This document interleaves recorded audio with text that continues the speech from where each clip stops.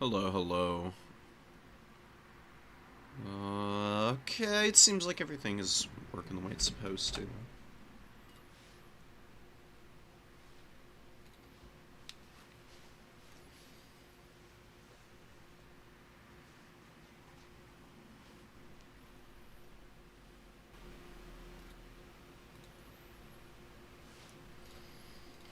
Alright guys, we got our new player tournament going here. We're gonna get set up and just make sure that everything is situated away. We're not constantly bumping into shit. That's my biggest problem.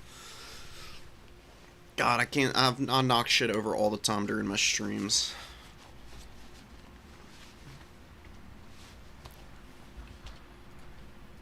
Alright, teeny little workspace in my current place, but I'm moving soon, so hopefully I'm gonna have somewhere I can properly spread out and set up my computer. It's like working in a broom closet.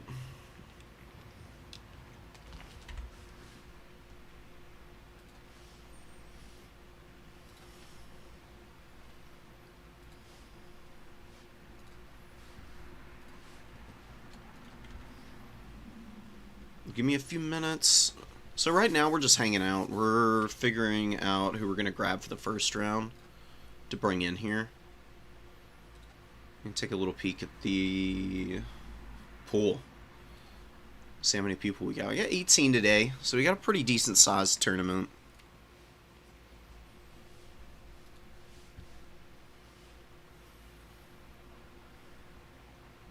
I'm probably going to watch Anti-Citizen for round one, because I've been enjoying watching them play.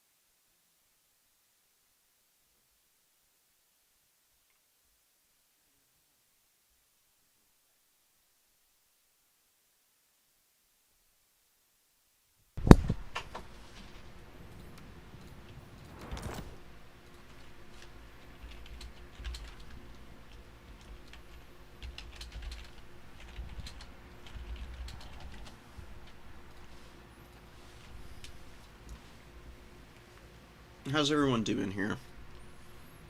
Good, bad, mid? It's been pretty fucked up here in the US, personally speaking, so it'd be good to hear how other people are doing. Hopefully doing better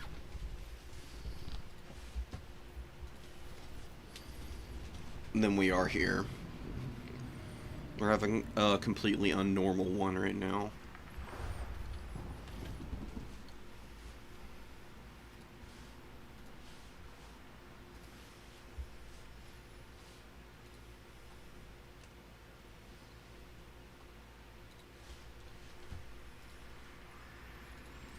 What maps are we doing first? I've got a little bit of something that we could talk about before we actually get into any of the games, since we've got a little bit of time. Just because I was clicking around and working on it a little bit.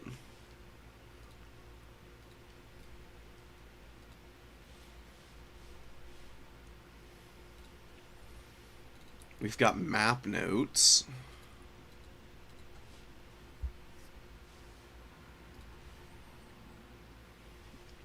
I can kind of just talk about game plans for maps. This here is the map for round one. I guess we can do this a little bit easier even. Although we've got somebody in our lobbies, so I don't want to just dip out on them. I could show this in game, but just for ease of use right now while we wait for the first round to kick off, let's show it off on the actual Google Doc. Anybody can get on this Google Doc, by the way.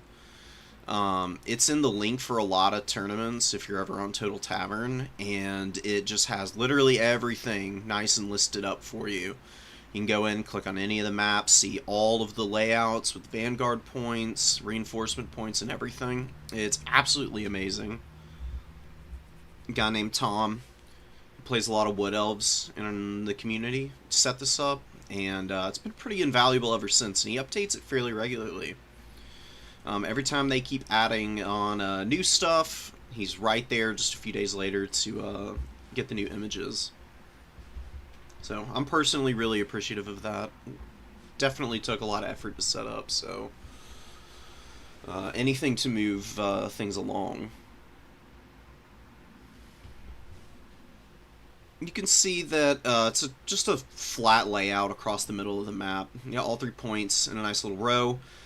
And there's a little bit of tree cover getting up to 2 of the objectives, number 3 and number 2. Number 1 is a little bit more open field, but is also very elevated. There's a lot of really cool like play styles that you can utilize here. Infantry tend to be fairly easy to get up on the points because there's so much cover here, but it's not a bad artillery map. Just because certain artillery pieces can sit behind the forest and fire over the top of it very easily. Any mortars, howitzer type cannons like hell cannons, for example, can fire over the top of this, and they can do a lot of damage on this map because it is so open right here. On all 3 of these points, like, there's nowhere to hide. No shot blockers, just like some trees over here, but it's not really very doable to hide behind. It's this weird little set of huts. I guess it's supposed to be like a funky little village or something. You can kind of chill behind, but it doesn't offer much. And it tends to favor sides that can get like some heavy infantry on points and then play a good mobile game around. Which really means that this is a pretty chaos-favored map, I would say. Particularly the god factions, you know, Nurgle, Khorne, Slaanesh, all of them. Just because Furies can really dominate the tree lines. Oh my god, dude, they can just feast in here. There's nothing to stop you from just flying a bunch of Furies into your opponent's backline and then just camping the forest. Because it cuts off a lot of space on this map. Your opponent has to go wide out of the trees to like move stuff onto points. And once infantry gets out here, it's a lot more vulnerable than just being able to advance literally up to the tip here and just bounce out onto these 2 objectives. So Chaos factions, just because Furies tend to be very good at diving and overwhelming reinforcing units, it gets a little bit of an edge because then they can kind of isolate pockets of units out here that might be trying to lock down points. And it's fairly easy to capture all 3. This is definitely a map where anchoring on 2 is very doable, but can be a little difficult because you can get swept up so quickly if you misplay.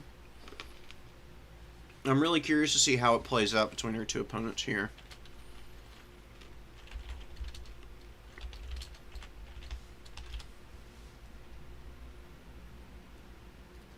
Alright, let's swap back over.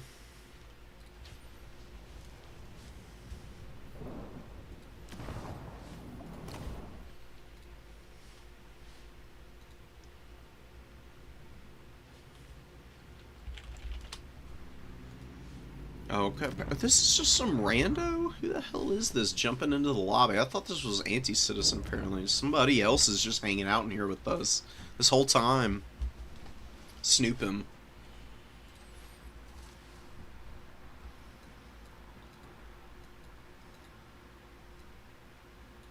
Oh, what's up, Twister? Yeah, man, that's totally cool.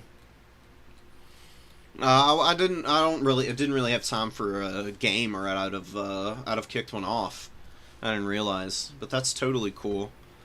I just thought it was somebody randomly had the mod and everything installed and was just like, oh wow, fellow mod user in the matchmaking lobbies, amazing.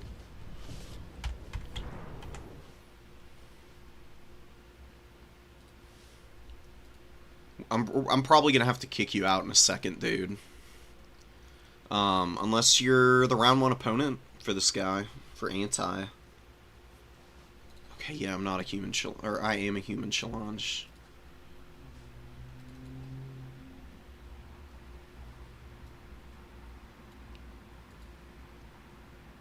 Who the hell is this person? Got a very, very new player. This is exciting. I've been really enjoying watching Anti play. And now we get like a new player that I don't think I've ever seen. That's pretty cool.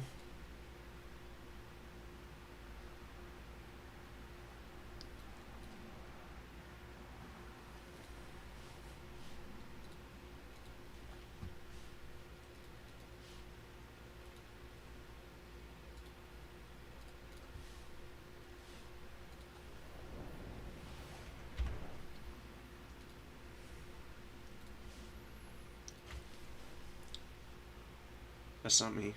Oh, okay. Oh, I got you. I got you, brother. You mean in chat here? I thought you were talking about in the game. My favorite faction right now has got to be Khorne still. I mean, it's just never going to change, always and forever. I get it now. Don't worry about me. My brain is pretty fried with everything that's going on lately.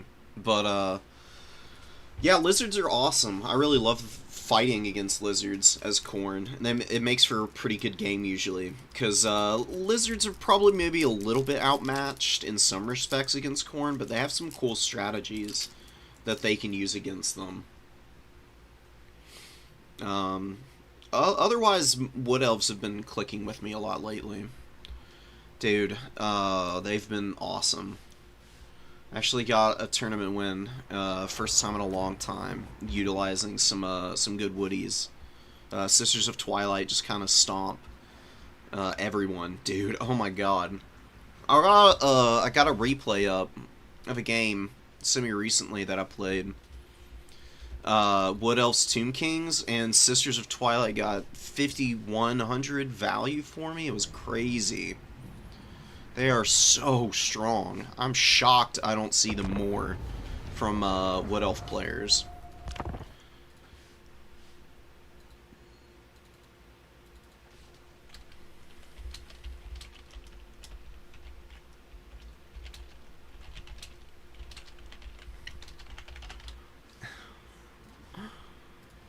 We're trying to figure out what's going on with the bracket right now.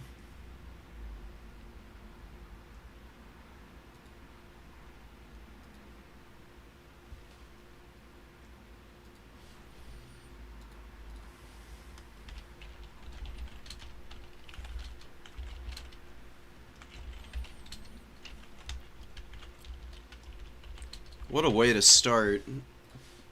First time I've ever seen this person around in any of these tournaments, and we're streaming them live here. It's gonna be terrifying. I'd be so sweaty and nervous.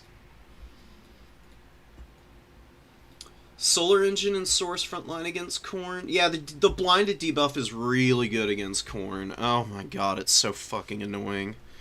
There are ways around it though. If you bring a Source frontline, you need to be ready for Knights of the Brazen Throne. Knights against Lizardmen is actually kind of disgusting because that unit alone will just kill every skink on the entire field. If they're isolated. Saurus too. As long as it's not a braced Saurus spear, it'll flatten you. It's really scary. So that's like the one thing that the Solar Engines don't deal well with. Even if they debuff the Knights, their charge bonus is so ludicrous that they just nuke everything anyways.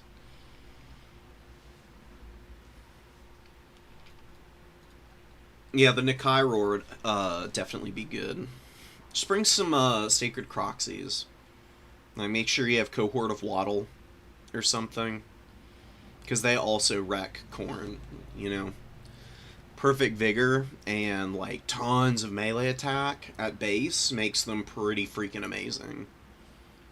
And plus, they get dazed, which slows and lowers melee defense, which is already something that Khorne struggles with.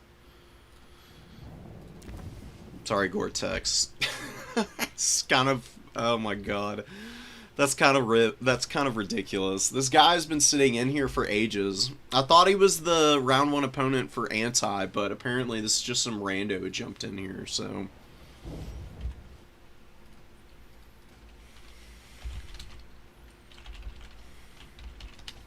Here we go.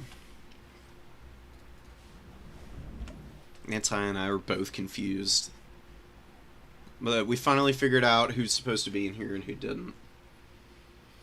Yeah, dude, you need to. The Knights of the Brazen Throne and Hellforged Bellowers will do so much work against any Lizard build. Those are the 2 must-have answers. Something for each of them. So you'll probably not see both of them in the same game, but it's possible, and if it's just one or the other, they're still a massive threat. Because the Bellers will like skirmish a Solar Engine, just doing tons of damage to your front line. And Solar Engines are okay against Bellowers, but not great. Kind of slow firing and doesn't have like great AP values. And Skull Cannons are yoked to the max with armor. They've got 110. So if it's not AP damage, they literally don't care about it. And Solar Engine's got okay. It's got like 100 plus, but maybe not for out skirmishing the Hellforged. Especially when it can just like heal in melee.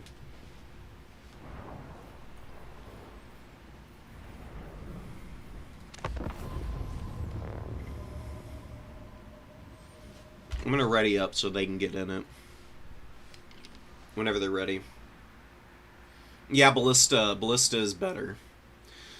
So, weird little thing about the Hellforged Bellowers. Regular Skull Cannons have Phys Res, and the Hellforged Bellowers has spell resistance, but it doesn't have physical resistance.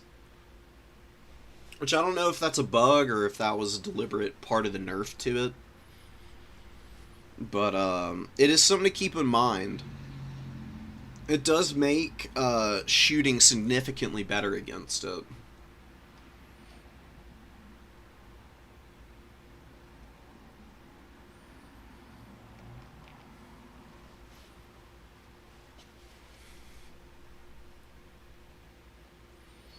Yeah, and the Skink Priest also has Terror if he's on a Stego. It might be. I don't know, man. It wouldn't be the first time that happened to Khorne, because once upon a time, the Khorne cultists didn't have any spell resistance at all, even after they buffed spell resistance across the board on the faction. Because Khorne used to have like 15% spell res for Chaos Warriors, like 25% for all the demons, other than Fleshhounds. Fleshhounds have always had 50% spell resistance. They buffed it across the board for everything to 35% spell resistance, but then they took it away from the Khorne cultists. So cultists, which were really important for the Khorne meta at the time, suddenly were running around and can just be sniped with, like, Spirit Leech. Fairly easily, too, because they really don't have that much HP. It was kind of wild. It was pretty funny. And then eventually the CA caught on to it and they added it back in. There's been lots of little oversights like that in the past.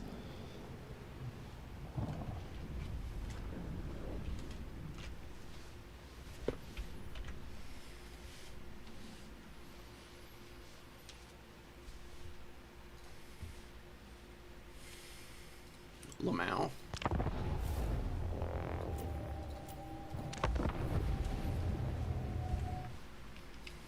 Forgot about the map we were on.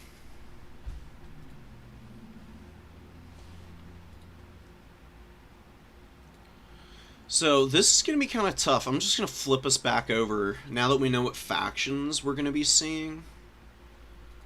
And talk a little bit more specifically about strategies here. So Anti is on Vampire Coast, which is really exciting to get to watch. Great faction. Has a few of those mortars I was talking about that can set up behind the forest here and just fire up onto the number 1 and 2, or even part of the number 3 if you're like over here in this little corner. You can control a lot of space. Mortars are a little bit mid at times. Their accuracy is really bad, but against Lizardmen have fairly low armor across the board. Even Temple Guard have, what, 85, I think, which is great, you know, considering the package that it comes with elsewise. But is still fairly vulnerable to taking non-AP damage. And mortars don't do great AP. They do a lot of splash damage across a pretty wide explosive area. Really good against skinks. Decent against Saurus. Temple Guard, it's fine. They'll probably get some decent value as long as they're well protected. We'll see if he brings any, though. It's very common to not even see mortars, though, for Coast. They can do a lot of stuff well, depending on what lord they bring, and it's going to be a Celostra build. So it's going to be like a fairly aggressive but slow-paced grind build. Just like wicked attrition is essentially going to be the strategy here for Anti. Which isn't bad against lizards. They are a fairly beefy faction, which is the only worry I have potentially for this strategy. The Rotting Promethean gunnery mobs, though, are just a really solid unit. They've got little blunderbuss riders up top that can do some decent damage. Good defensive stats. They don't really get too many hits in, to be honest. Their actual melee DPS is very slow, with just 38 melee attack. But they got a lot of health. Models is a little limited. Weapon strength is fine. There's a good chunk of it being full AP, so they can definitely hurt. Especially if they can surround you. Celostra, I thought she would be on her crab. Celostra on foot here. Definitely a little bit of a risky play against lizards. Lizards have a lot of magic damage. Don't in the opening of this build. Nevertheless, fairly low HP. Ghost of the Dead is a really good summon because it throws down a unit of Damn Knight's Errant. And they can just absolutely dominate a backfield if you get a good ability cast off on it. Run down all the skinks and terror out them pretty instantly, and then go after like Source Warriors or something. Maybe get a rout on them. Denizens of the Deep, which is a Rotting Promethean summon, which is the non-shotgun crabs. It's just this unit without the riders. And then Tide Call to clear out skinks. It's just a wind spell, does pretty decent damage. Debuff speed a little bit, nothing too crazy though. Just 25%. And Kiss of the Deep, which is a very middling army passive. I don't know why this is as low as it is. They could buff this up to like 5 or even 6 seconds and it still wouldn't be all that great.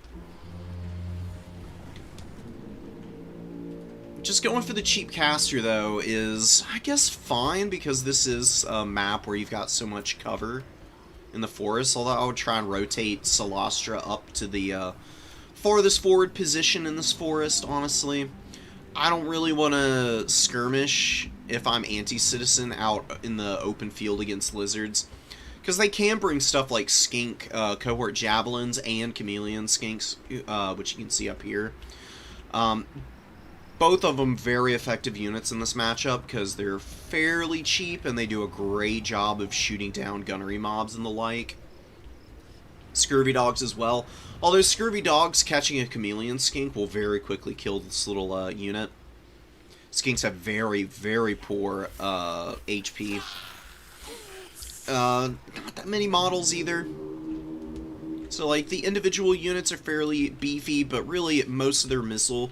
or most of the resistances, it's just this missile resist. any melee engagements tend to be pretty negative for them, even if it's, you know, just a little houndo. I'm going to be holding pat here against the Gunnery White, who does have Scab Scrape. Very powerful item. A very, like, narrow cone wind spell. A huge effect radius that does a ton of damage. He's going to be pushed away, though. He could drop it on this Chameleon Skink and get his money's worth right now. He's got some restocks also. He's going to be trying to use that on presumably the Black Spot. We're back here. Sorry guys, I gotta close Google Chrome for a minute.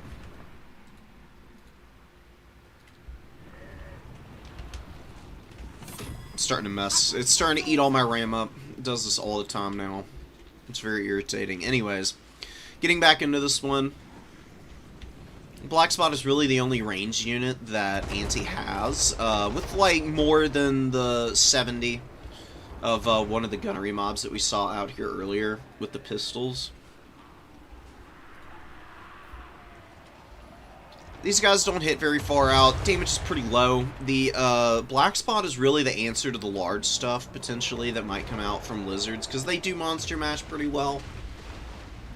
If they get up on this hilltop here and get set up, they could very quickly start pummeling these Saurus and Skink cohorts and kind of build your front line around them. And see the zombies here kind of getting lit up. The cohort javelins are really good with their volley shots at clearing out deckhand mobs, who are very important to kill. The reason you want to kill all of the zombies and the polearm mobs is so that stuff like Lamprey's Revenge doesn't have time to grind effectively. Because these big old crabs, they can hold for absolute ages when they have good buffering underneath them, because they just don't take that much return fire with all these little zombies running around in front of them.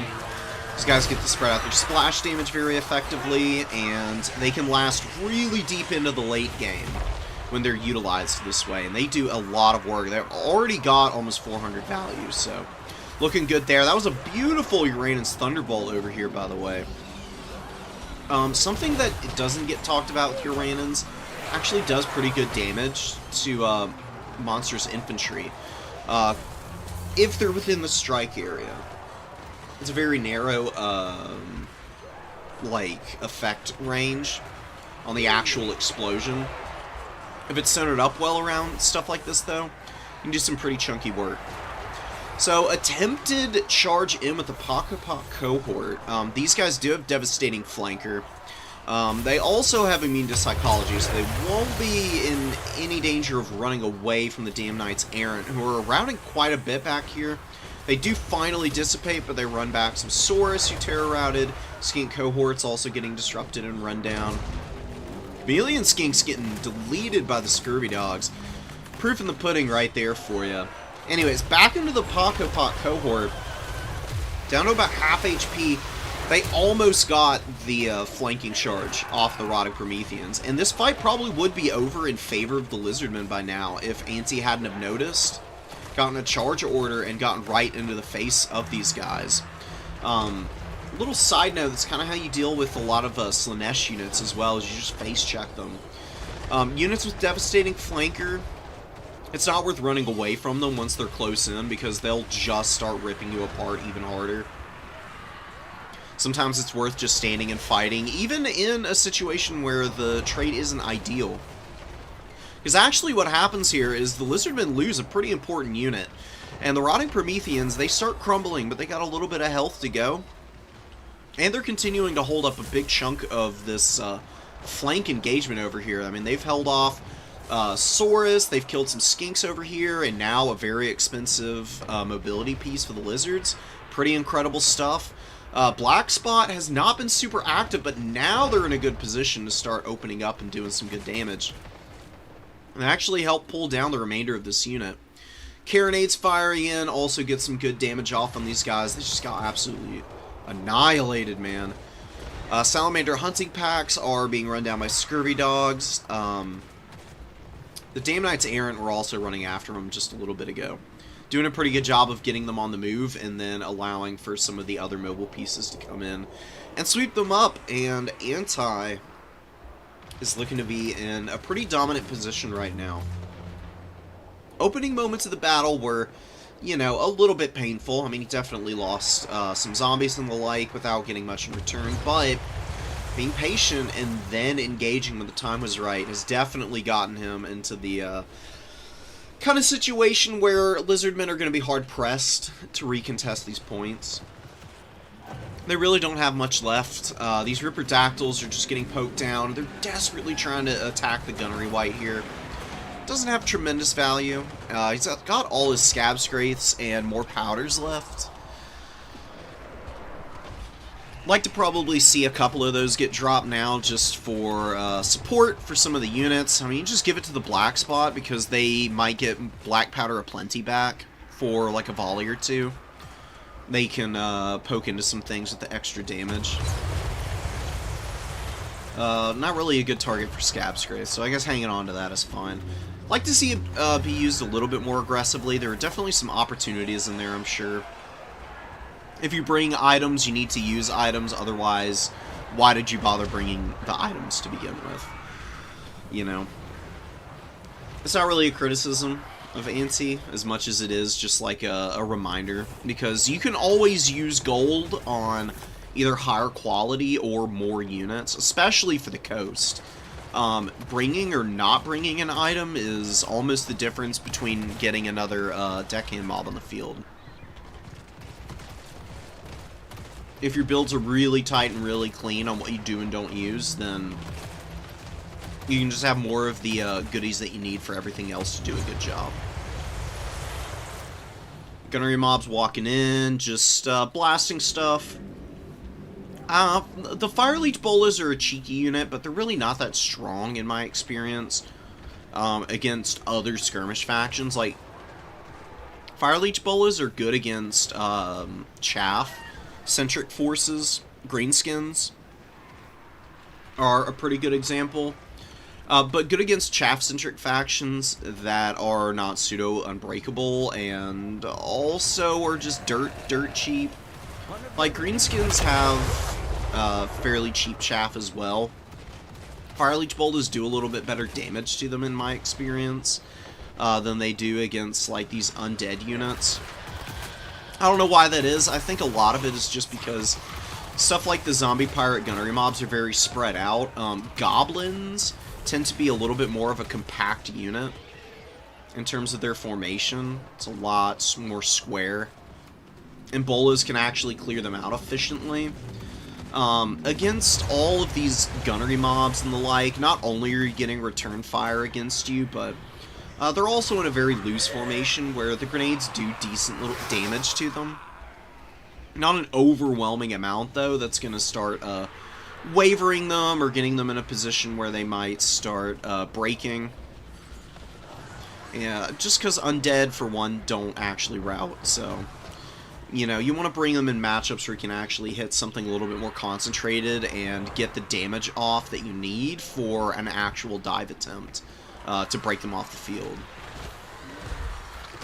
Feral Cold Winds are running into Sirens. I do love Sirens, dude. Such a cool unit. Just floating around, taking chunks out of these little Velociraptors. And the Lamprey's Revenge, I'm pretty impressed. 1750 is looking pretty good. It's about how much they cost. I think they're maybe they're 1650. 17 or 1650 gold on that unit. Paid for itself nicely. Got plenty of time to get even more value here.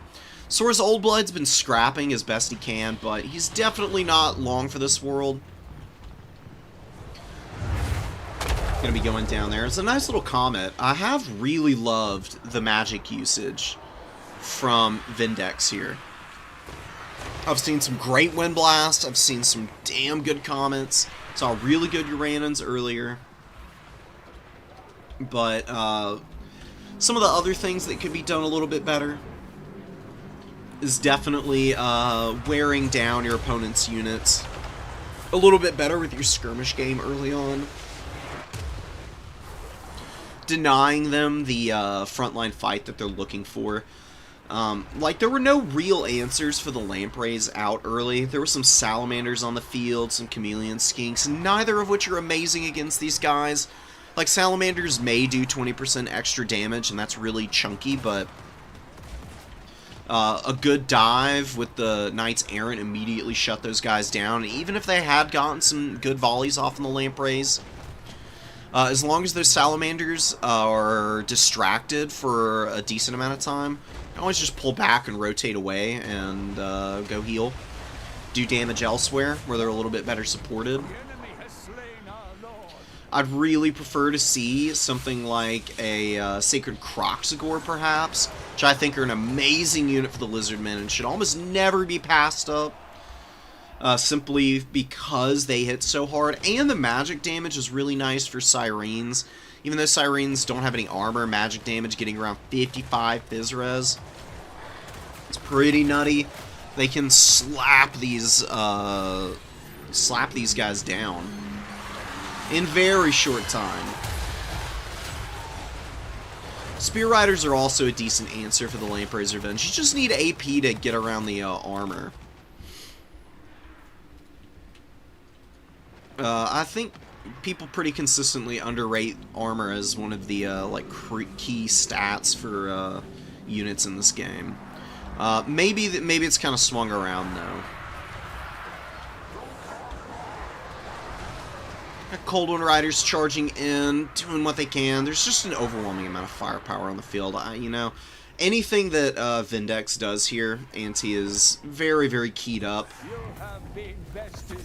on countering and has really just completely swarmed the field the way the undead need to. Great stuff from Anti. Slow, methodical pushes. A lot of terror. Those Mournghouls were really solid. You know, they didn't get their value back, but they came in and were just sweeping up all the remains of the infantry that was left on the field. And gunnery mobs all paid for themselves. Really impressive play there. Black Spot with 2,000 value. Man, oh man. And that's with a large portion of the early game spent just hanging out in the back line. Maybe that was the right call, because, you know, the only way for them to get killed here by the lizards is if they get countershot by a bunch of javelins. So I can see the thought process, and it worked out well. A lot of scurvy dogs, a lot of good value on the scurvy dogs too. And then Sirens, a little unimpactful. To be fair, they didn't need to be.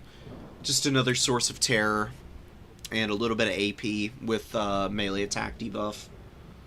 Gunnery White, 850. Silostra was 1,700 is pretty cool. Plus whatever the Damn Knights Errant got, which is probably another 800 value. Because they did a bunch of damage to Salamander Hunting Pack. They ran down Chameleon Skinks. They were killing something else in the forest at one point. I didn't get a good look at it. And the lizards just couldn't compete. I mean, source across the board, pretty poor value. Skink cohorts, shot to bits. Chameleons with 1,100 value is nice. Maybe going for a skirmish-heavy build early isn't a bad idea. Just as a general rule of thumb, because you can poke down the front line pretty quickly with chameleons. And chameleons have a lot of ammo, so they really don't mind poking cheap stuff like this even. And then they can just hang back and try and countershoot bomber mobs and Mournghouls.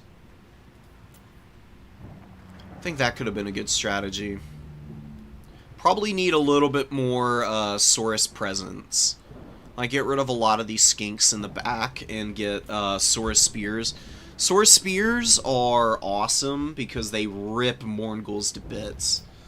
Amazing unit. If you just let a Saurus Spear fight a large target of any kind, really, even decently armored stuff or heavily armored stuff like Rotting Prometheans can have a hard time against them. They'll get you oodles of value. And even if a Saurus Spear has to fight skeletons or zombies or other mega crap undead chaff, The thing about these guys here, I'll just show them off, the Saurus Spears specifically. They've got 38 melee defense. You know, melee attack at 24 is pretty bad, but they have a huge bonus versus large.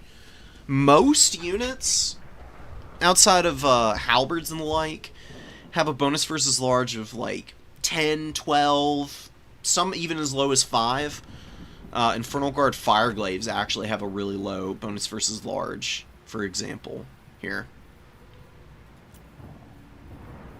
Yeah, here we go. These guys in melee, only 5. They're like a halberd unit, but they're also a hybrid shooting unit. It's a little bit different. Anyways, the point is that they functionally have 40 melee attack against any big target.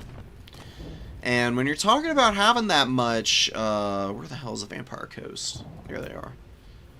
We're talking about getting up to that much. You're getting well up to a reasonable threshold against the Rotting Prometheans, because these Rotting Prometheans with the 48 melee defense just don't care about fighting on top of a regular Saurus.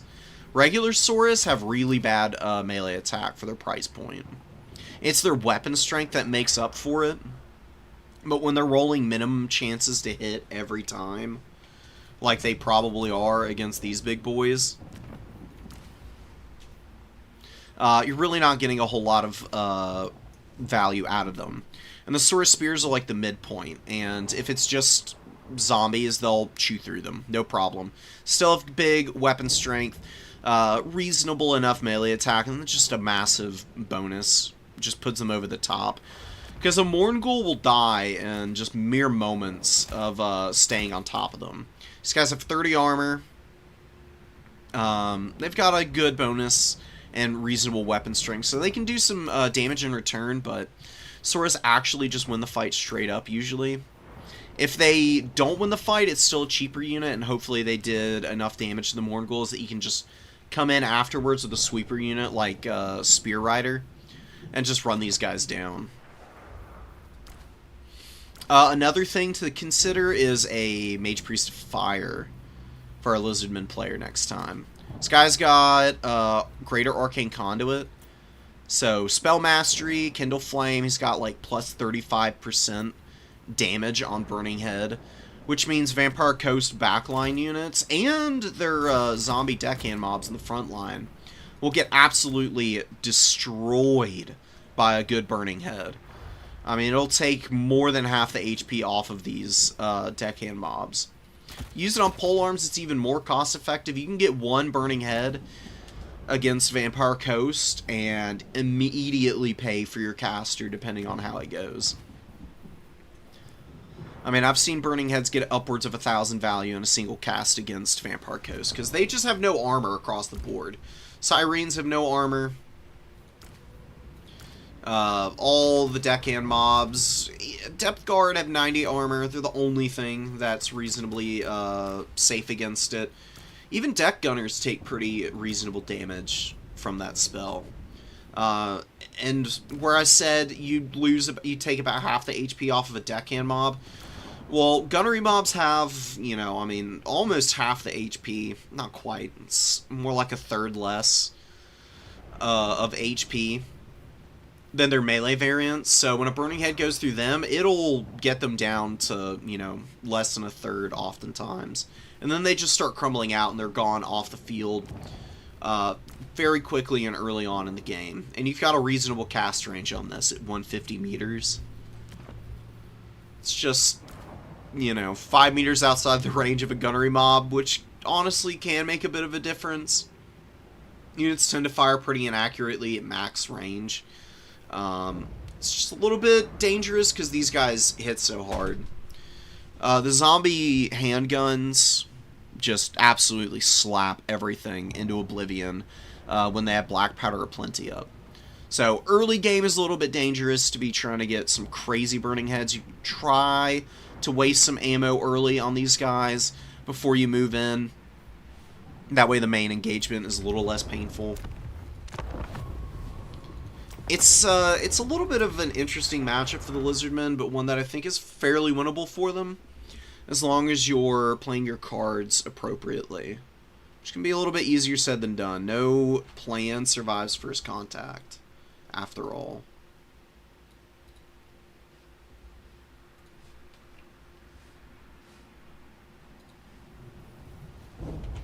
Let's go grab replays.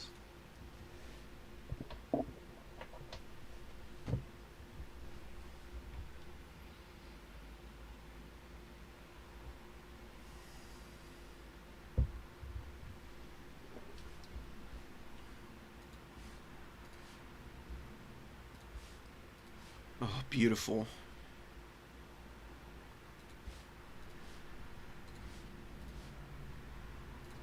Tons of games ready for us to watch. Got some Kislev, which is always fun to see. Ooh, we got Nurgle players in here too. Beautiful, beautiful business.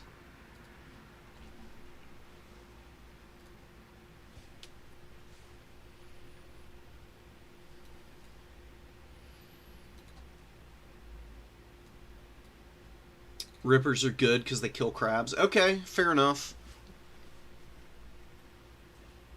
I do like the regular Ripper Dactyls. I've never really enjoyed the Colossedon Hunters as a unit. I've never really found them to be that good. The regular Rippers just have tons of AP anyways, so as long as they get good engagements, they kind of rip into stuff.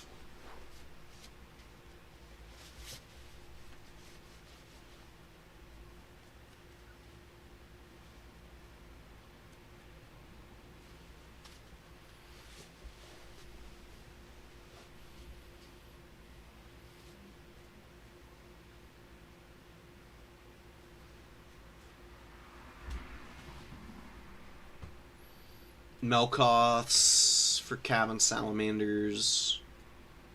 Yeah, Noctilus is really good. I love Noctilus, dude. I'm surprised people don't use him more, because just having Melkoths and also being able to drop Invocation and a Heck is a really strong one, too. It doesn't even need to heal oftentimes. Like, against Lizards, just running Melkoths and Drowned Dead and getting the Gunnery Mob summon, I think is also a really good option. Like, I did really enjoy seeing Silostra, and she's definitely way cheaper than Big Boy here. I mean, he gets really pricey with all of his stuff. I think it's a little bit of an either-or.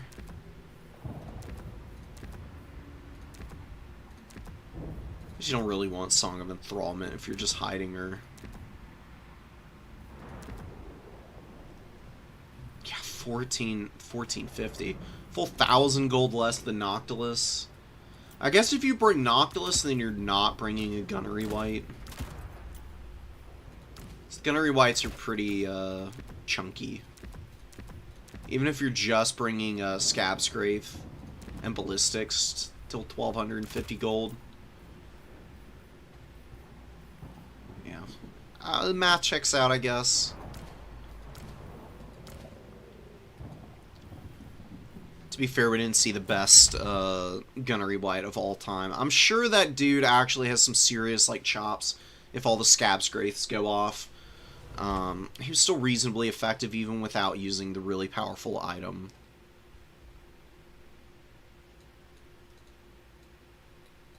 Oh, big things in the air? Okay. That's pretty cool. Yeah, I can see it. There really aren't a lot of flying anti-large units when you think about it. At least not monstrous units.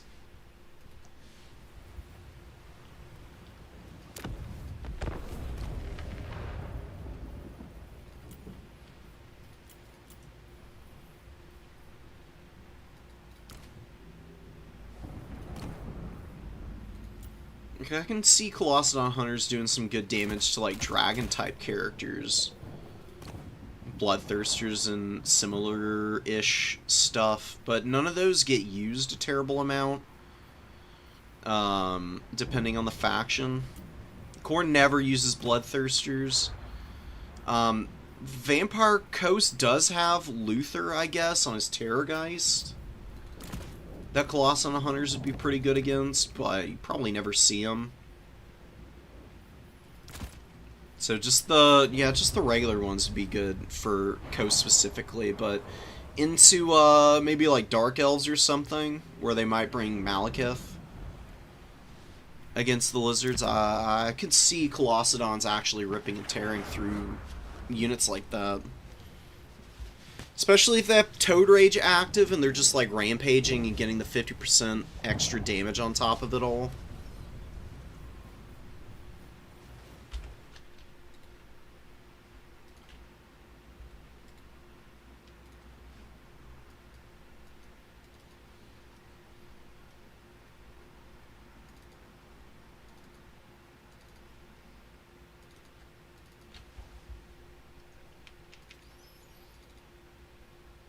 Alright.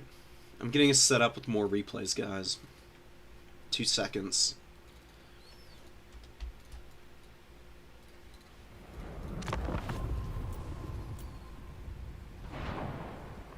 Kislev Norska or Ogre Rats is always pretty fun to watch.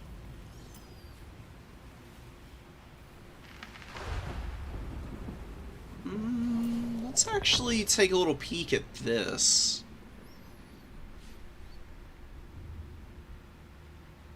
Wood Elves versus Nurgle. This is going to be pretty fascinating to watch. I mean, we got a Glade Guard line here. Just 5 Glade Guard Starfire Shafts is nasty business.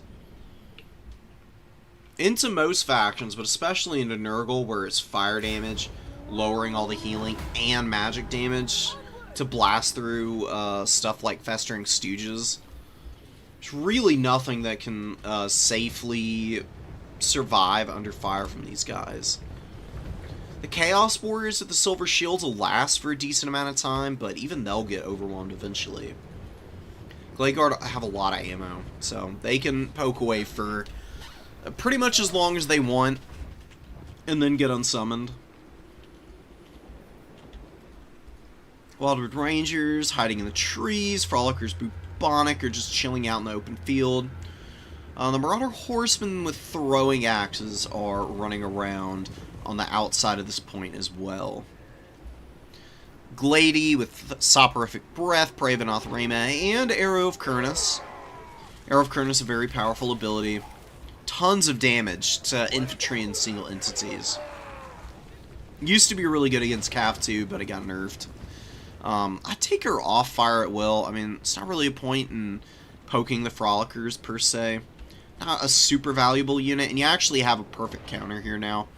Hagbane Tip Riders, they should continue shooting this infantry unit. Frolickers Bubonic are really annoying in melee because they heal and damage reflect. Yeah, you want to shoot the throwing axes, but these guys are fairly short range anyways.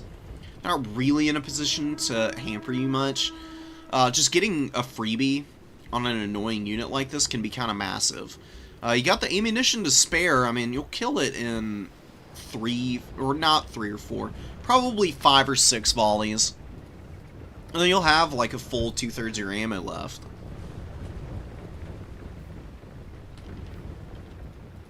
Glade Lord hovering above. You really need to capture this #1 objective. It's a little too cautious. So here's the thing that you do, alright? You gotta think about the coverage that you need for all these missile units. You got a lot of missiles here. You got 3 spear units to cover your entire front line. Right here is not a great position because there's a lot of open space for your opponent to, like, flank and get around you. Like, you've got a few units in the trees here. Luckily, it's a Wildwood Ranger that's kind of protecting this flank. But a really safe thing you can do is actually just kind of use this terrain piece. You get a Glade, or an Eternal Guard, like right up here to defend this far edge. Get another one, like touching the corner of this point. And another touching the corner on this point, edge of the point here. You have all your Glade Guard tucked in behind. You can fire onto anything that moves up on the #1 objective. And you slowly maneuver your front line forward here. And you bring the Eternal Guard farther down while you reinforce more infantry on this side. And you just continue to pour fire onto everything. Eventually, you'd be able to shoot this entire Nurgle army off the field. They don't have the skirmishing to counter fire against you effectively. So you just take full advantage of it by single capping and value trading against them. Did get a good breath attack off. It could have landed a little more squarely, but against the Chaos Warriors, that's respectable damage. Festering Stooges are getting in range, so you should get literally all of these Glade Guard that can shoot them. Turn and open fire on this unit, because you want to kill them as quickly as possible. And he got the tools in the field to do it. So, backing up, Galju is poking still. Finally gets his Glade Guard turned around to focus fire. Oh, and gonna use the... Ooh, I don't know about sending him in. I thought he was gonna retreat them for a moment. I'll just keep pulling them back unless you want to, like, hook them a little bit and get up on the edge. You're going to start blocking a lot of your own guys from shooting the Festering Stooges here. Ooh, and they get put into guard mode, fire at will, and they actually are able to hit the Spellsinger. Good net. Pravenoth Rama on the Plague Drones, and now we get a good focus fire volley here. Start tearing into them. Need a little bit more firepower. These guys do get free, but it's going to be a little too late. They've taken too much damage. They're going to start crumbling out. Gorm is moving in, but not very connected. With his attempts, he's got units like out in the middle of nowhere, all by themselves. He's diving Furies without any of the support from his infantry. This is a pretty clear example of just being unfamiliar with the matchup. Wood Elves are really tough to fight. And they're really hard to run down, even if you bring a lot of shielded infantry. Oftentimes I find if you're going to go for these Chaos Warrior walls, it's really important to have some artillery to back this up. You want the artillery to be hammering the Glade Guard as much as possible, and then catching all the arrows on these guys while they hold down a triple cap. That way, if you start having to stuff your opponent back, hopefully the artillery has softened up the missiles enough that they can't just blow you apart on the way in. And you can actually hold back the Eternal Guard and the Dryads for a while so that you can round out the win on the objectives. It's not impossible for Nurgle to do that still, but it's starting to get a little bit suspicious here. Two Furies and Plague Drones have died now. Yeah, Chaos Knight and Nurgle coming out. But Wild Hunters of Kurnus are a great counter. This is very well timed. Galju is going to get a massive win over here as these two meet.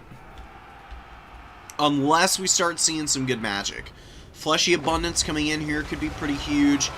Oh, and a beautiful Flesh to Stone to counter the Chaos Knight's damage here. Massive 80% Fizz Res on the Wild Riders right now, and they just crush these guys in the head-to-head. Brutal stuff, man. Wild Riders is such a nasty unit. And that's the AP anti-large variant, no less. Wildwood Rangers getting up into the Chaos Warriors. Grinding away. It's clearly not resolving very quickly for one side or the other. Both units are fairly well statted. I mean, Wildwood Rangers have the edge overall. Just because they have bonus versus infantry, they can actually hit fairly easily against the Chaos Warriors of Nurgle. And the return damage really isn't that threatening. 29 melee attack on these guys. Really not that saucy. You do need DPS when you go up against the Wood Elves in melee. Wood Elves have really good leadership. You can beat up on their units sometimes. Drag them down into the pits of hell, and they still get up and can get back in there and scrap against you and still do some reasonable damage. They're very frustrating to run into, and they can really confound people who are not as practiced against them as against other factions, because you just have to play against them very differently than most others. I'll kind of show you what my game plan is as Corn, just by way of an example of some ideas of how to deal with them, and I'll do like a theoretical Nurgle build for you, Gorm, and kind of give you a little bit of advice. He's not doing bad of scrapping with his Chaos Sorcerer Lord. The Festering Stooges have been able to grind for a good while. I would just say that the Chaos Warriors were a little bit poorly utilized. And the Fury Dive came in too early. Just a couple of mistakes like that can lose you a game against a strong faction like Wood Elves. Wood Elves just punish people so easily if they make a mistake. They're so fast. They've got a ton of good shooting. Some of the best cavalry in the game. I mean, it's not just Wild Hunters of Kurnus. Great Stag Knights are pretty good. Regular Wild Riders are pretty insane. This faction literally has it all. I mean, you can play aggro melee builds with Wood Elves, even. Most elf factions can't really do all, like, melee grind. Wood Elves, with their cycle charging and their mobility control, absolutely can.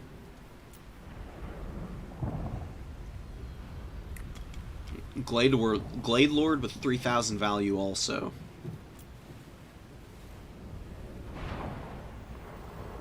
Pretty heinous business, I would say. Let's see if we can find a Nurgle build that might work against that. It's going to be really tough. Of all the Chaos factions, I think Nurgle is in the worst spot to beat Wood Elves. Way too squishy with what they want to do a lot of the time. I actually think a Chaos Lord of Nurgle might be a good call in this matchup. He's got a Silver Shield on a Rot Beast. You don't even need to put him on that. He can run around on the horse because that is a low armor faction. He can still put in a lot of work on horseback here. I think you do the Rot Beast just because it's a slightly better mount overall. Just get more stats and AP. AP is good against like Treekin and the like. You're not really going to see those against Nurgle, but maybe. Being shielded, this guy's a little harder to snipe than some of the other Nurgle Lords. A lot of these guys are unshielded, so they'll just get owned if they get hit by Prey of Enothraima. Chaos Lord can actually survive as long as he's facing forward. You probably do like a Chaos Sorcerer in reserve. And I don't know what spells you really want to do here. Curse the Leper is an option, but it's really only going to work on mobile fights against Wild Riders. A lot of your other engagements are going to be too slow-paced in terms of damage for the melee reflection to do good damage. Stream of Corruption and probably Miasma. I mean, cheap and affordable kit on a steed. Maybe Blight Boil. I mean, people are probably just going to dodge that, though. It's a pretty funny spell, though. I think there's a couple of matchups where it works. You just run around and you just spell spam. Stream of Corruption will do good damage to all the Glade Guard. Eternal Guard and Dryads. Anything, really. I mean, just because the Wood Elves don't have a lot of armor doesn't mean that this isn't a reasonable amount of damage anyways. 36 is the same amount as a Scab Scrape, mind you. And for 8 Winds of Magic when it's overcasted, it's really hard to pass that kind of work up.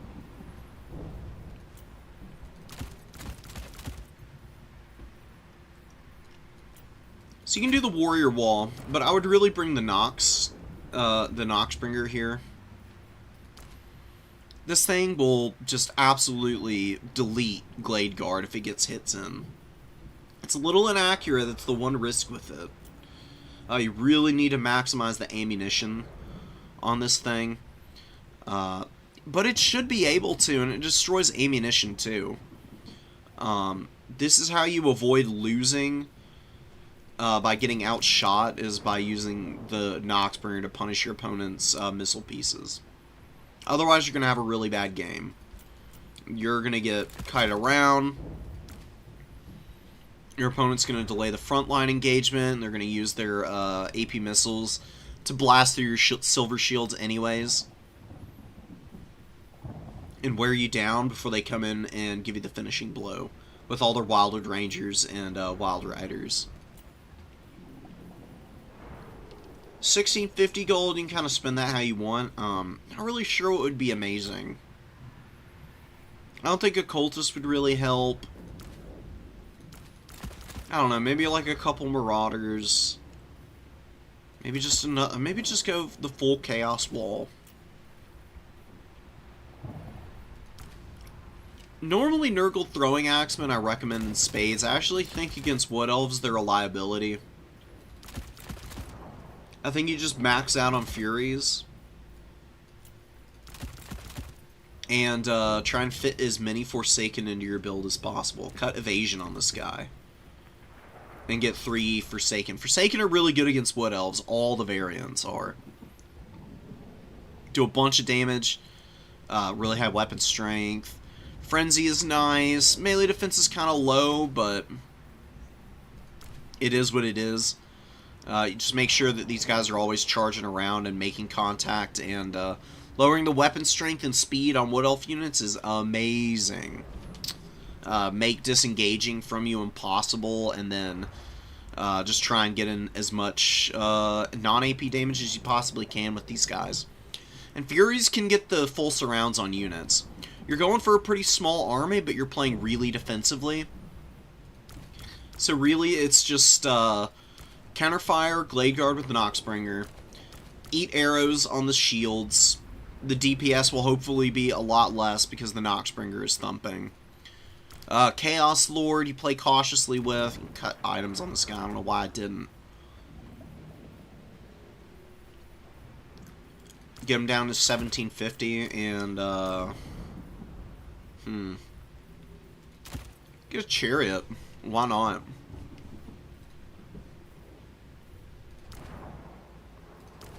So yeah, anyways. Defend with your Chaos Warriors. Anything gets close. Chaos Chariot comes in, does some damage, and you charge in with Warriors. Noxbringer plinks away. Sorcerer comes out to heal, drop, or really just drop spells and passive heal. Probably your first summon. Chaos Knights with Lances come out after that. This could also be your first summon. 1, 2, 3. Some Forsaken, and then Furies. If your opponent comes in quickly, then you go Forsaken first. Or sorry, then you go Furies first, and then Forsaken. To like counter push.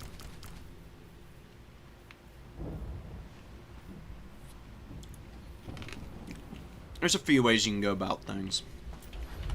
I think that's just like a really easy build to use against the Wood Elves. Until you get your feet under you and you really understand how to counter them.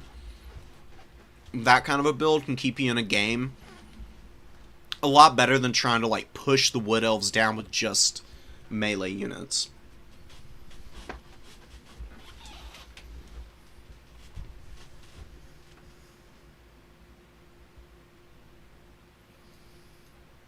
I really hope 40k has good domination mode. They just need to add objectives that have like conditions to them, because that's a big part of the tabletop game. And I actually think domination mode could be pretty fun if the objectives had a little bit more like dynamic play to them. Like how it is right now is fine. It works great.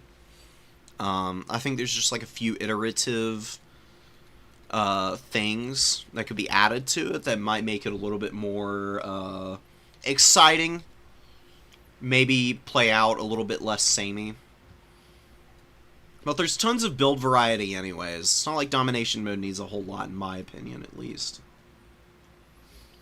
Ooh, Pestigors is true. They do have pretty decent, missile resistance. I always forget that they have 25%. And the Tears of Nurgle is a... You know what? It's actually a good point. See if we can fit them in. And 2 Forsaken. I don't know if you want to cut another Fury. Furies are genuinely really good in this matchup. Alright, well, how about this then? Add on Curse of the Leper to your caster and run this instead. It's 1 less Fury, but you get the Pestigores, and they have Tears. And the Missile Resistance. I mean, they don't have great stats, is the only worry with the Pesties. But if you can utilize these guys in flank fights, where they're supported by the Chaos Knights of Nurgle, they could definitely get their money's worth. Having Woodsman is nice, too. It's a little thing. Infantry don't benefit tremendously from this, but does make them pursue a little bit better in forests. And you do want to, like, run down the Wood Elves. You don't want to let them bounce off of you and get lined up for another push. Why not just forego the heavy metal front line and go for a rush build? Because Nurgle doesn't do rush builds. They're very bad at them. The best Nurgle rush build is always going to be worse than a mid-Khorne rush build. And Khorne has a hard time against Wood Elves. I cannot see Nurgle rush being any better. If somebody can prove me wrong, then by all means. This is what I do as Khorne. Just go Valkia. Whoops. Oh my god. I'm a fool. Here we go. This is the Khorne build that I was mentioning.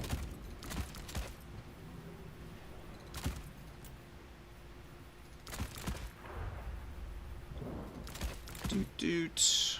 And doot. What else did I used to add in here?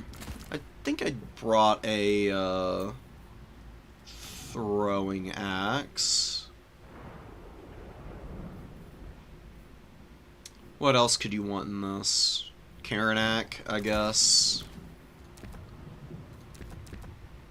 Honestly, I run Karanak a lot with just Prey of the Blood God now. Like, Brass Collar is really good, but against Wood Elves, you're not going to be able to just sit by their casters all the time. Just go for a rush build like this. Like, Chaos Warrior dual weapons just come in and clean up bodies on points. Or you can go double Warhound. Might actually be a little bit better. This is what a Khorne build looks like against Wood Elves, where you're rushing them down. This can work. Really good Wood Elf players, though, probably shoot you to death anyways. They're going to be able to avoid your dives. It's just a hard matchup for Chaos in general against Wood Elves. Wood Elves kind of counter everything that you typically excel at by being slightly better at everything in terms of kite than pretty much every other faction. The only thing that Wood Elves don't have is big AoE nets. They really don't even need them. I mean, if you consider an Eternal Guard a net, then you can get pretty good net coverage for 550 gold.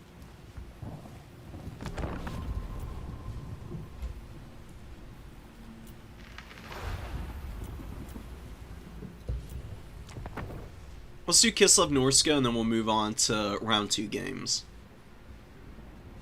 I've been spending a lot of time talking about the after action on some of these. I'm gonna go a little bit faster here, probably. If I see any new players, though, I'll take a step back and go through things one at a time. Try and cover as many of the bases as possible. Here we've got Roderick and Skulltaker. Both these guys have been around the new player tournaments for a little while now. I do not fear these dogs. Neither should you. Awesome. Thank you, Boris, for that inspiring speech. Anyways, I think these guys both started playing in the new player tournaments around the same time. Cool to see them scrapping here. Roderick has been playing a lot of Kislev. This is his main faction. I haven't seen him play anything else, I don't think. Skulltaker did win with Khorne in one of the tournaments and has been allowed to continue for the time being as he like figures out what his second faction is.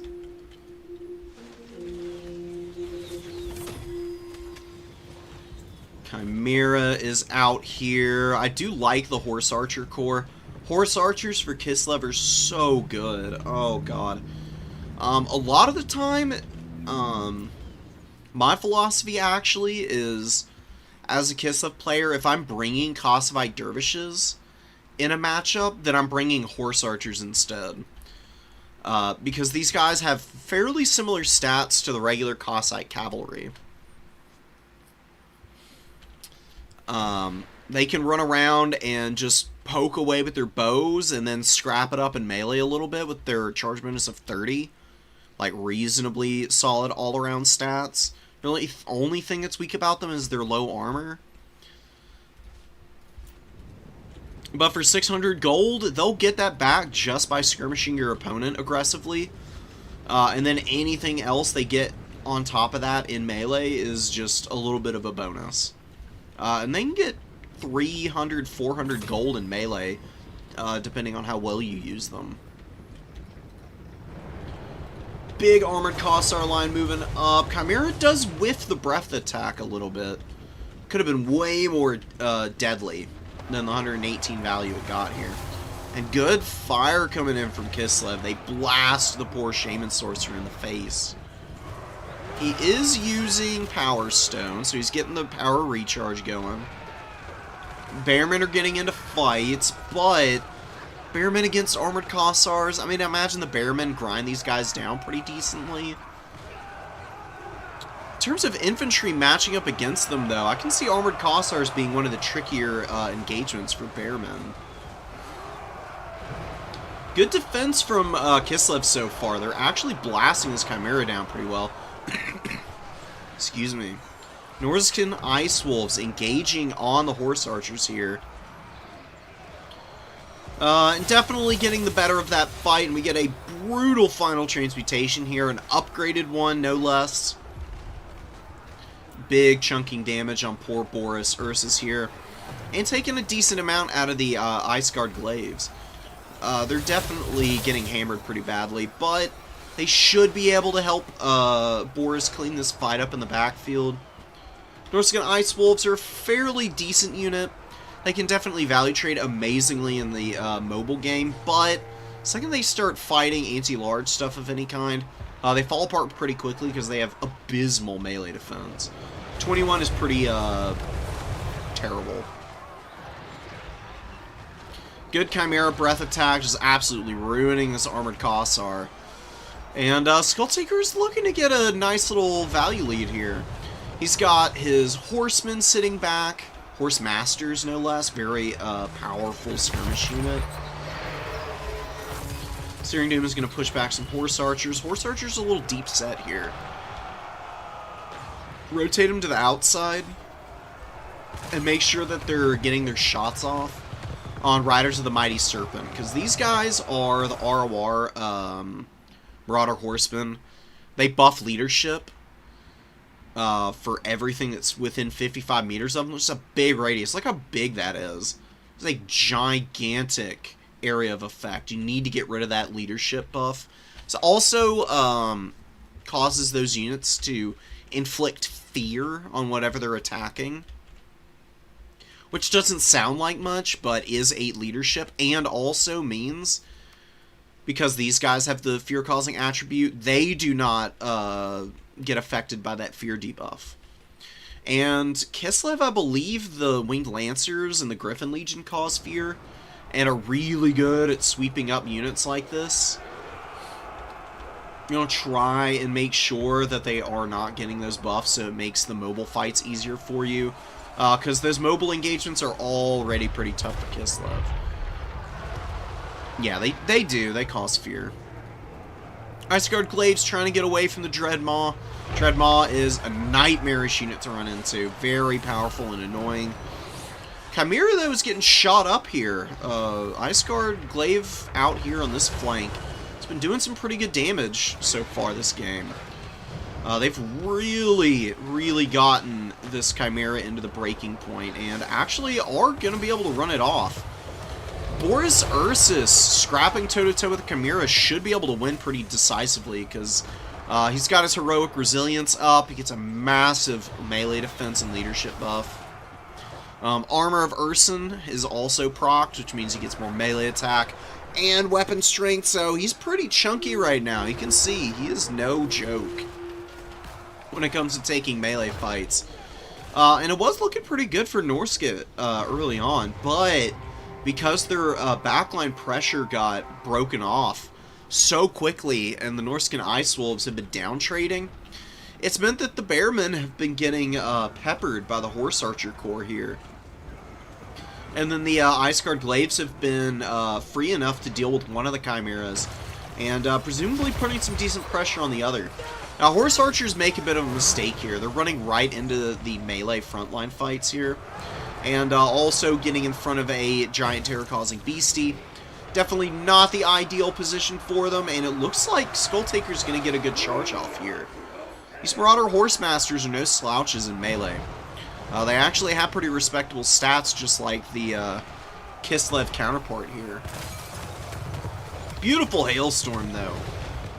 Those have done so much damage to some of these horseman units. Only 582 value, though, but Griffin Legion on the field now. This could be good night for Norska.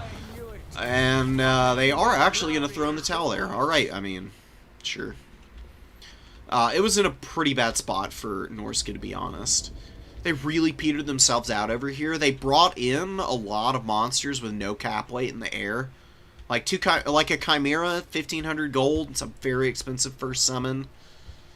And then you're banking supplies while also trying to get out Norscan Ice Wolves and then some Berserkers. It takes a lot of time to build all that up on the field.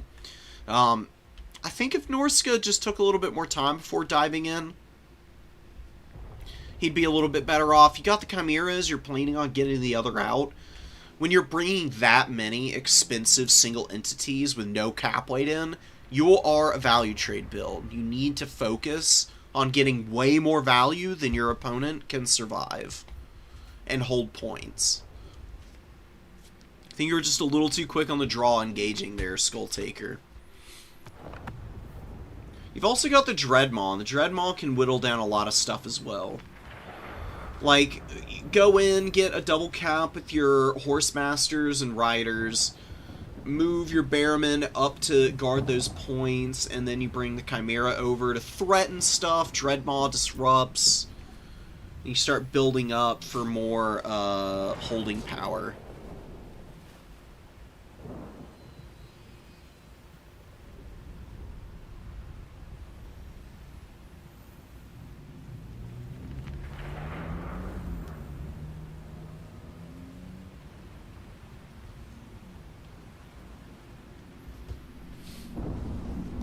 Sorry, reading the text messages I got. Anyways. Yeah, Kislev with consistent value. The Horse Archers were a little bit misused. Not badly by any means, but you don't want to leave your archers sitting in forests that deep. Because they're going to shoot a lot of their ammunition into the trees themselves. Not really do much for you. Use them out in the open field, and it's easy to just keep them out of range of the Horsemasters. Just sit them far enough away that they can't get hit by the javelins, and they'll chunk down your opponent's skirmish corps pretty easily. Good build, I like it. Ice Guard Glaives acquitted themselves nicely. Just cool to see.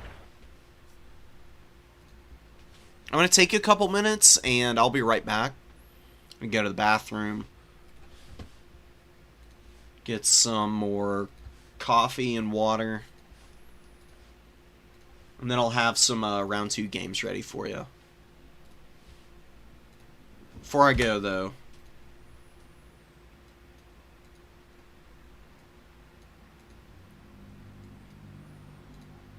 The Marauders being so slow. The Marauders don't need to be all that fast. So literally the only reason I bring the Marauders against Wood Elves...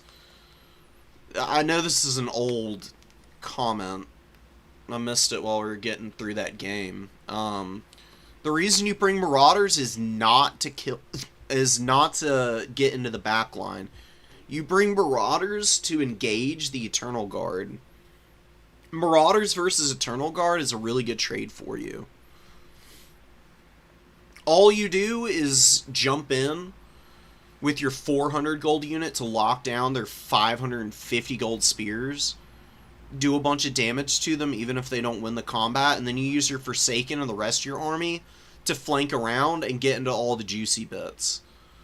I promise you that Khorne build works like a dream if you execute it well. The Forsaken are there to run around and just interpose themselves into any fights against Wild Riders. The Furies and the Flesh Hounds bait and distract and then get rear charges onto the back of all the Wood Elf Cav. And then the Chaos Knights come in and they just thump everything that is still alive into oblivion. And you can dive so early with all those Furies.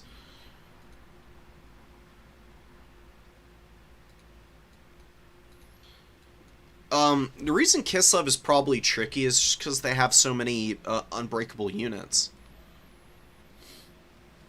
Dire Blood keeps them in fights for ages. They shoot really well. They've got some of the most accurate, cheap archers in the game for their price point. It's really gross. Kossars are pretty devastating, guys. They're honestly amazing. And they've also got the Iceguard Glaives and Akshinas, who can also do some pretty horrific damage. Akshinas actually have pretty crazy AP. So come look at this for a minute.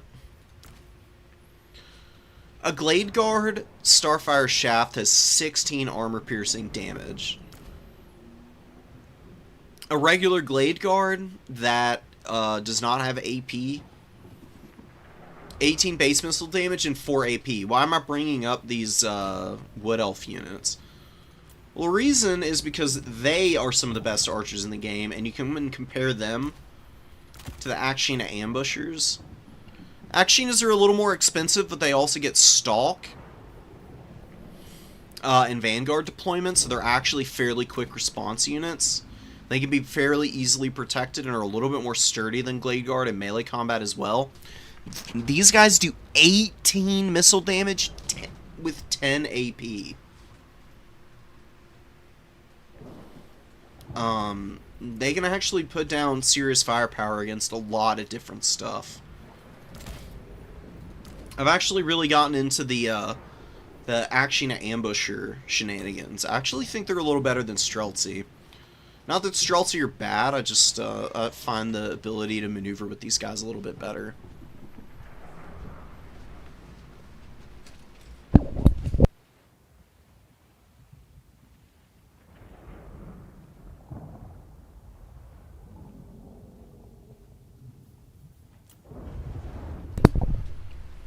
Okay.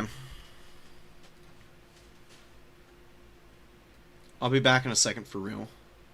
Yeah, almost 2 Kossars though. It just is a cost-benefit analysis.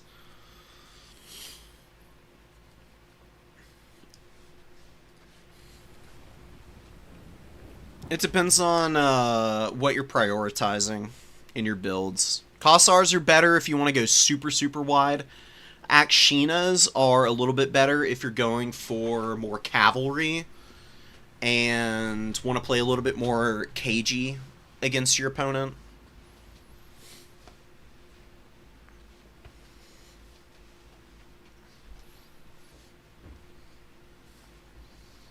Okay, BRB guys.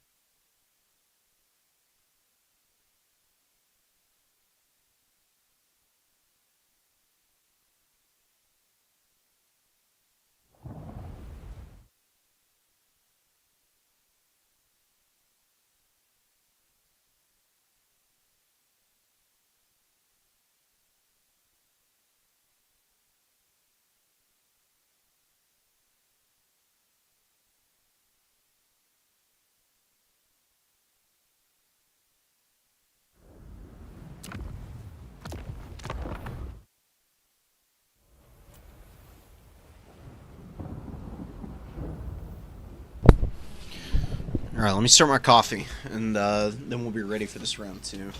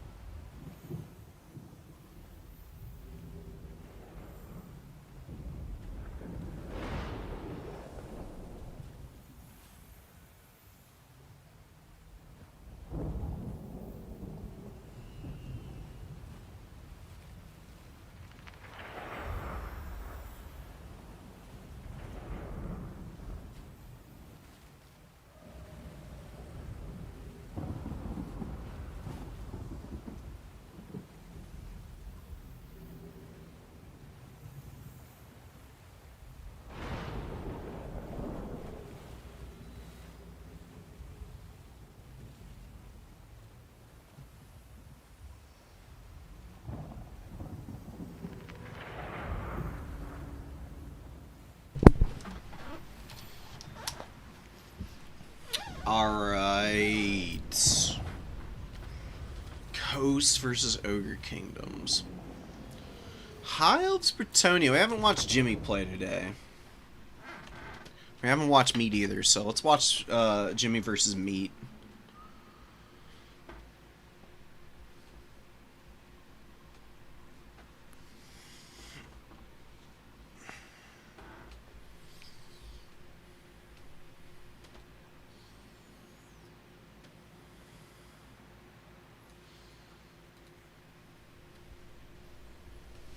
Huge wall of bodies, honestly, for both sides. I mean, the High Elves obviously don't have as many on the field, but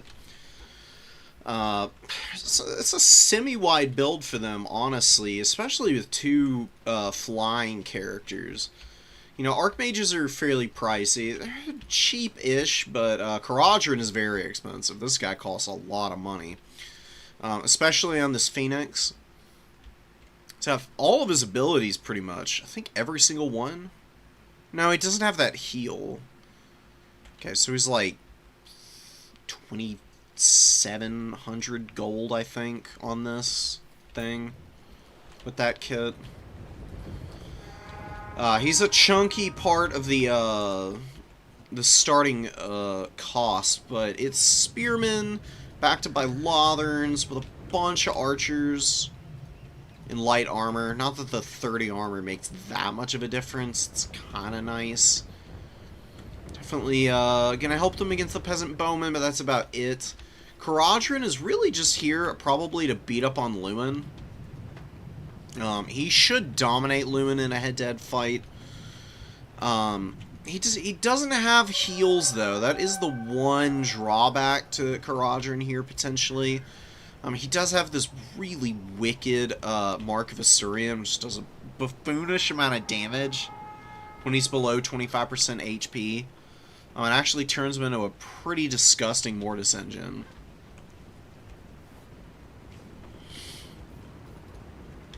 And so the Realm are coming out. Not bad. Decent little anti-large cavalry piece. Solid stats. Great charge bonus, of course. Men-at-Arms, Grail Relique. A lot of peasant bows. Just standard peasant bowmen. No pox arrows or fire arrows here. Spearmen are going to cap the number 3 objective, which is a good call. And we get a trebuchet out on the field with a brutal first shot. Oh man, 86 value with just a couple of rocks. Took 14 models off of the Spearmen. Look at all the chevrons on this thing. That is actually kind of wild. Hey, maybe not bad though. Oh my goodness. Alright, 3 of those fall much shorter than the last. We got 131 value. They're not that expensive. Those trebuchets are 650 gold with all those chevrons. Which is with all the chevrons, probably like 800 and something. 800 plus odd. Luin is flying around, just kiting out a bunch of Lothern Sea Guard ammo. Doing a pretty good job of it. I mean, he did eat a pretty horrific volley early, but Mead has been pretty on top of the micro with him since then. You don't want to let Luin get beat up too quickly, because he does have a heal. It's only 0.10 per second, though. So as you can see, it's only 6 health per second, which is, like, fine, but it does take a while for him to replenish up to full from taking almost 700 HP. Ship's company are moving in, Spearmen are moving up. Bretonnia has a stranglehold on 2 points early. This is honestly something you really don't ever want to let happen against Bretonnia. Bretonnia has really bad cap weight, guys. It takes 3 men-at-arms or spearmen-at-arms to equal 1 ship's company or spearman in terms of cap weight. It's really tough, though, to recap points. So, you can get superior cap weight up on these objectives and still be struggling a little bit. The best thing you can do against Bretonnia is get the points early, 2 objectives like ASAP, and then set up with your infantry to just try and lock it down as long as possible. Because then you get a lead against Bretonnia, and then you don't have to play so hard into the mobile game against them. Just Bretonnia is really good, obviously, with all of their cavalry at controlling mobile fights. They can just get so many anti-large cav onto the field that can like run down Illyrian Reavers and Silverhelms and the like, and value trade just tremendously upwards into the high elf units that are quite expensive on average. Some good damage on the Lothern Sea Guard from this Trebuchet. Continuing to be impressed by it. Now the Illyrian Reavers, I mean, they got around the edge early, but then Jimmy kind of missed his opportunity to charge in. Knights of the Realm countercharged, but Jimmy quickly notices to jump back here anyways. He's able to drag the Illyrian Reavers all the way over, and they run down this crew, doing a huge chunk of damage to them. Are they going to take the Trebuchet offline, though, and is it really going to benefit them that much? Just have a lot of the peasant bowmen on the run. He's got one that's completely dead here. Jimmy is shooting down this other peasant bowman out on this flank. And Silverhelms busts right through that non-spearman at arms. It gets right up into the meat of this potential. It's a huge disaster here.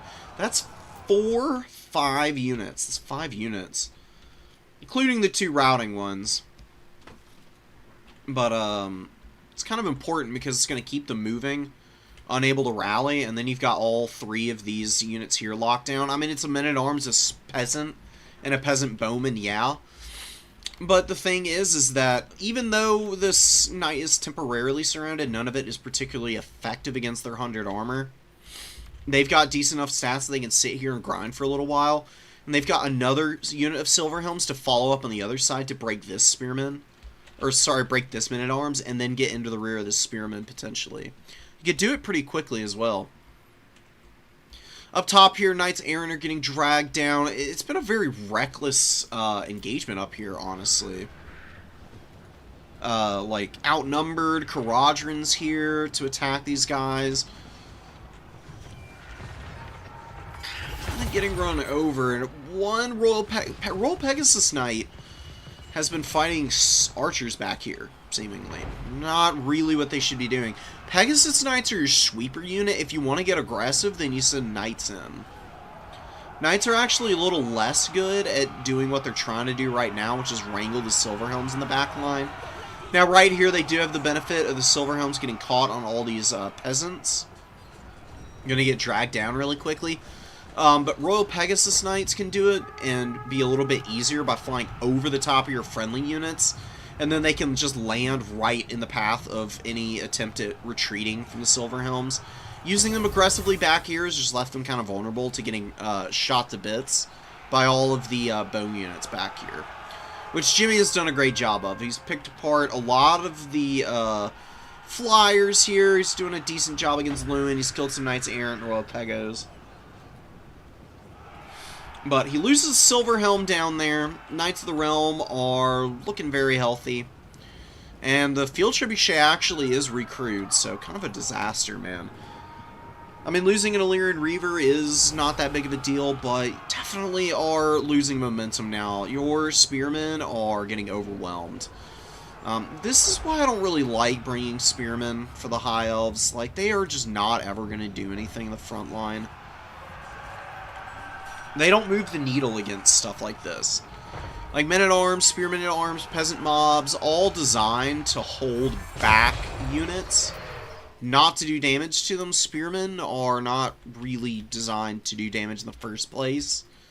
So they're just like wet noodling fruitlessly while they get poked down by the peasant bows, and now getting hammered by defenders of fleur-de-lis and the like. And they're also terror routed by Lewin. Spears are not ITP. So,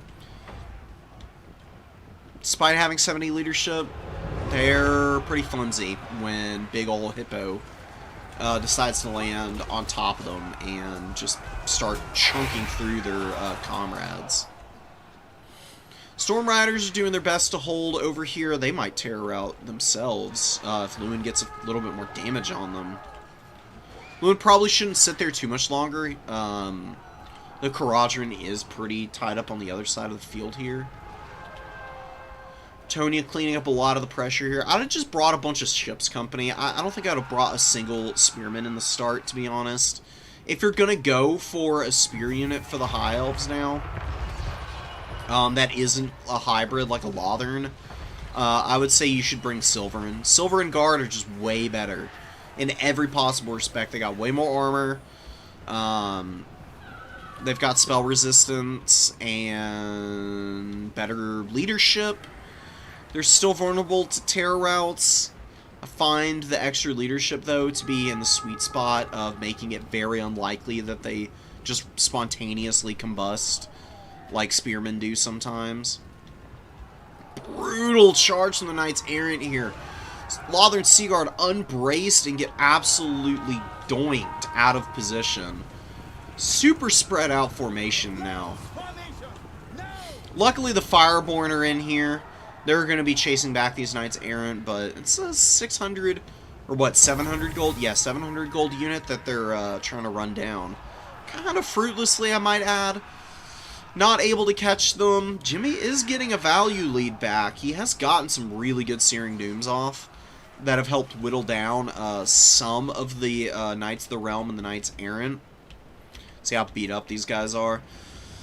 There's enough infantry here for Bretonnia to hold the points down, and Jimmy is not really finding the kinds of engagements that he needs to really get the win here. Although Caradhran is finally getting on top of Lewin. Lewin does pop his debuffs here. Sword of Corone lowers armor and melee defense, which is definitely hampering the Fireborn and Caradhran in these fights. But they do still hit pretty hard. They've got good melee attack values apiece. Good bonus versus large on each as well. Even though Lewin isn't taking that much incoming damage right now, it does mean that the Knights Errant get absolutely cooked. Spearmen at Arms are going to rout. Although Knights Errant are actually okay, relatively at least. Oh, looks like there was healing on them. That would be why. And Lewin's hanging in here with a decent amount of HP, but Caradhran really should just try and run him down right now. He does have this Frostfire, which lowers speed by 30%. If he can force an engagement against Lewin, Lewin is not going to get away from Caradhran. And in terms of positioning right now for winning that 1v1, I would say Caradhran has his best opportunity at the current moment. So Fireborn running around, continuing to just dunk on the Knights Errant as best they can. But Companions of Quinnell come in. Oh, they're going to get a beautiful flank charge here. Fireborn do get their charge bonus off, though, actually. Oh, and a beautiful Searing Doom. Oh, it's been counterpunch upon counterpunch here. Each side swinging back and forth. It looks like the High Elves might be starting to reestablish ground, though. A little surprised here. Illyrian Reavers, though, are going to lose to these Knights of the Realm really hard. Oh, man. Wow, they get crushed off the field. Another Illyrian Reaver coming up.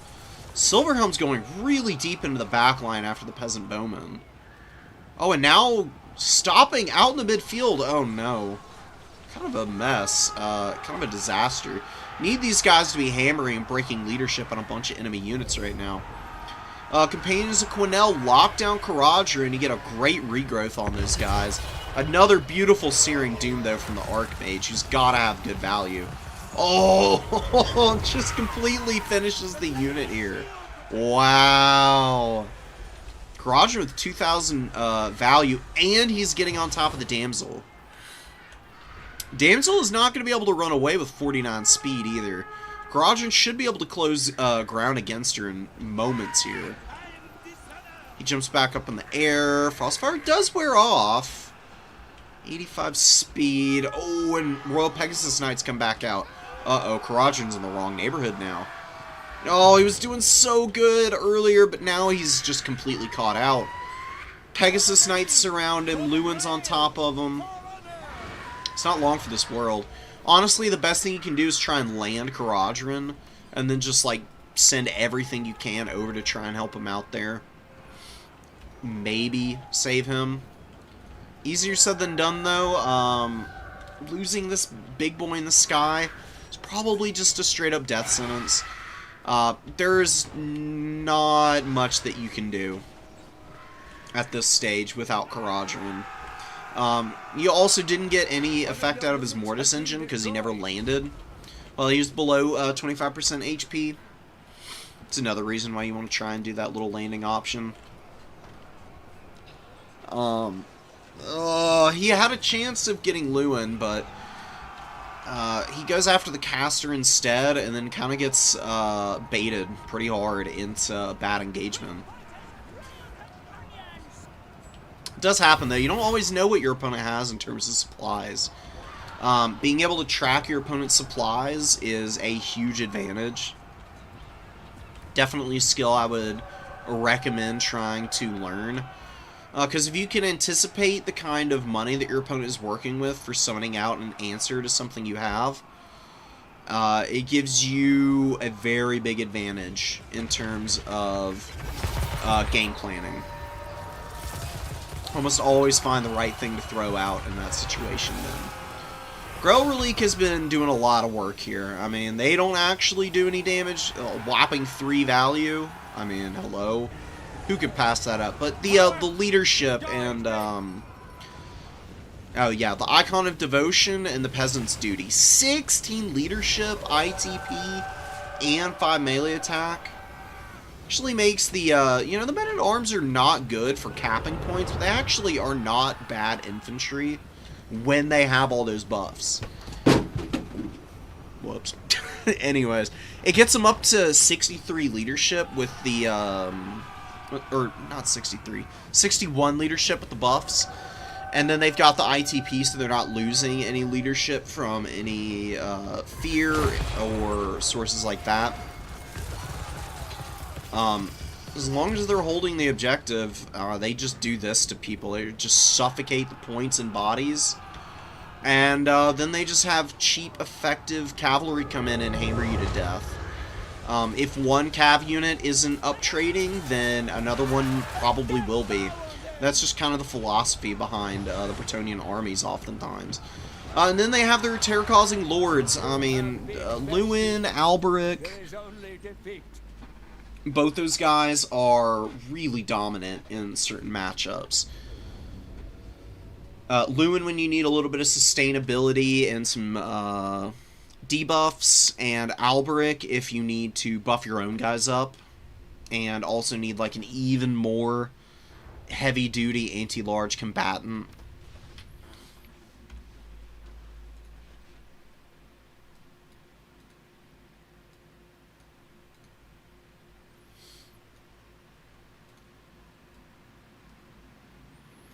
You've regressed. It happens, Skulltaker. Trust me, dude. I had a long period where I regressed. Sometimes it's just depending on the day, brother. You know, it's up and down all the time. This game takes a lot of wherewithal on the multiplayer side of things. There are so many little interactions and permutations that you're trying to account for. Like, managing that chaos is...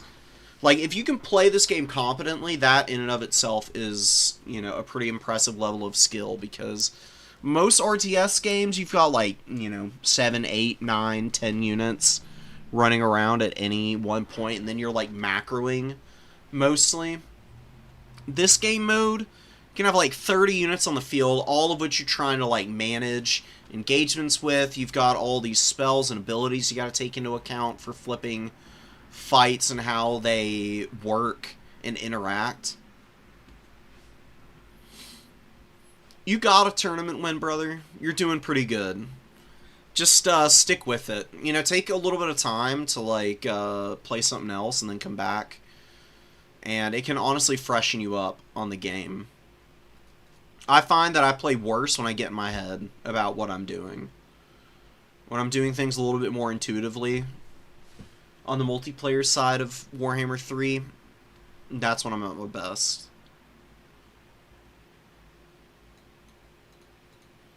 Yeah, that Searing Doom was disgusting. Unfortunately, it was not enough to get the High Elves back in it. The Spearmen were just god-awful. I mean, you got one that paid for itself, and the others all did nothing. Shim's Company didn't do much better, though. I mean, maybe you just go full, maybe you just go full Shielded Lotherns. And just try and blast down the men-at-arms quickly. Although they have silver shields, so it's not really doable. You blast all the peasant archers is what you do. Here, alright. Let's see if we can, build the same bones of that High Elf army. And maybe get it to a point where it can be a little bit more consistent. Also, one thing to consider is Eltharion against Bretonnia. Mistwalker Barrage ruins cavalry, man. Oh, man. Eltharion may not win in the head-to-head against Lewin. But you don't need him to, because he just flies around and Mistwalker Barrages all of your opponents' cav to death. And he's got Tempest, so he can hit Lewin with this and do a bunch of damage to him if you want. Otherwise, you can just Apo and I guess like Soul Quench maybe, the cavalry and whatnot. So this actually does pretty good damage to everything it touches. It's got the Quenched effect, which is like a mini Flock of Doom, and then the actual missile itself is really not that terrible. Especially flying around on the big old Griffin that Eltharion has. You get some pretty good opportunities to do big damage with this spell. I mean, you don't get Searing Doom, obviously, but, you know, you've got, like, you got Searing Doom at home, basically. It's on a cooldown, too, so you get unlimited uses of it. Theoretically. You could do Rangers. If you want to do an aggressive build, you want to go, like, Rangers or something into Men-at-Arms. It's one of the few times I think Rangers are an actually good unit. Like Forlotherns, Storm Riders should be in reserve. I honestly don't think this is a bad matchup for a Bolt Thrower, because a Bolt Thrower you can creep up in range of a Trebuchet. You have to close ground against it. It's got 440 to your 380, but it's not that big of a range discrepancy, and Bolt Throwers will pick apart Trebuchets pretty fast. Just take pressure off yourself. Maybe do some Ship's Company spam or something. I'm really not entirely sure what you do as High Elves against Bretonnia. Like, Oceanids would be a great choice. The only problem is they're very vulnerable to Grail Knights. A Grail Knight against an Oceanid is an absolute slaughter. Oceanids just melt instantly. Too reliant on Phys-Res and defensive stats against, like, a, you know, shot cavalry unit with a bunch of AP. Or magic damage. An anti-large bonus. And the AP is really good against, like, other knights and such. You don't see Grail Knights a ton. Or Grail Guardians. But the Royal Pegasus Knights are a similar threat to Oceanid, so I think that's partially why they were mixed into Meat's build. And then you've also just got, like, in general, a lot of anti-large. And, you know, the Oceanids, they've got the 30% Phys-Res, so it's not as bad as, like, a true ethereal unit, but they don't have armor. It is pretty agonizing to get hit by Shot Cav when you don't have any armor. No matter what the situation. So, I mean, maybe you go Sea Elemental? I wonder what a Sea Elemental can do against Bretonnia.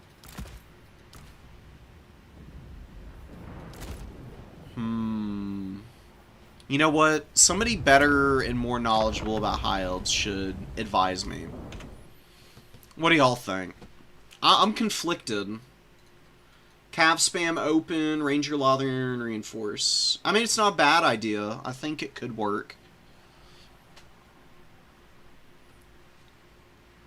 It's definitely an option. For me, it's so nice to have big single entities against Bretonnia, because that's it's generally what they struggle against the most.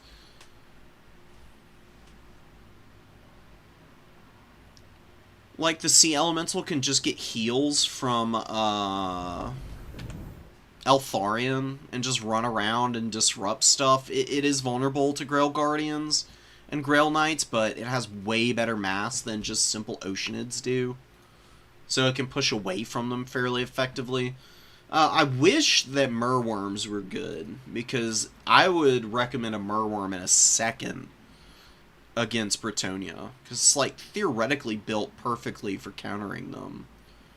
In reality, it's kind of terrible, though.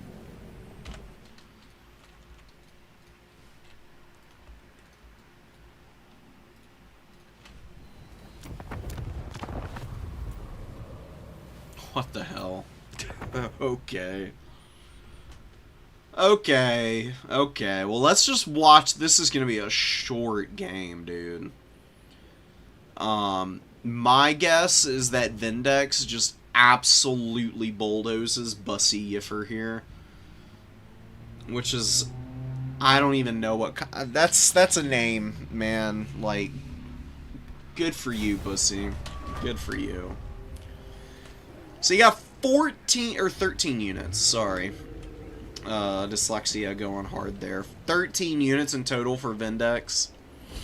Bussy doesn't have many either. I mean, he's got 18.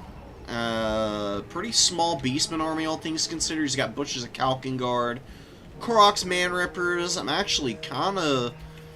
What the hell is this? Kazrak on foot? What the hell? Kazrak on the Chariot is actually really good. Him on foot, though, what is he going to do here? Just hide him in the forest all game is what I would be up to. A double Cygor? I mean, what madness is this? Shredder of Lustria, Nakai, Skink Priest of Heavens on his little Pterodon, Wind Blast, and Curse of the Midnight Wind. Spell Kit is very nicely set up against Beastman here. I would definitely say that's the toolkit to run for, like, optimal mobile engagements. Because Wind Blast got this new contact effect, Windstruck, which lowers acceleration speed and charge speed by a ton, which is really good against Centigores, and against the Feral Cold Ones. Or, sorry, not the Feral Cold Ones, the Feral Razor Gores. Razor Gore Herd. Because you just throw this down and you just, like, ruin their ability to engage on you. Especially for a build that relies on a big monster like this. Like, yeah, Shredder has, like, a ridiculous amount of mass. He can push in and out of just about every fight. But just the ability to keep your opponent from easily collapsing on it and maybe getting enough mass to surround it for long enough to shoot it to bits. With, like, throwing axes or something, it's nice. Cygors are doing God knows what. I mean, they're just kind of stomping around, throwing boulders, the Pock cohort, I guess. Pestigor's taking a bunch of damage. Now, Chameleon Skinks are just going to continue running away from them, while the Ungol Raiders get run down. Vindex doing a very good job of bouncing between targets with his units. Chameleons are backing up here. Colossadon Hunters should actually engage the Butchers of Kalkengard right now. It would save the Chameleons. You'd kill this 1600 gold Minotaur. And just give the Shredder of Lustria more, like, security and safety. I mean, it's doing great work right now. The one thing that could actually stand and fight against it pretty effectively would be these guys. Really great defensive stats. They do pretty good damage. Decent, like, melee attack and whatnot. Immune to Psychology. They have fear anyways, though. But that is a nice little wombo combo because they can run in, they can attack the Shredder of Lustria and then terror out anything underneath the Shredder, be immune to the terror effects themselves. Cygors are throwing at the Pock cohort. One boulder does kill a few models, but we get a little friendly damage back there on the Corngors.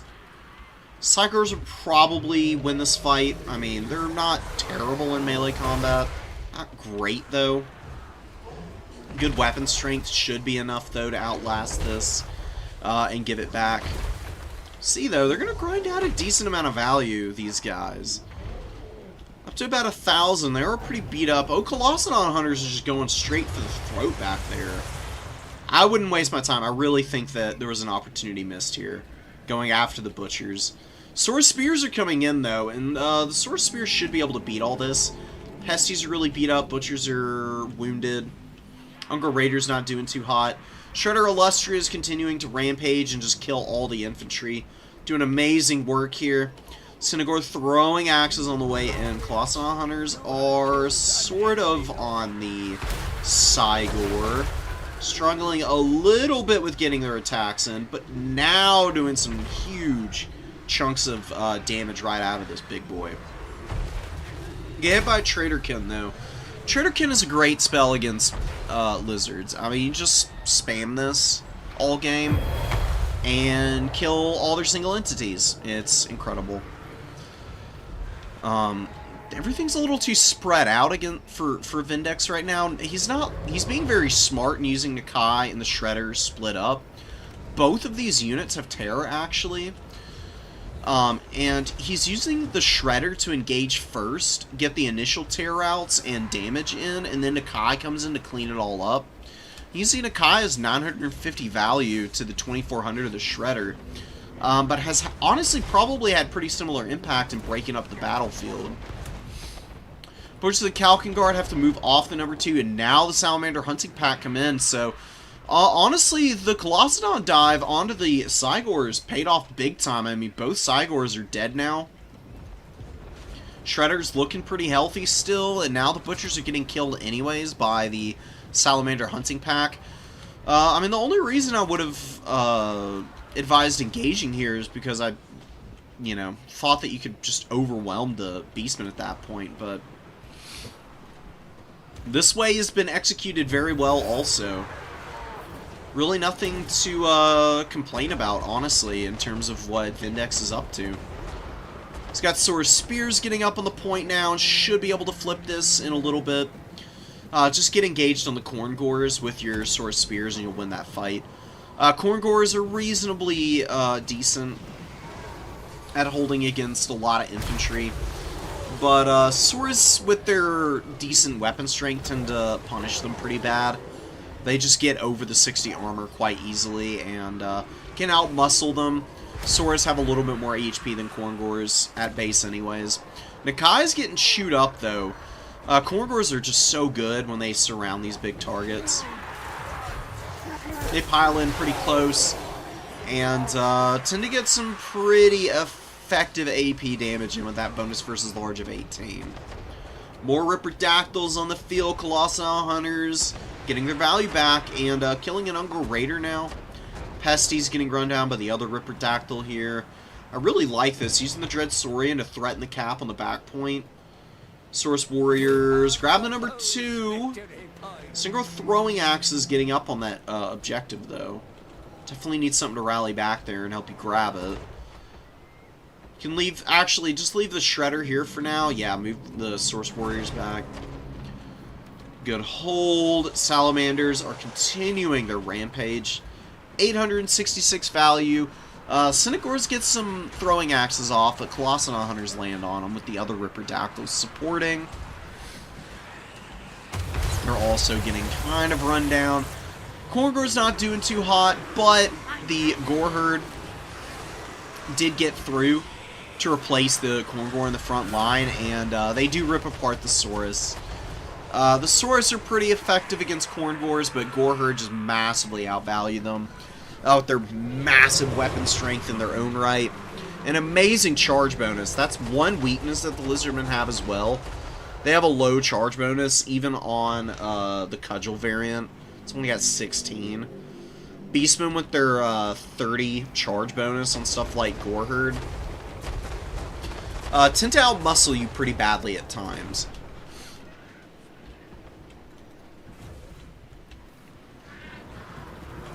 So Nakai is routing back here. The Shredder of Lustra is able to get in. It looks like Primal Roar was actually able to be procced before he routed.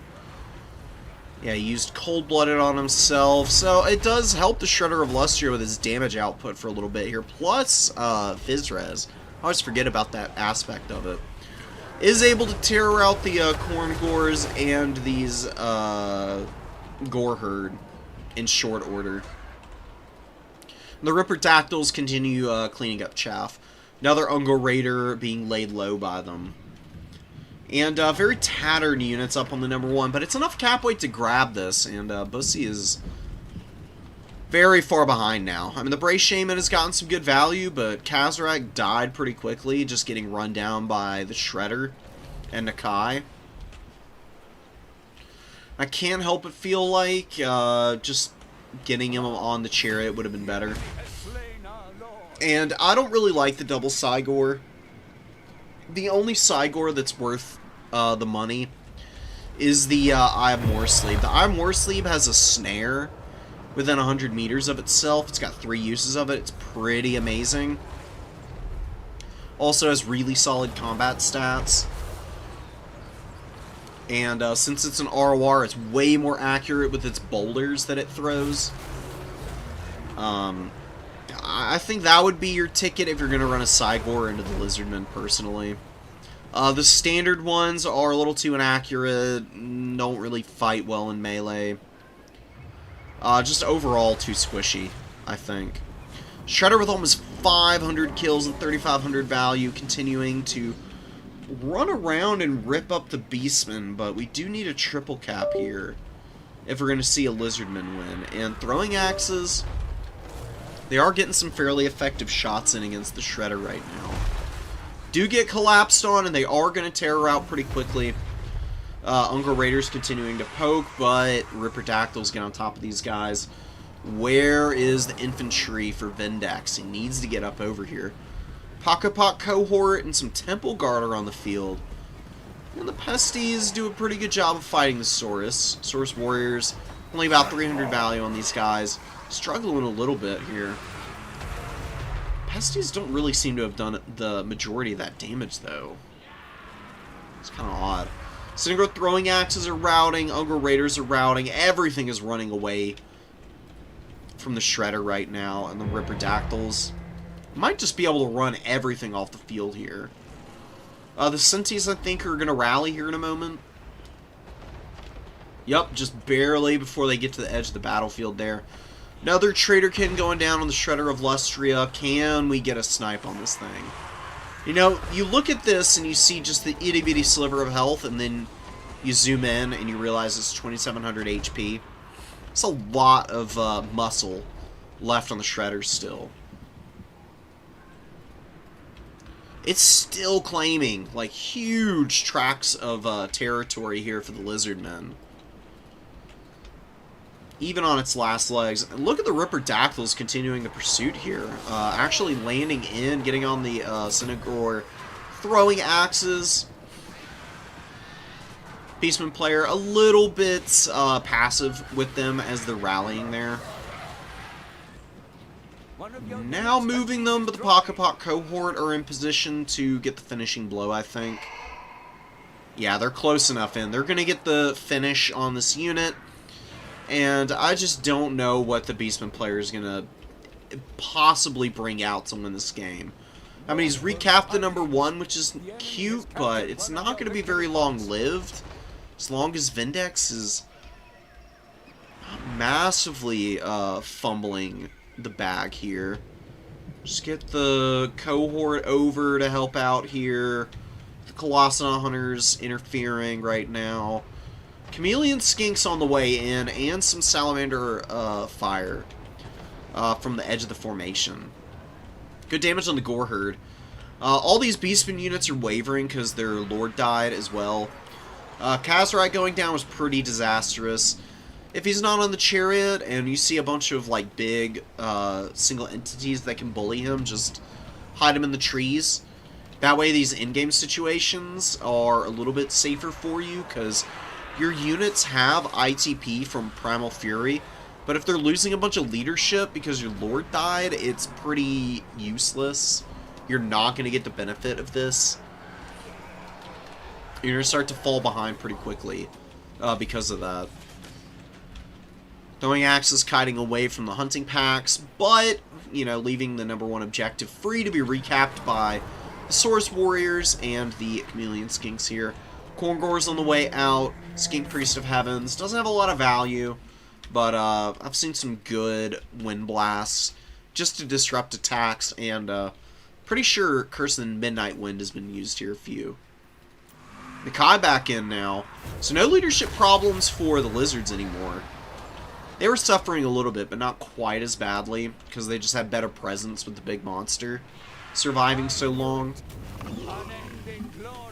Very clean terror route on the Centigores, and that's going to be a win for a Lizardman player here. Love to see it. Crazy build, man. Not many factions can do stuff like this, but Shredder just facilitates so many crazy, like, single entity heavy build styles. It's just so dominant, man. I mean, if you don't have good answers for it, probably need, like, one more throwing axe in here, honestly. I don't really think a Chimera is all that good against the Lizardmen, to be honest. Salamander hunting packs will shred it while it's flying around in the sky pretty badly. And the lizards also have spear riders and a few other, like, decent, like, melee counters to those things. They'll probably be able to pull it down pretty fast, no matter what the situation.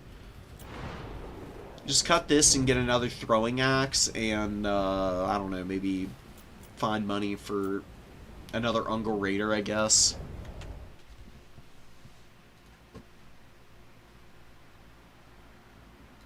Maybe a Gore Herd with shields. Think you'd have enough money?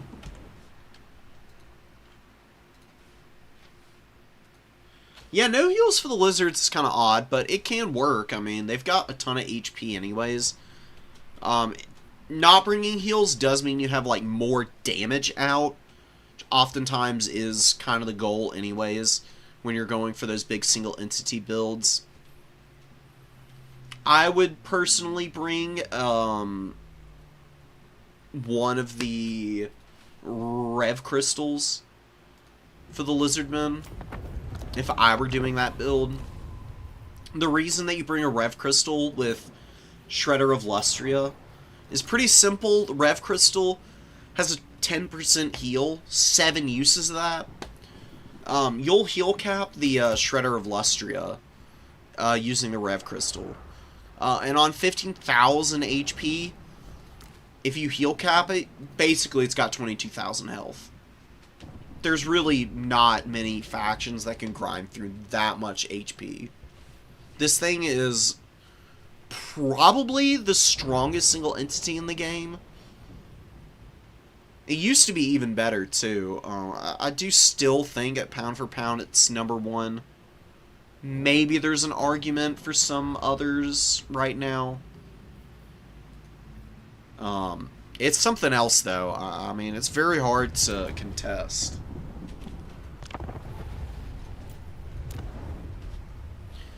Give me just 1 minute, guys. BRB.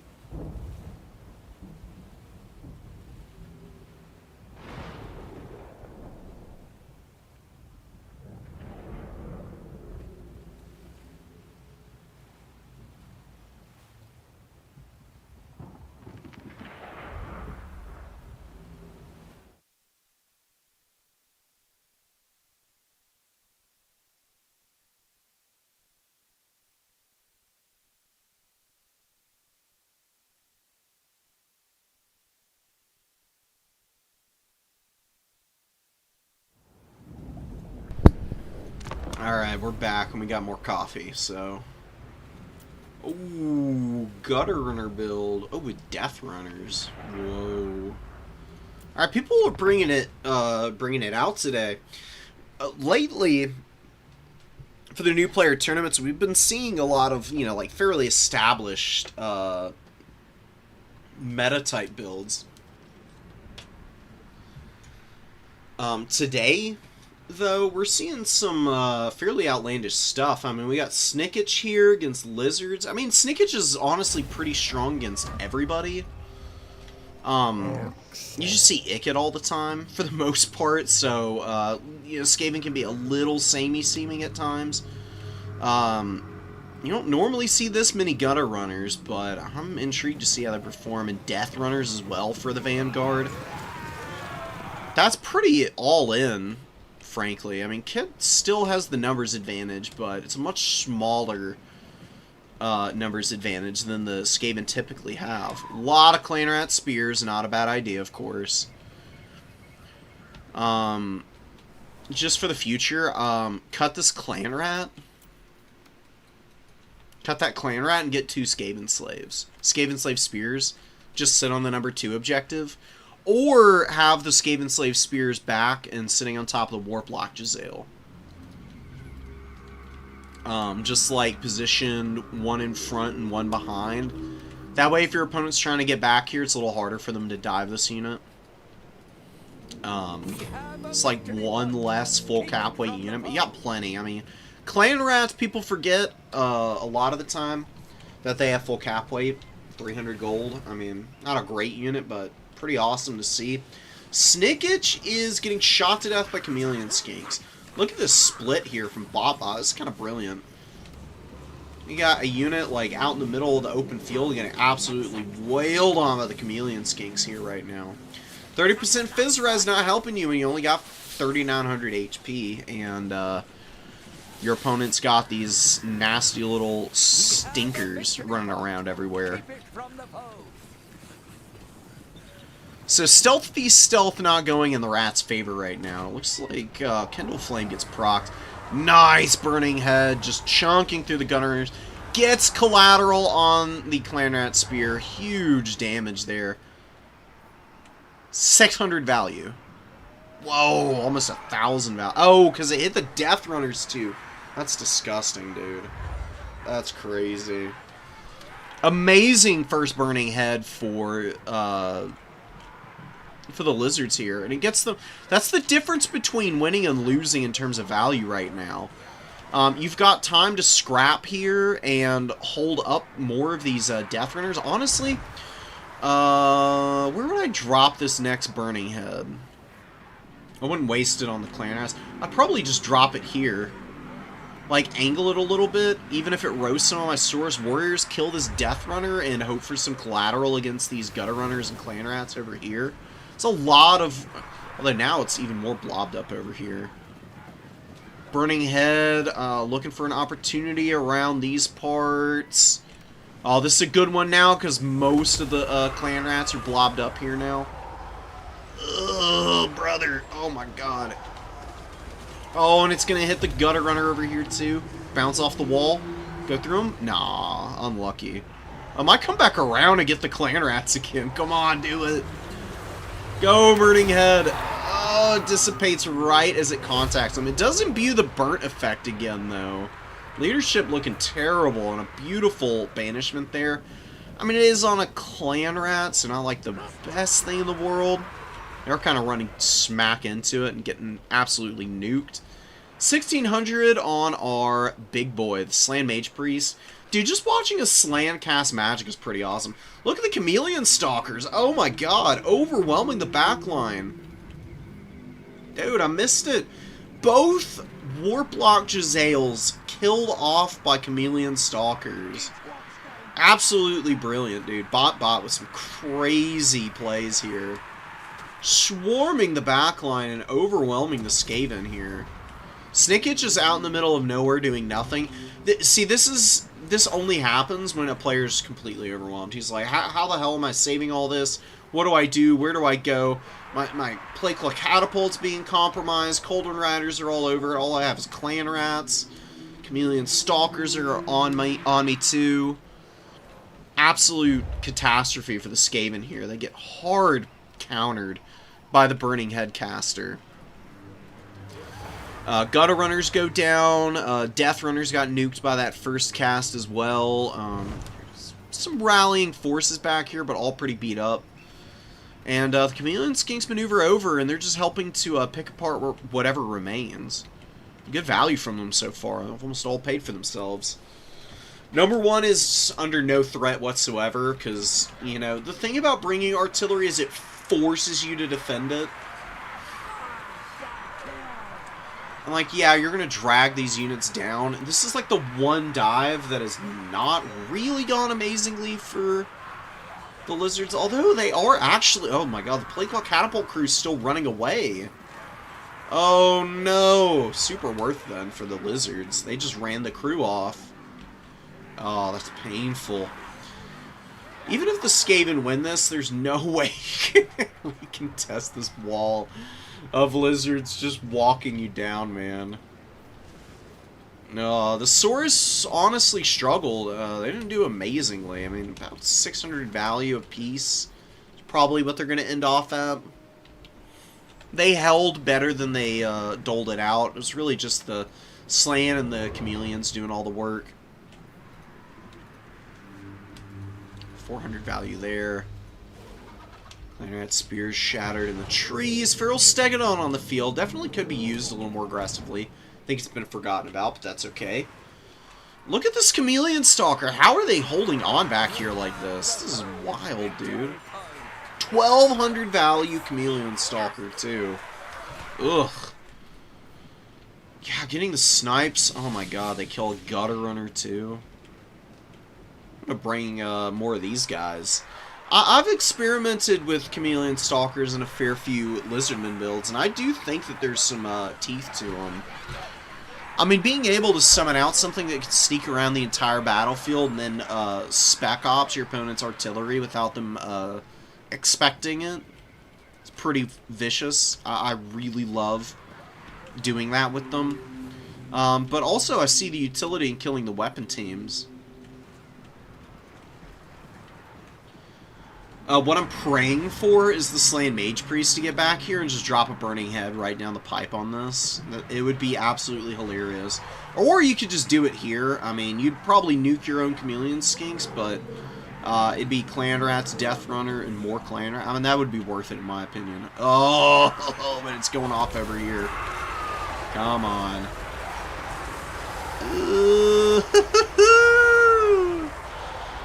It could have been better. I don't think it was overcast. I think that's the only reason this didn't get, like, another 1,000 value here. Does get the clan routes to the breaking point. I think they're all going to be running here. Yep, route. And these guys actually holding. Dropping. Probably going to run away now. Right? Thinking about it. Thinking. Now they run away. Storm Vermin are going to be able to push through, but you can see the Skaven are getting overwhelmed again. Now there's Spear Riders everywhere. Feral Cold Ones all over the back of this fight, too. Pretty thoroughly overwhelmed. Yeah, I think, I don't think Snicketch is impossible to use here, but he's a little low mass to use against Lizards. Lizards have a lot of chunky units with a lot of mass on them. Feral Cold Ones have like 700 each. Which is more than Snicketch himself. Oh man, ow. He could theoretically be used to hunt down a Slan. I think you're better off with Ikit under all circumstances, though. He's just the best Lord the Skaven have. Skrulk could work at with using Rot of Corruption to like wear out Saurus and whatnot. That could be an interesting build to pursue, potentially. Storm Vermin get hit by Burning Head. They're holding up okay. I would just use the Banishment on them. Banishment does a lot more AP. It does all AP damage, in fact, and would be perfectly suited for these more heavily armored Skaven units. And then you could have used the Burning Head to like roast down the Death Runners here. Not that you need to optimize it that much. Something to keep in mind for future situations. Just be more mindful about what you do and don't have. He's able to grind down the Storm Vermin anyways. Holding on to the Banishment isn't a bad idea. Basically have it in the bag. Got the triple cap. Plenty of units. Banking up some supplies now. Feral Stegodon is attacking a bunch of Clan Rat Spears back here. Just being a happy little boy. Just bumping and grinding. Unending glory is yours. Ew, look at his jaw. What's going on there, buddy?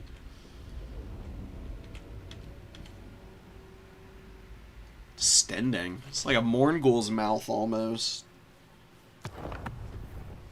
Feral Stegodon's Mourngul confirmed. Yeah, Play Claw Catapult got shut down really early. Oh, they were in the opener.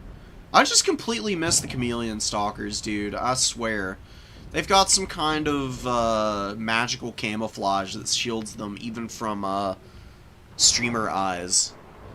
They cleaned house. These two units and the Slan just absolutely owned that entire Skaven army, pretty much.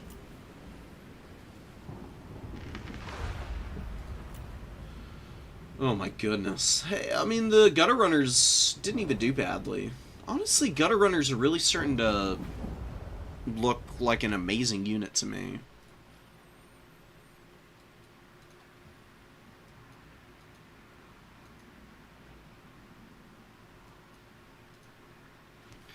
No, it's okay, Kit. It's alright. Yeah, the Stalkers at the spawn. I thought the Burning Heads were great. I didn't think they would break your back. I was wondering why you were falling behind so much, and that's when I noticed the Chameleon Stalkers all over you.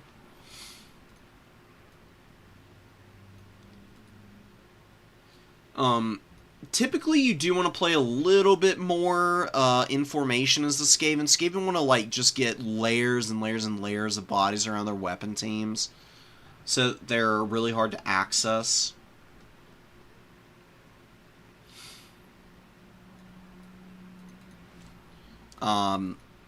It happens. Sometimes your opponent just makes really good plays, and Bot just had a crazy build that he very, very expertly outpositioned you with.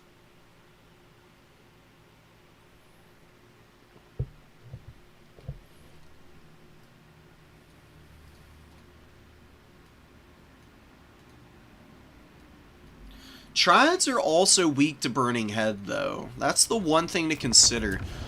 I don't think Eshin Triads or even Death Runners are bad against Lizardmen, but I do think that they're a specialist tool that you bring one of. The hell are Skaven? They're so bad at finding factions on the select screen. So, Triads, Anti-Large, Weeping Blade. I mean, anything anti-large against lizards is going to be pretty solid. I do think this is the one to go with, personally. Weeping Blade lowers armor by 50%.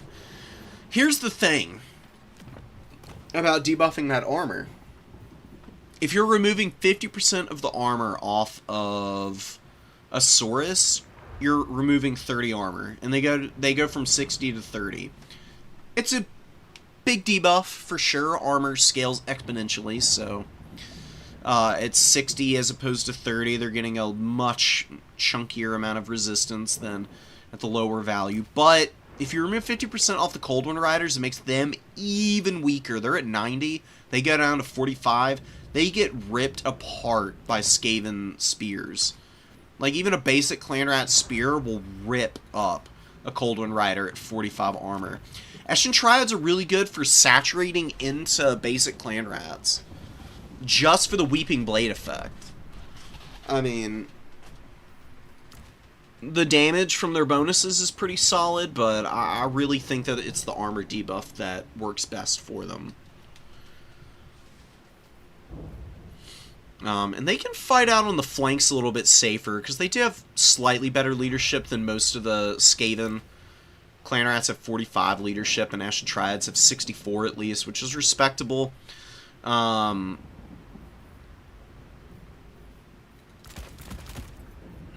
me do a little bit of a Skaven build that I think could be maybe slightly more effective against the lizards. I like all that. Slippery is not worth the money. I mean, it's 100 gold, so you might think, why not throw it in? But honestly, just cut it, and you can, like, try and find that. Try to find the ability to slip in more effective units elsewhere. Always start with the Natty Boobos. They have Stalk and Snipe. Like, people are expecting them a lot of the time, but just the fact that they are invisible, and you have to find where they're shooting from before you can even think about attacking them is pretty awesome. Just slows down your opponent's, like, decision-making process a little more. Gives you a little more time to react, potentially. go for the gutter runners, and then you can just bring like some basic clan rats and some spears, and then the one Eshin Triad. Get a spear and a Skaven slave. And you've got like more bodies. So like you don't really need, you do want clan rats, but you don't need them in the opener as much as you want like Skaven slaves to like run in and just die and tire your opponent out. Maybe force them to use magic on something like dirt cheap. You use the clan rats to defend a little bit more.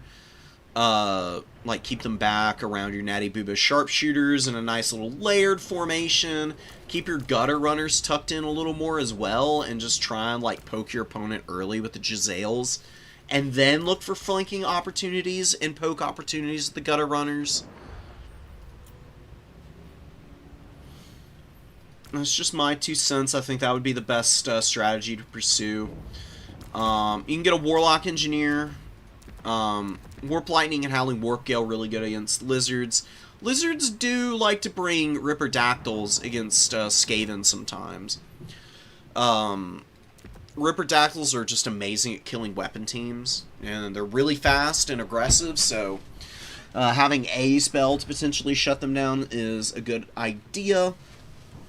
Warp Lightning is really powerful at punishing Saurus. Does a bunch of damage to blobbed up stuff, and really good against cavalry too.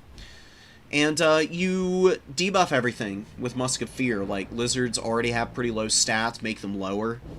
Lower their leadership even more, and then Cloak of Shadows and Musk of Fear is lowering by a total of 8, and you can maybe use Snicketch and Whirl of Weeping Blades to like run in and just like cleave through units of Saurus,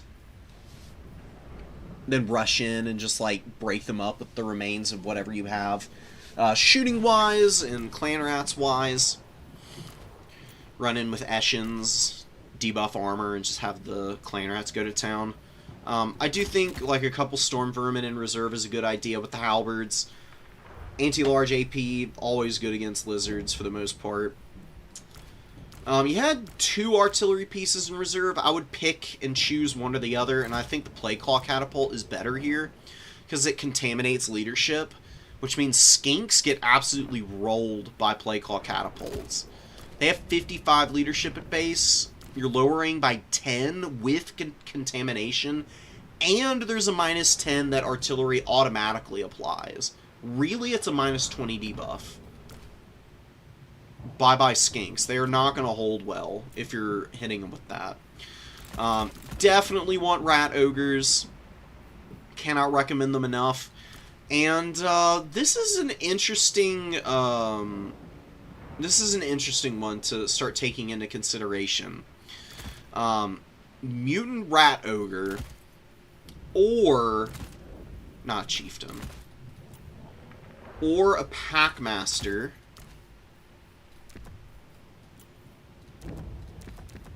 with Scrying Stone on the Brood Horror. This item is crazy on the Packmaster. For one, it raises leadership, but 2, it's a 30-second 20% ward save on a 60-second cooldown. There really aren't many characters with defensive items this good. You're comparing that to something as broken as Strigoi Ghoul King with Opal Amulet. And this doesn't give him leadership. This is just the ward save for 22 seconds and not 30. So this little Packmaster actually has one of the more powerful items in the game. It's unlimited uses too. He's actually fairly sustainable. And he causes terror on the Brood Horror for only 1,300 gold. He's got regeneration, so he's pretty resilient as well. 55 leadership is mid. It's not great, but it's kind of hard to lock down at times. So these Brood Horrors are so fast with 95 speed. He's kind of a menace. Really nice to mix in my opinion. Super fun unit to play. Teethbreakers are always good for the Skaven when there's like the threat of big stuff. And honestly, you just go Doomflayers. You can go like really elite, honestly, in your back end against lizards because you're going for more specialist tools. Like, if your opponent went super wide, you bring in a Warlock Engineer to start dropping Warp Lightnings on guys, bring in the play call Catapult after that, start hitting the infantry, and then you start building up your other, like, weapon teams and whatnot. You get the Packmaster out after a little while when Snake Itch is a little lower, and the Packmaster can start taking more engagements, trying to get terror routes on applicable targets. Storm Vermin come in the super late game. Rat Ogres provide mass, and Doom Flayers are a little bit of mass and also anti-infantry, depending on what you see. This would be a really fun Skaven build to play. It's like got the same heart of that opener that you wanted, with a little bit more optimized back end, I think. Something to consider and keep in mind for the future.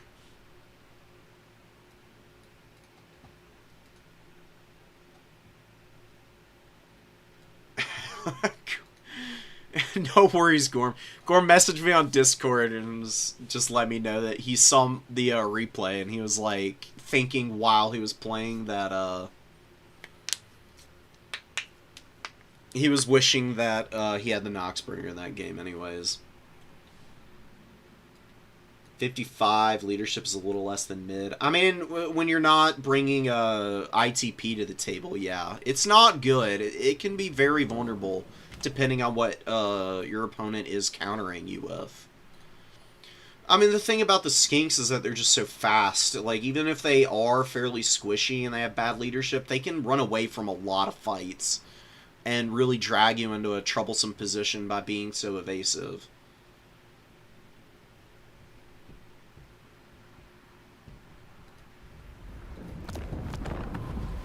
Alright, I'm going to run to the bathroom real quick, and then we'll be back, and we'll probably do one more round 3 game, and then we'll get into the round 4 stuff. Alright, BRB.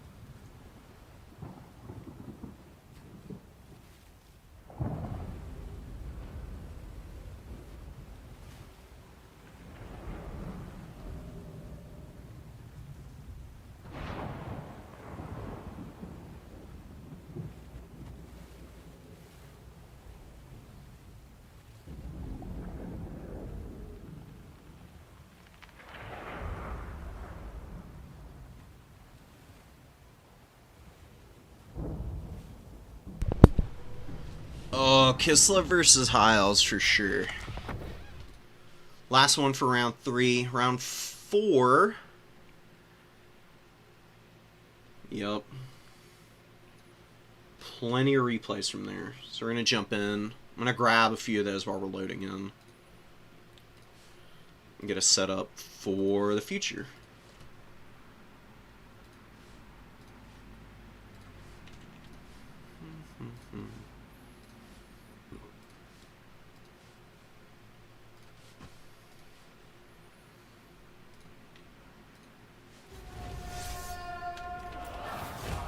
Trujina and double Grombrilled. Okay, this guy's on horseback.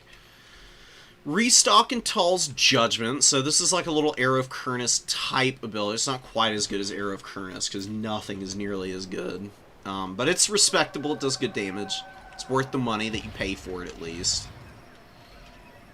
Hagwitch with the Death Magic, Spirit Leech, Purple Sun, and Fate of Buna. Fate of Buna will be good against like Fireborn. Obviously, you've got Purple Sun for any blobs that might develop. And some Silverin Guard, White Lions of Trace. A lot of White Lions, actually. 3 of them in the front line. Double Silverin, lots of Lotherns. Ton of Lothern Sea Guard for Jimmy.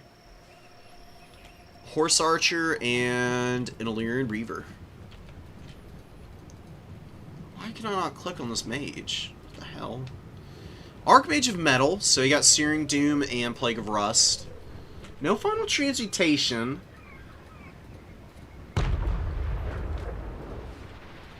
So Kislev can do, what is going on here? Hold on.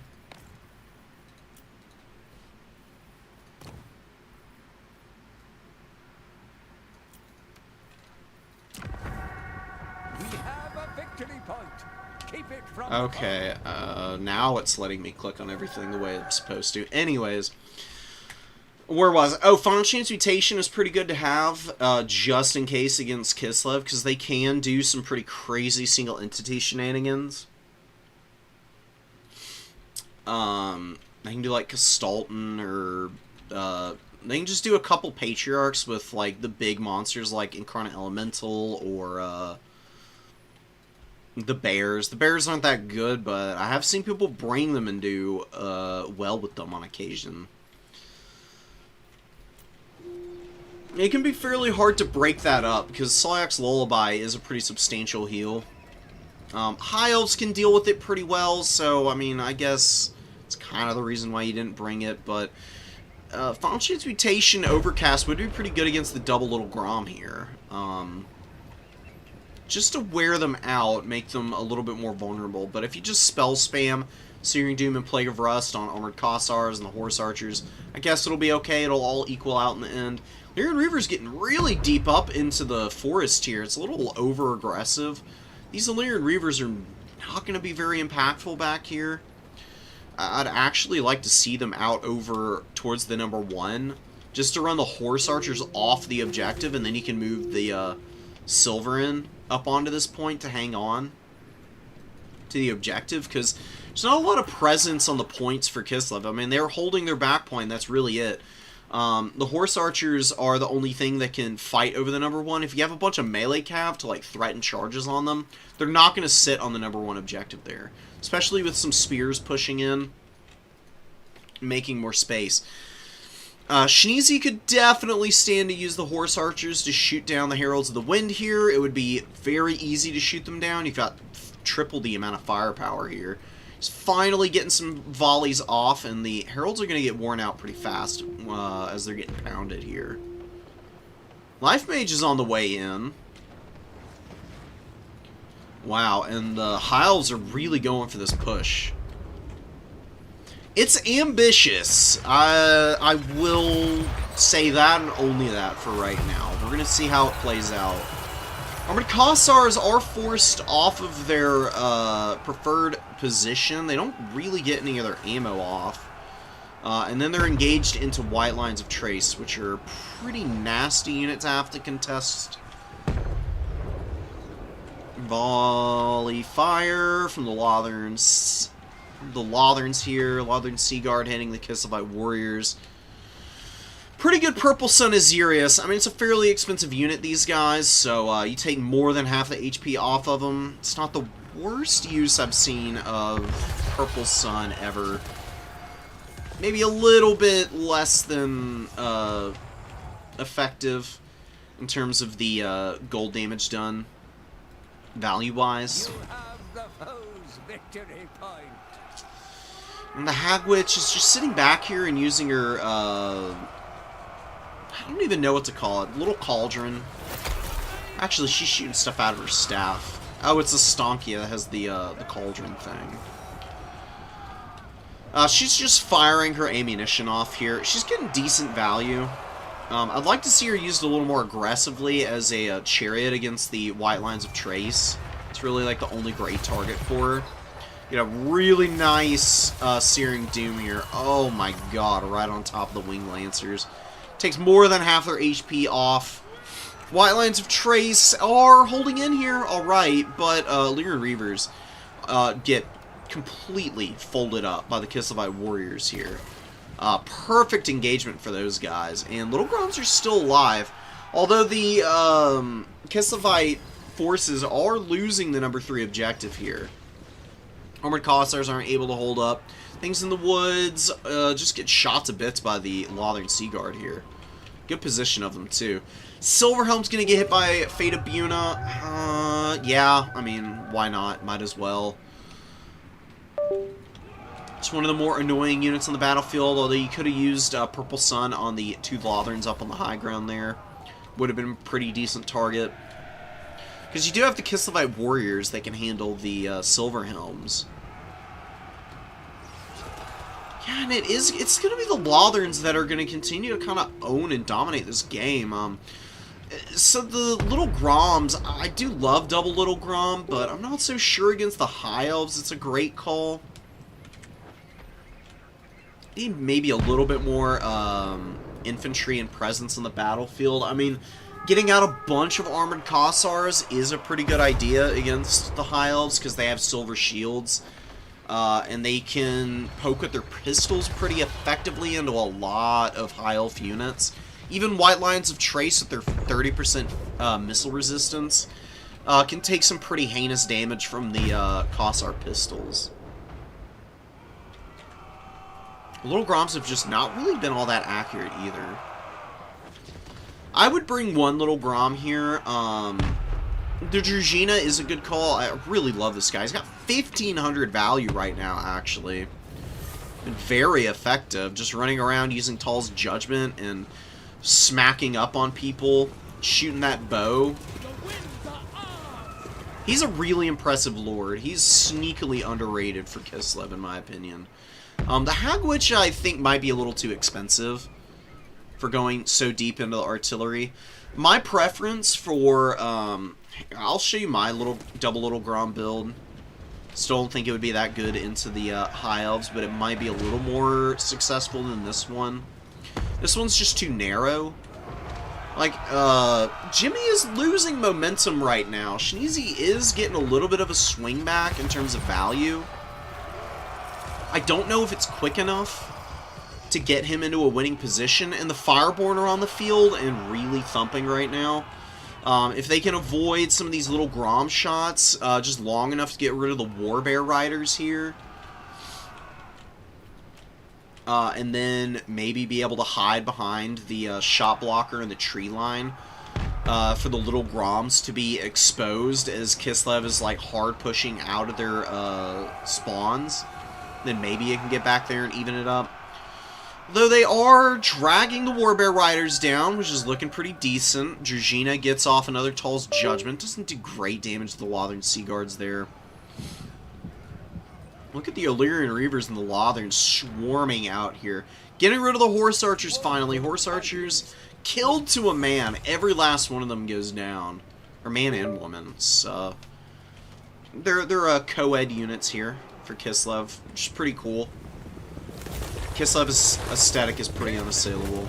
They're pretty awesome. You can see them trotting into combat here. They're going to get a rear charge, potentially, onto some of these High Elf units, although it looks like High Elves do get their units into a good working battle line here. Lotherns Using that expert charge defense and reflection to hold up against the dervishes. Illyrian Reavers come in to counterpunch, but a Winged Lancer gets in against the Illyrian Reavers here. You can see how quickly they chew through these light cavalry. Winged Lancers are awesome, man. Glorious Charge was such a good buff to them. They were so disappointing before, but now they're the perfect shot cavalry unit. They are the epitome of it, in fact. Very bad at prolonged fights, but they get in with that 70. They get the double duration and a little bit of a leadership penalty, and they'll just run anything down that's light cavalry or within the same price range, I would say. They usually win on the charge. Then you use like Cossack dervishes to like get in on the rear fights, and then the Winged Lancers can kind of pull away. Illyrian Reavers are going to surround the little Groms. And you can see, you know, you bring these double arty builds and you have the Hagwitch, but you don't have a way to, like, clear these guys off. If you bring a, if you bring an Ice Witch with Hailstorm and Hawks of Miska, or Hawks of Miska and Blizzard, which I bring a lot, you'd actually have a way to get the Illyrian Reavers off without having to have, like, all your Kislev warriors dedicating their time here. It's not a bad thing to be doing this right now for Shneezy, because he does need units on the number 3, and he does need some bodies to protect Little Grom currently from the Fireborn. Beautiful Fate of Buna. As the Fireborn get fleshed to stone, they get hit by Buna, which gets around the Fizzres completely, and they're very low already. It might bring them low enough to kill them, but a beautiful regrowth in response. Is it going to save this unit? God, they're so low. Down to 23 models. But that regrowth comes in at such a clutch time. It just keeps them alive. Little Groms need to turn around right now. You need one little Grom shot, and it would kill so many of these models.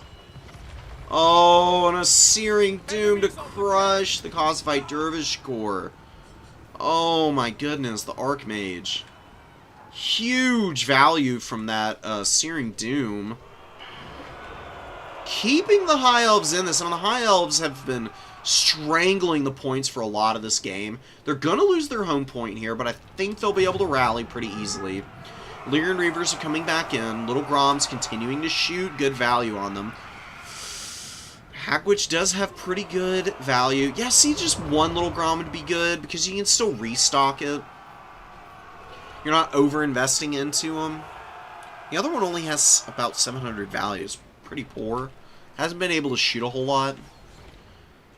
You'd be able to get 2 more Armored Kossars in if you cut the Little Grom. Just think about it next time. Searing Doom, not quite landing squarely on the top of these Winged Lancers for a change. More Dervishes and Kislevite Warriors coming out. Are the Kislevite forces gonna be able to hang in here and get the win? Ooh, one of the Little Groms is breaking. The Silverin Guard able to make it happen. Oh, man. Holding up so well. 1,700 value. Doubling their value here. Super badass Silverin Guard unit over there. Kind of carrying for the High Elves there. Phoenix Guard on the way in. This is where Little Grom can start to feast. Make up for all that value it's been missing for the majority of this game by punishing this Phoenix Guard right now. Come on, man. I know you can do it. You can even shoot down the line of this Silverin Guard from the position you're in. But yeah, that's the right call. 13 Phoenix Guard dead immediately, up to 1,000. Oh no, not quite. 881 value though. Gets almost 200 value from one shot, just killing all those Phoenix Guard. Winged Lancers running down the Heralds of the Wind, doing a pretty good job of chipping them down. Good value on those guys. Dervishes hovering in the midfield. Kislevite Warriors holding the number 1, and wow, that reverse triple cap might be enough. Might be enough to get this game into a position where we don't need to see it from Kislev for much longer. If the Druzhina can delay here just a little bit longer, maybe like this Dervish gets up on this point too, just to contribute their cap weight for the time being. Then you can just sit and hold. This regrowth is massively wasted. You gotta be so careful of stuff like this. Regrowth does not bring models back to life. This is entirely wasted on the Phoenix Guard. They're not getting a single tick of HP out of that regrowth right now. Because Little Grom has just been killing all the models. And chuckling and laughing about it. Good commitment to the dervishes here. I think Kislev will still need a triple cap. Oh, but he saves and flips the cap weight for a moment again. And more dervishes get on the point. Wow, and he's going to hold on to it for a little bit longer here. He's got some Kislev warriors coming up. Little Groms are looking for chances to shoot, not really finding anything. God, Jimmy is having to commit so hard up onto this number 1 with cavalry against Kislev warriors. Just peel off this point completely right now. There's no way you're going to win that. Silver and Guard gets hit by Spirit Leech. Don't bother with that. I mean, Spirit Leech is not good against infantry anyways, and these guys have 30% spell resistance. Very unlikely to break them. They actually do get on top of this Little Grom again, just to distract it for a moment. Helps do grab their point back. Oh, it's neck and neck, dude.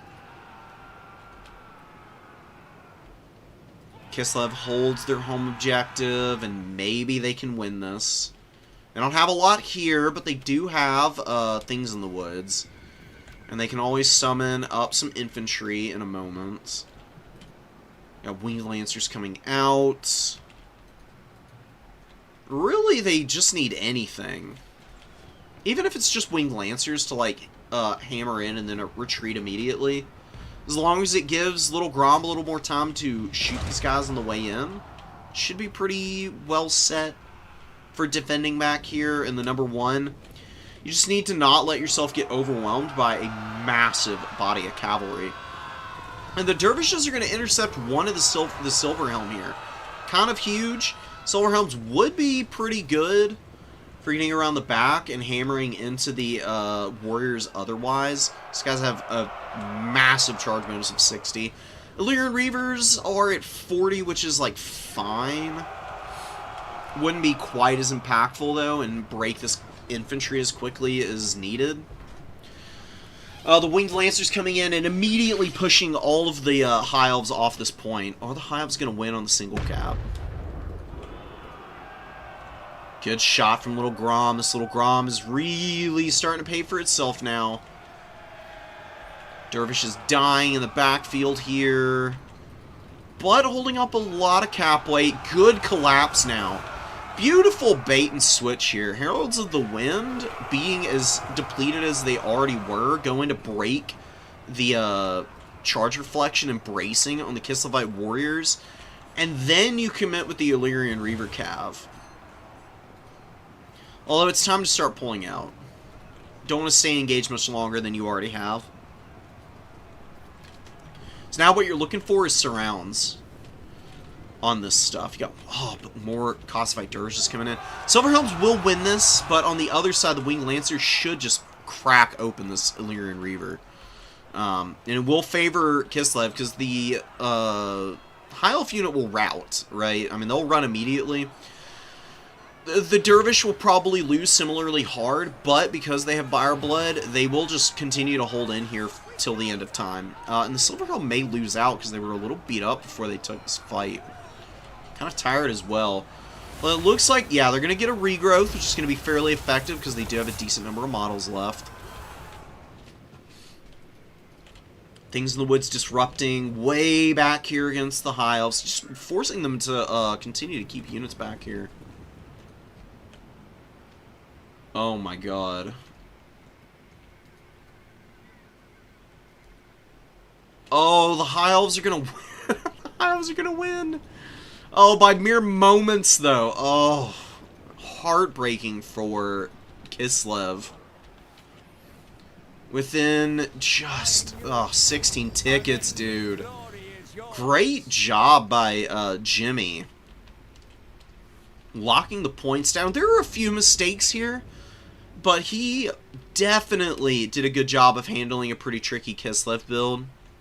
The double Little Grom is pretty scary. I think the Hagwitch was a little overkill in the magic department. I don't think Death Magic is quite as effective against the High Elves as just good old Hawks of Miska and Blizzard, to be honest.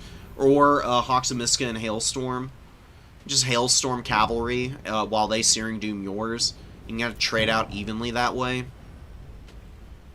Over the longer term, it'll favor Kislev because of the unbreakable trait on everything. Warbear Riders got 1100 value, not bad. Little Groms were respectable, but they didn't get enough work done. Because they got engaged on so early, and it took so long for Kislev to recap their home objective. Because they lost the Armored Kossar so quickly. And, you know, the Horse Archers just weren't used very well around the central formation. When you're going for this double Little Grom build, what you're trying to do is set your opponent up for value trading down aggressively early and late game. Because you're going for the restocks with the Druzhina. I mean, Druzhina and the Hagwitch both got 2600 value. Hagwitch is way more expensive than the Druzhina. And you can probably get 2600 value with an Ice Witch who's like, what, a half or a third of the price? You can even go check it right now.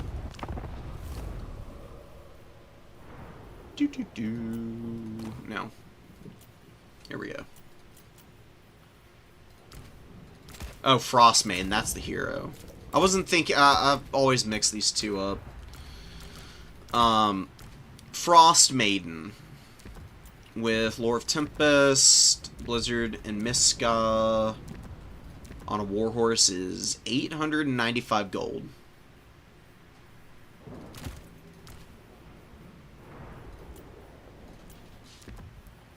Death Magic. There are a lot of spells on this character, too. I don't think she had this. Yeah, 1581. I mean, it's not as expensive as I was thinking. I thought they were like 1800 with their kit, but still for like half the price, you can get the same performance by just running this character instead. And you get a better debuff on your opponent's army. The minus 25 speed is really painful for the High Elves, because they do rely on their mobility pretty heavily in most matchups, and just being able to debuff the speed by that much means that your Griffin Legion and Winged Lancers and Dervishes get way better engagements than they otherwise would. And they can really hammer home effectively against their much slower opponents.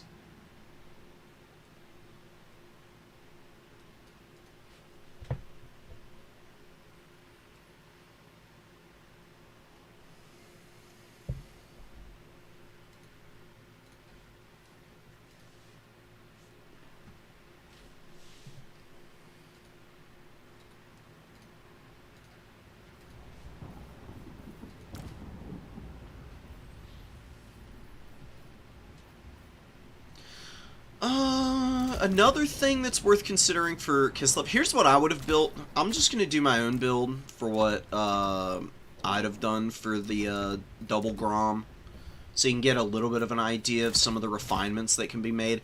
Little Grom is a huge investment. I mean, they're very expensive single entities, with both of them representing almost a full third of your army in terms of cost.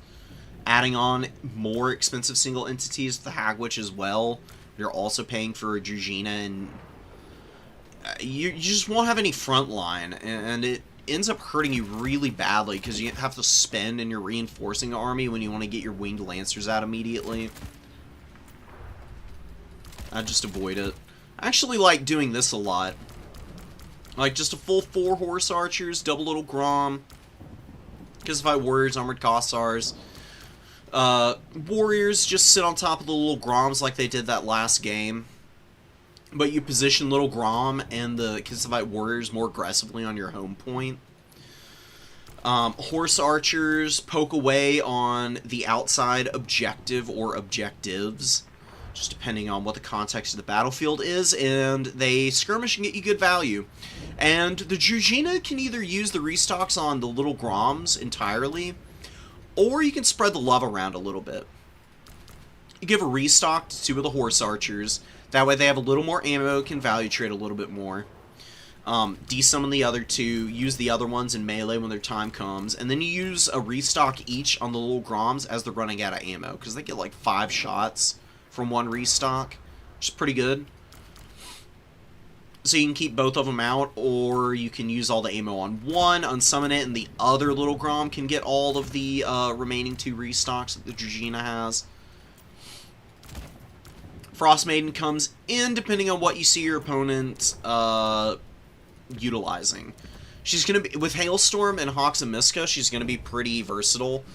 Hailstorm against Cav, and Hawks and Miska against big bow lines. And really, I think against the big bow lines is when you bring Hawks and Miska in as one of your first summons. Because you want to get rid of all the Lotherns and whatnot, so that the little Groms can just focus on the cavalry. And Hailstorm you then use for later fights when you've got Winged Lancers or Cossack Dervishes way on the outside of your formation that just need a little bit of support where the little Groms can't quite help out because the line of sight or whatever, too far away, whatnot. Hailstorm is a reliable way of assisting there. It can definitely clear a lot of bodies out and keep you alive. I really like just going big, heavy cav. If you want Kossars, or Kossavite Dervishes or something, the Horse Archers are basically a Kossavite Dervish. You're losing out on 180 HP, 2 melee attack, and 10 charge bonus. But you get a bow for the extra 75 gold. Just keep these guys on the field. They're really good in melee, honestly. Like, you compare them to a lot of other bow cavalry, and they massively outclass them in terms of stats. Compare them to Marauder Horsemasters. Marauder Horsemasters and Kislev Horse Archers. Horsemasters have a little more HP, more armor, little bit more, a little less speed and leadership, actually. Oh, man. More missile strength, but a much shorter range missile. These guys have pretty good ammo totals as well. Equal to a Horsemaster. They'll be able to utilize that ammunition a little bit safer with the range, so when it comes time to tussle in combat, I mean, they'll perform pretty admirably. It's really not too bad. And then you can spend a little bit more on units in the ground game. Like more armored Kossars with the pistols, like a Kossar Spear or something. Or actually, Streltsy would be pretty good here.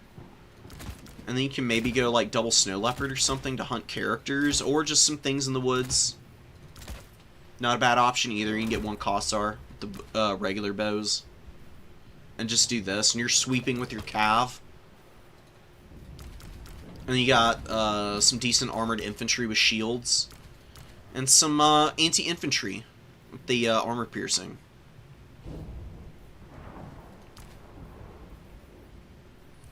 Because the one thing that you won't be great against is like Swordmasters of Hoeth and melee or something like that. All the little Groms can always thump those down. This build has a lot of versatility built into it. It's just that you got to play objectives very aggressively early. Or at least play your home objective very aggressively early, otherwise your opponent can steal it away from you and you'll lose on tickets like what we saw last game. You gotta always account for the fact that your opponent can kind of just get up in your face, lock you down, and just not really let off of the gas pedal.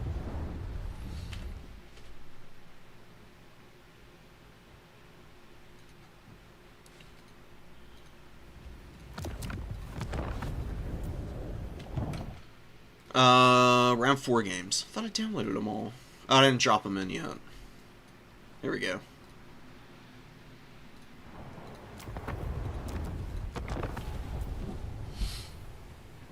Bot versus the Undead. Oh, and we're on Jade Tomb. Oh, beautiful. Meat versus Rot. We got double Little Grom again. Ooh. Tempest Frost Maiden. Frost Worm. Green Nut. Dude, this is... Alright, we gotta watch it, dude. This is gonna be a good game. It's gonna be really cool. Hawks of Miska against Bretonnia is a must, in my opinion, because it ruins Men-at-Arms. But Blizzard is also fairly good against Bretonnia. It's nice to have in the back pocket if you run into a ton of Foot Squires for some reason. Not a super common sight, but you know, just in case.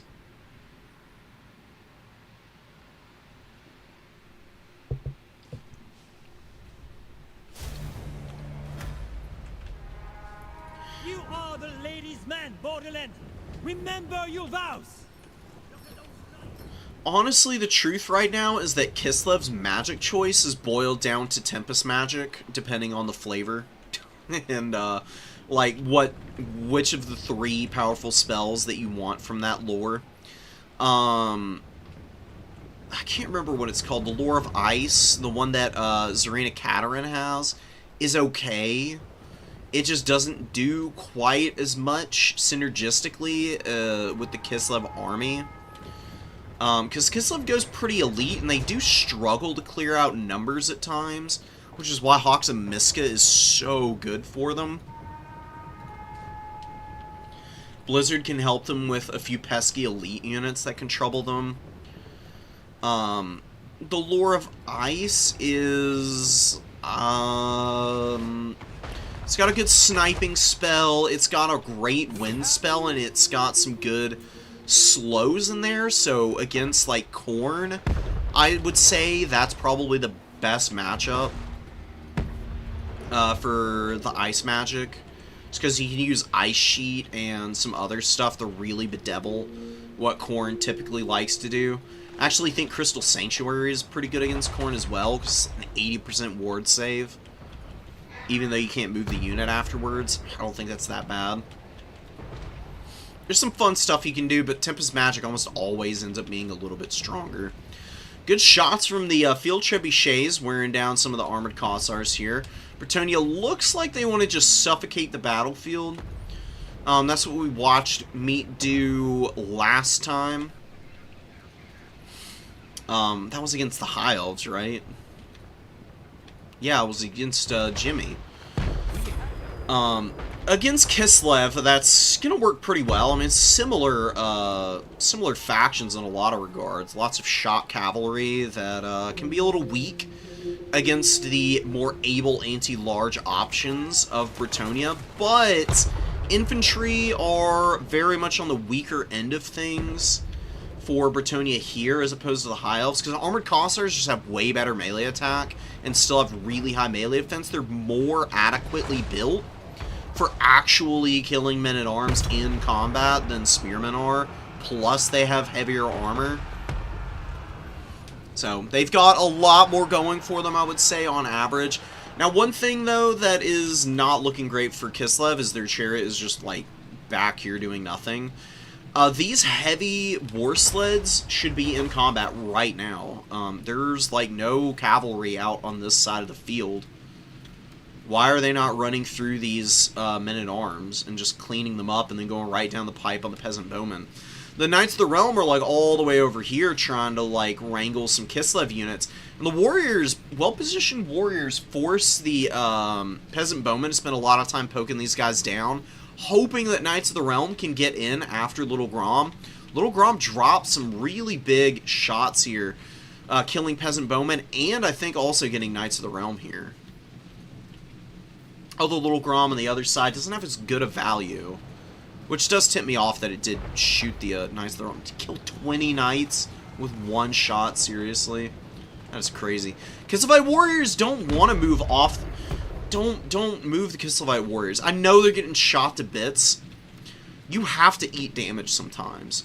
Knowing when and where to eat damage is very important. The Kislevite Warriors should just stay on top of your Little Grom to make sure it can continue firing. You're actually compromising this position now. You've got Winged Lancers in numbers getting on top of the Peasant Bowmen and doing a really good job of hounding them down. They're all going to be gone in just a little bit here, and it would be nice.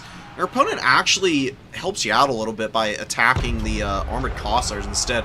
And a point-blank shot on the Knights of the Realm kills about half of the remaining unit. Oh, man. Jesus Christ. Have mercy, brother. That was hilarious. What a blow, honestly. And now the Winged Lancers are running rampant through all the lightly armored Bretonnian infantry. Where are the chariots? Chariots are still not being used in melee. I don't agree with it. They can run through the spearmen at arms even. I mean, these things have a ton of mass. They're even more... They have even more mass than other similar chariots of their cost and caliber, which makes them even harder to lock down in combat. They're very ferocious. You can use them very aggressively. Little Groms are dunking on the companions of Quinnell right now. And chariots withdraw just in time. Companions have to peel away so they don't get caught on the armored Kossars and the Kissavite warriors here. Boris with just beautiful positioning from Roderick. He's not letting Meat get any dive attempts off cleanly. Alberic was chasing after winged lancers for a while. Couldn't quite collapse on them. Now he's trying to get after Little Grom, and Boris is right on him. Although Boris is just standing around. Fear of Urson is bugging out a little bit right now. Very weird, but Alberic is going to disengage anyways. I don't know what was going on there. Well, Pegasus Knights going after the heavy war sleds. It would be nice to see something to help these guys out, or they just run away. No reason they should really get caught here. I would get the worm over here to get after the Pegasus Knights and have Boris rally over there as well. Little Grom shot actually takes out 4 of the Pegasus Knight models. And doesn't even friendly fire damage the war sleds. War sleds don't lose a model there. Beautiful stuff. Winged Lancers turn around, charge this. Kossars just hold here while the Frostworm gets in and terror outs everything. Grell Reliques are out of position. They were not as well situated this game. I think Meat just got over aggressive. There's no reason to advance up on the number 3 here. Like, just stuff the number 1 objective, make sure your Grell Reliques are well positioned for your men-at-arms to hold, and field Trebuchet down all the armored Kossars, and just make Kislev play way more patiently than they had to. It also just left a huge path open for the cavalry to get around the flank. This is a great choke point. You gotta take advantage of terrain. You stick 2 spearmen at arms here, even if it's like on your own side of the field, and you cut off this entire side of the map. Once they're through this gap, there is just open field into the sunset. They can do anything back here. That's kind of what the Winged Lancers are able to do. I mean, honestly, the value on them has been... It's been good, but not as good as I've seen in the past against Bretonnia, but they've disrupted the Peasant Bowmen so hard. And they've disrupted the Trebuchets pretty effectively as well. One of them has been offline for quite a while now. The Armored Kossars, Kissavite Warriors, been fairly safe to just sit and grind down the rest of the men-at-arms. The Peasant Bows are rallying now and getting a little bit of revenge, but it's a little bit late for that. Like, they're going to poke down this Kissavite Warrior, but then Dervishes. So Dervish is probably going to sweep up both those bowmen there. And probably that men-at-arms. Pay for itself, and then still be healthy enough to get back here and harass the Trebuchets. Green Knights on the field. Frostworm and the Frost Maiden are over here. Tangling some spears. It'd be really nice to have Hawks and Miska right now, but you don't really need it. You got Hailstorm, which will still do good damage, and Terral will be pretty quick in the coming, I would imagine, here. Oh, the Grell Relique is here. Wait, no, that's Compania Quinnell, never mind. And Lancer's getting around the back. The Frostworm is just disrupting everything here. It's such an amazing monster. I mean, tons of mass. Very quick attack animations. Hits very fast for a big monster. It's incredibly agile. It's got a very good turn radius, so it doesn't get stuck in bad positions oftentimes. It's pretty easy to turn it around and run away from stuff like this. Although here, Green Knight and Alberic, I think, kind of have it dead to rights.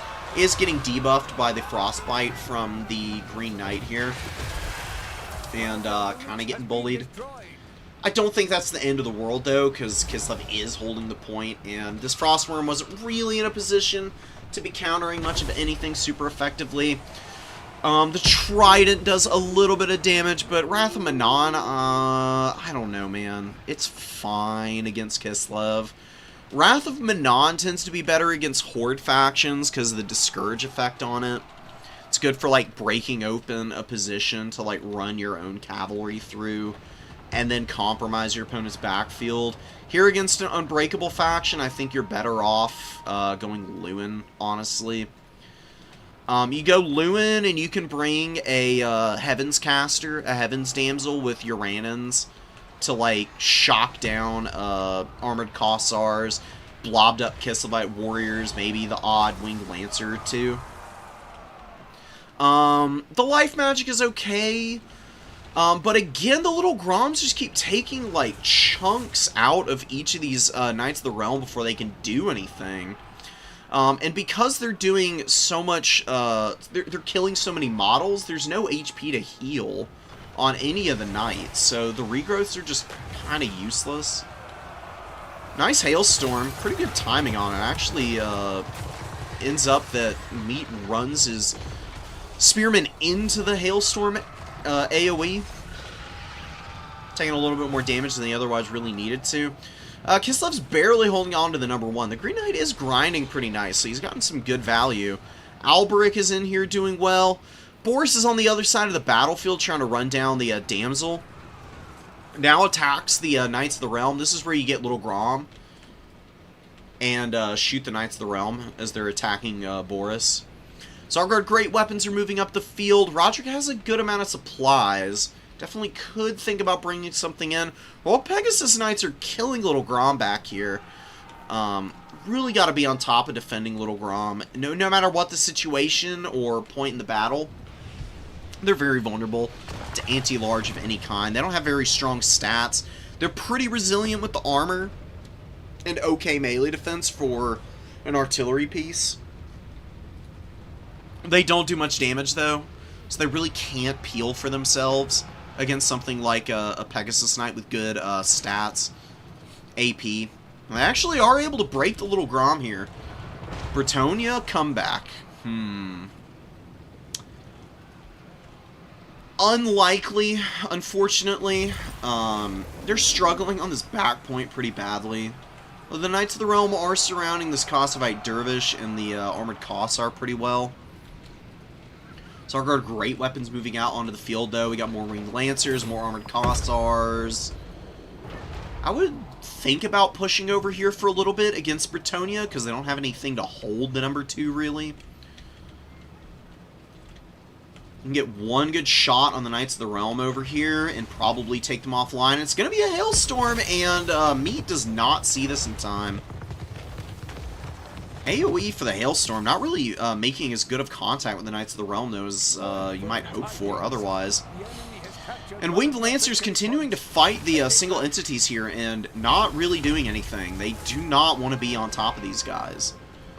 Alberic and the Green Knight are both very effective at clearing out Knight units because they're either ethereal and they just take no damage, or they're like Alberic and they get a massive bonus versus large against these guys, which means that his damage spread is just uber effective against them because he's never going to miss. They have low melee defense, and he's killing like 3 or 4 models with each swing, and he just keeps getting regrowths and hanging in there for the late game where he can maybe start to help dominate the mobile fights. It's very much up in the air as to who's going to take this one.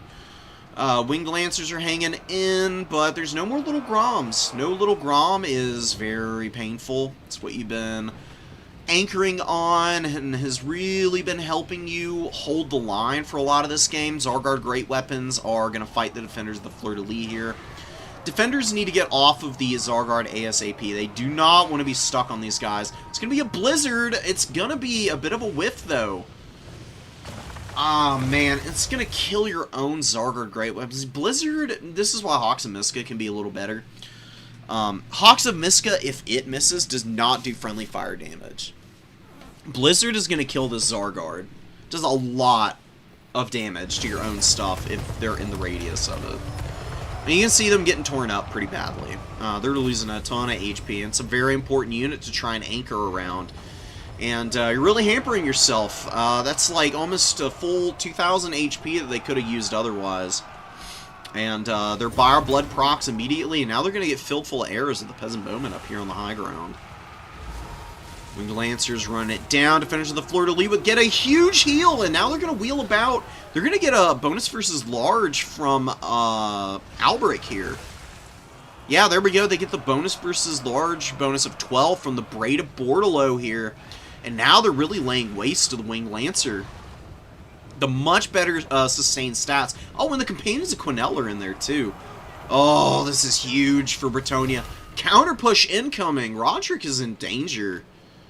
Needs to get the #1 back somehow, but he doesn't really have anything to break the Spearman off. Oh my god, late game Bretonnia win. Is it going to happen? Boris is pretty surrounded, and the Frostworm has not done a damn thing this game. Ooh, gets a couple of hits in against Alberic, though. Oh, and Boris is there. Can they kill him? No, he's going to squeak away. Oh, down to 700 HP. And now the Companions are surrounding these guys. Boris is going to die to the Companions of Quenelle, I think. 1,600 on the Companions. Boris with some pretty respectable value. Frostworm, for having come out twice, really not doing that well. Looks like the Snow Leopard is routing. Green Knight came over to beat the crap out of it. And the Defenders of Fleur-de-Lis were there as well. Another Hailstorm, but the Hailstorms are coming in a little panicked, I would say. Not super well placed. This one gets some lucky hits in. And Boris is going to run. Frostworm is going to be not too far behind it. If he dies here, it's going to be really painful for Kislev. Look at this Kossovite Dervish getting demolished by the Royal Pegasus Knights. Oh my goodness. Oh my god. Oh, they got killed so quickly. I was not ready for that. I mean, Kislev did grab the #1. The points are, you know, in flux. Iceguard Glaives are coming up, but I don't think they make it here in time. Ooh, it's going to be tricky. Pegasus Knights here. Grinding against infantry, not usually their cup of tea, but they're going to get some support quickly. I mean, the Peasant Bowmen can, since the Armored Cossars are facing the wrong direction, they should be able to poke them down pretty quick. Just get the shot, just shoot these guys off the field. You've got a little bit of time to work with, and you're capping the #3 objective. Should be able to grab it. Ooh, but the Winged Lancers get up here. They don't have enough cap weight, though, to flip the weight. Bretonnia does grab the point. Pegasus Knights getting poked, but they are just cleaving through this Armored Cossar. Thanks to that perfect vigor. And now we get a few shots on the Peasant Bowmen into the rear of the Armored Cossars here. Breaks their leadership, so they're going to be running once that wears off, probably. Since they're losing leadership from their lord being dead, which it does not show here. Does show over here on the Iceguard Glaives, though. Winged Lancers and the Glaives should be able to retake this point. Really good against the Green Knight. They do have magic damage. And a hefty bonus versus large of 17 should be enough for them to poke against him effectively through the 50 melee defense. It's going to be slow going recapping that point. If they can recap this before Bretonnia grabs the #1, then maybe they can win, but I think it's a little too late. I think the fact that Bretonnia grabbed the #3 is what doomed Kislev here.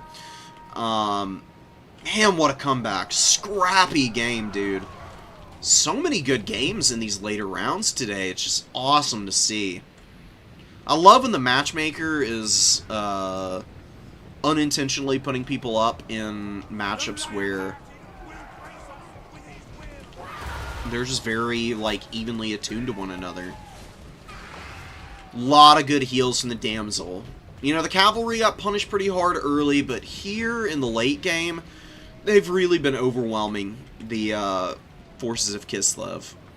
And Alberic struggled early, but staying aggressive with him has paid off dividends, because he ends up with 3,500 value. I really thought he was going to be a lot less efficient after those opening moments, but got in there, got some good fights against Winged Lancers, he gave that bonus versus large to a lot of his cavalry, and even though it wasn't pretty early because of Little Grom, once Little Grom was offline, it's all about Alberic and the Bretonnian Knight play.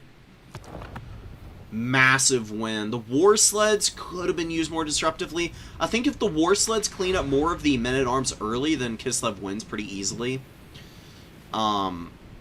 It was left a little unattended to get run down by Pegasus Knights, and I think it got dragged down in the end by some Knights of the Realm. You'd like to see it do a little bit more. It got its value back, but that's it. Chariots need to uptrade. They're a little bit like a ranged, I mean, this is a ranged unit and a chariot, so it's like doubly effective. Really, if you're going to bring a heavy war sled, you want to see it get like 2,000 plus value. It's very capable of doing it. And for the price point, you absolutely need it to. And it had opportunities, but Roderick passed them up, I think, because he was busy microing a lot of his cavalry around aggressively. And ended up falling behind as a result. Frostworm at 2,000 value is solid. Because you're bringing Little Groms, like, the Frostworm is a decent idea.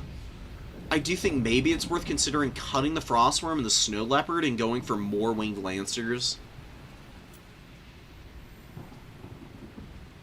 The two here did well. It's just that they, you know, got overwhelmed in terms of numbers of cav on the field at any one time by Bretonnia eventually. And then they were already in bad fights that just became worse and worse. And I don't know. I mean, the Frostworm is a solid unit against Bretonnia. There are a lot of things that it can fight, but Green Knight hard countered it that first time around, and then Alberic and Green Knight together were able to get the finish on Boris and the Worm. Maybe if Roderick plays a little bit more closely together for a longer period with Boris and the Worm together, they're actually able to win one of those fights, and then it's a different game as well. There's a lot in close games like that. The what ifs, the Wither 2s and the Y4s. There's so many little permutations that could have gone differently that will determine a game like that.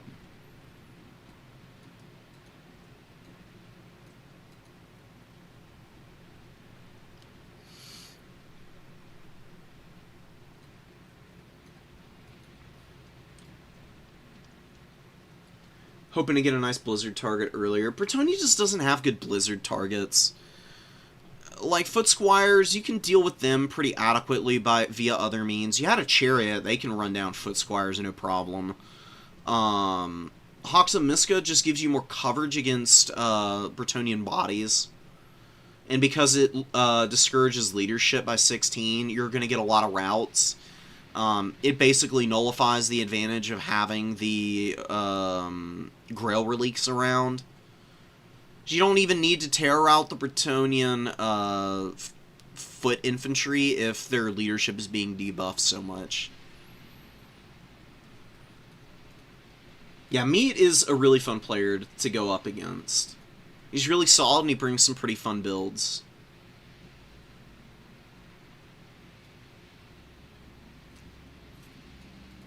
They are really hard to deal with.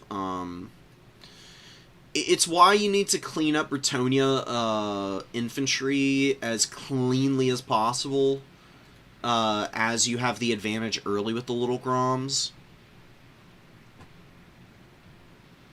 You need to be well ahead of Bretonnia before that late game kicks off, because you need to have your Kossars and your Kislevite warriors set up on the points for the Knights when they come back in. Because then Bretonnia is going to have to get on the points with their cav, and that's where you can maybe get some better pistol shots on them, and maybe even, if you're lucky, force them to engage on your Kislevite warriors. The halberds can just rip and tear through those Bretonnian units.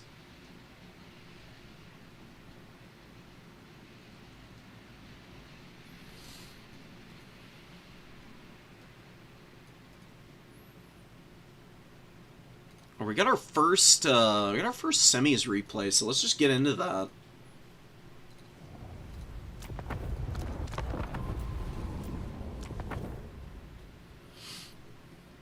Elves v Elves. Oh my god, Way Watchers. Holy Way Watcher fire. Oh, a Thilmar Chariots, and yeah, a Silver and Guard front line with Lariel. I mean, Larry is pretty good against Wood Elves for the most part. She imbues a lot of very useful things under your units. She's on horseback here. I prefer her on the Eagle than on horseback. Gotta be careful with her either way. Yeah, you do have Boon of Isha.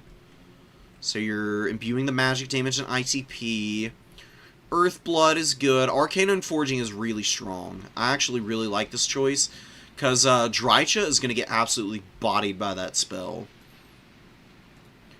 Arcane Unforging is Spirit Leech, but better. And it also imbues cooldowns onto your opponent. So it'll make using the spells a little bit harder for Galju, which means that Jimmy might have some slightly better trades in the mobile game. See about it. Way Watchers. 4 Way Watchers is going to be just tough to avoid getting absolutely shit-canned by, though. I mean, these guys thump. I mean, the AP is just so overwhelming. They fire really quick at 11 seconds. I mean, there really aren't many units with more damage potential than these guys at range. Add on to the fact that Hawker's Precision gives them a little bit of extra poke. They'll chunk you down. They will run your ass over. Thilmar Chariots are theoretically good against Wood Elves. They can be impactful. But I feel like Wild Riders and Wild Hunters of Kurnus are good enough to lock down Chariots and kill them quickly. That they can very quickly turn into a point sink that's not doing you any good. If they find time to run over Way Watchers, though, it'll very quickly flip around. First Way Watcher volley onto something other than the Chariots just chunks down this Archer unit to less than half. Ooh, we get Earthblood on them, just to give them a little bit of HP. Heal up some of that damage. They're, you know, pretty thankful, I would say, for Alariel being ever-present for them. Silverhelms with shields are chilling. You don't need to move in. You really don't need to move in. Pull back. Wood Elves have to engage into you, because you have a double cap.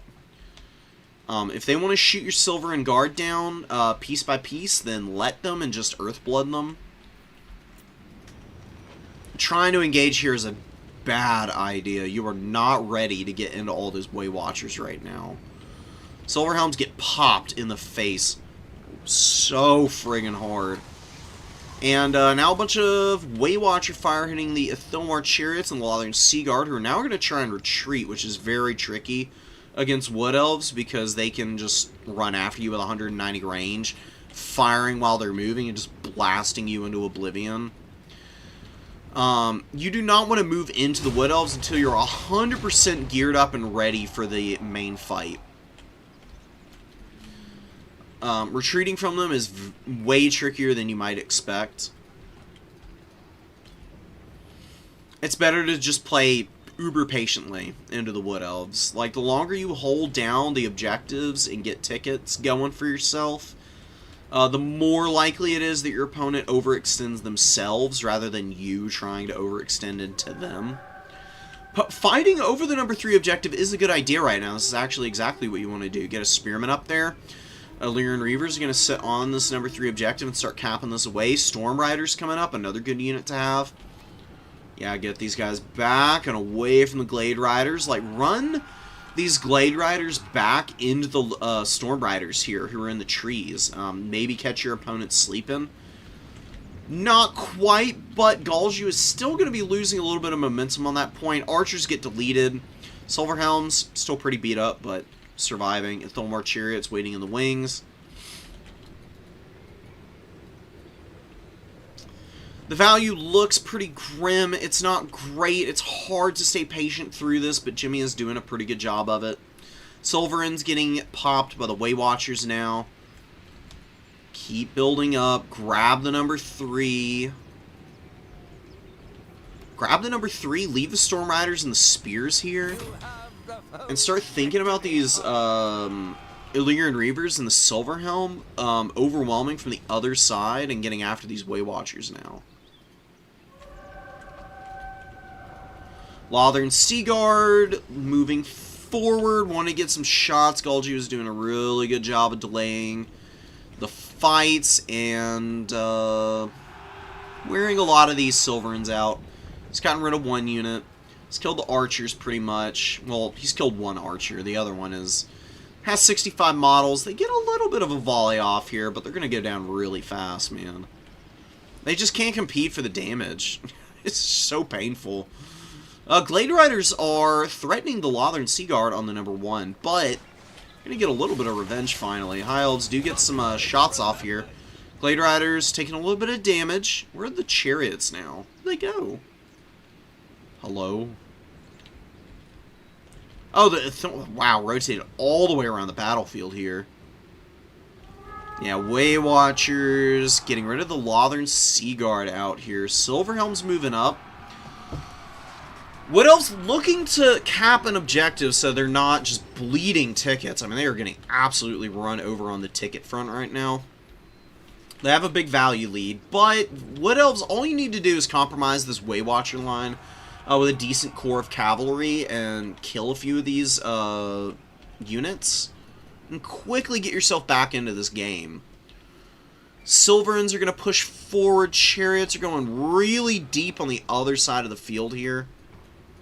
Rotate them around out of the forest to try and get after the Way Watchers instead. I think this dive is going to fall apart. There's just not enough going in the favor of the Wood Elves, or the High Elves over here.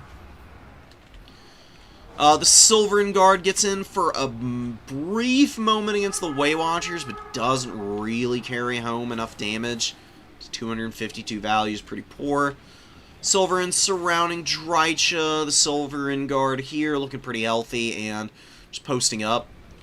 Nice little heal.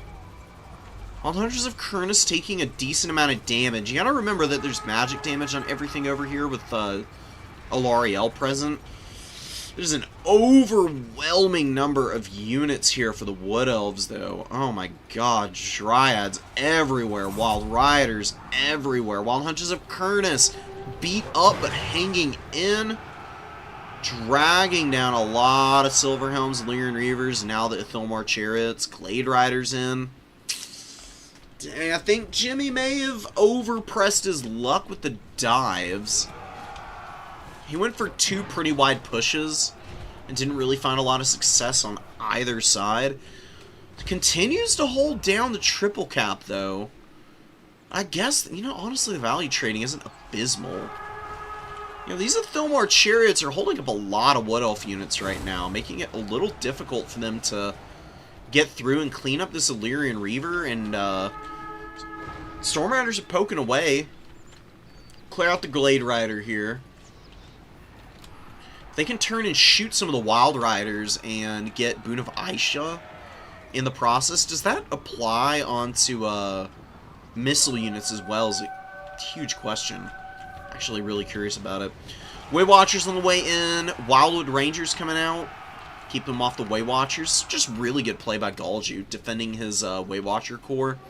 Now, the problem is, though, is he's not getting any movement on the points. Storm Riders are a really annoying unit. They're going to be a very good line holder here.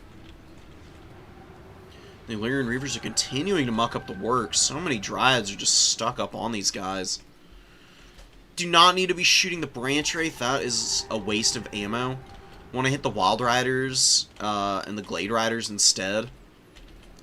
Just leave these guys to grind against the Dryads. Although, leave Alariel here on top of the Spearmen so that you can give the magic damage to this Storm Rider unit, because they would actually outtrade the Dryads with the magic damage, because these Dryads are tired, not really going to hit very effectively through the melee defense. You leave her there and just keep healing the Storm Riders up, and they'll probably beat at least one of the 2 Dryads present. One of the 3 Dryads present here. Lyran Reaver's going to get run down by the Glade Captain. Wild Riders killing the remaining archers. Silverins holding on the middle. Ooh, it's going to be rough. It's probably going to be single cap time for the High Elves here shortly. Galgi needs to stop monkeying about and get on these points, man. He's leaving the Dryads to grind a long time fruitlessly against the Storm Riders. Storm Riders are still firing somehow. I wish my units, when they're on fire at will, were better at actually shooting when they're engaged in melee. It seems to, you know, I'm biased. It seems to work better for other people than myself. Silverin Guards get engaged on by Drycha. Brilliant play here. Drycha breaks their Silver Shield attribute since they're engaged in melee combat, and the Way Watchers just blast them into smithereens. Great value on the Way Watchers, honestly. Counter push coming in. Number 3 objective is being capped by the Wood Elves. They have got to get all the points. And Silverhounds are actually really smacking down the cavalry out on the edge of this battlefield. I mean, the number 1 objective is going really well for the High Elves, honestly. Repeated dive attempts to grab the number 1 objective over here are being stymied horrifically. Do have some Way Watcher fire coming in. Doing some pretty good damage to the Dragon Princess, but we get some great layering.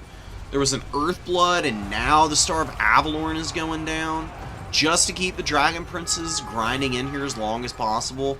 They are going to break, but they're still getting the healing as they run away. As long as there's models in here, the whole unit gets the benefit of the heal. See him getting dragged down. I guess the center of the unit ran out of the aura, actually. I thought it was just units, not the little flags. Sometimes it's kind of hard to tell what the intended effect is. And that's going to be a win for the High Elves. I mean, a very unsexy win, honestly, playing that attrition-based game.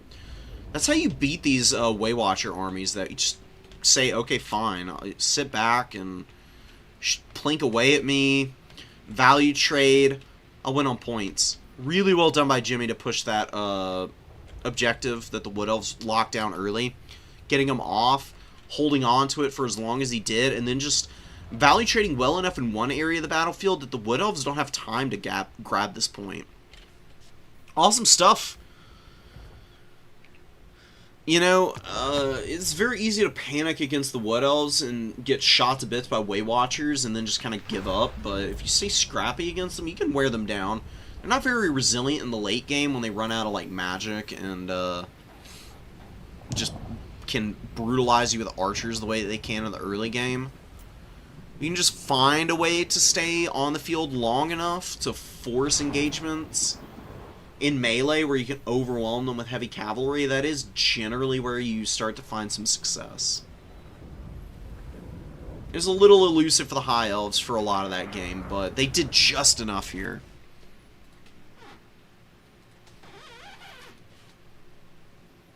And we got our other semis game. We'll check that out, and then the finals will be ready for us.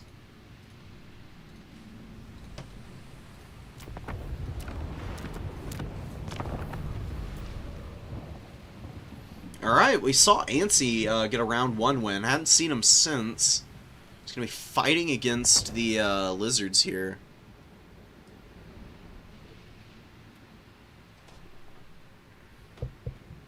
Wait, this isn't a rematch, is it?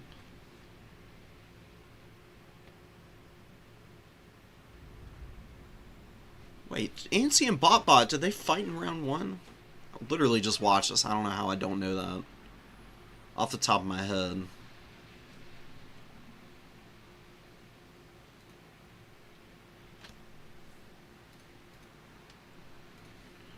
Hold on.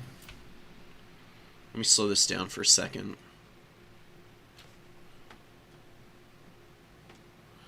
No, that's right. Anti fought this guy Constance. That's right. Okay.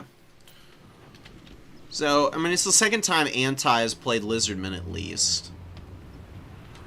Got a nice wide build. He did bring Celostra again on foot. Goes to the pass and Tide Call.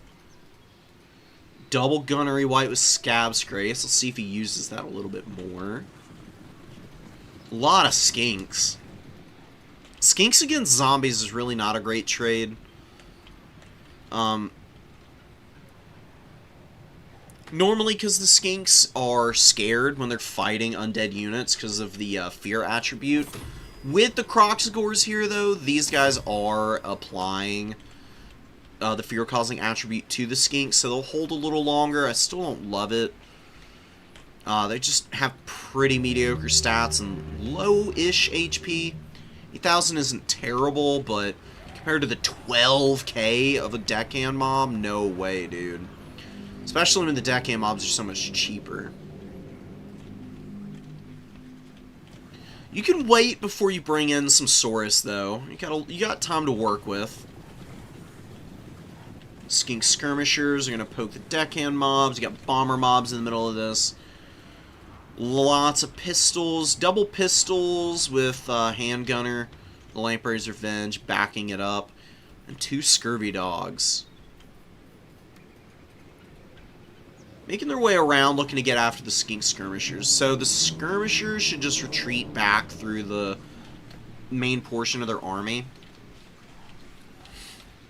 You want to move your skinks forward just an itty-bitty bit.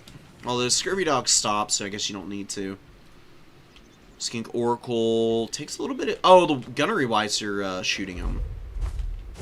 Ah, and he fit them both in here because he didn't spend the money on the mounts. Which I think is a good call. You want these guys to be cheap. The mounts are not, like, stupid expensive, and they do give them a bunch of armor, but I don't find to be very useful, to be honest. The gunnery wights on foot, just poking stuff, is good enough as is. Beautiful tide call on the skink cohort here.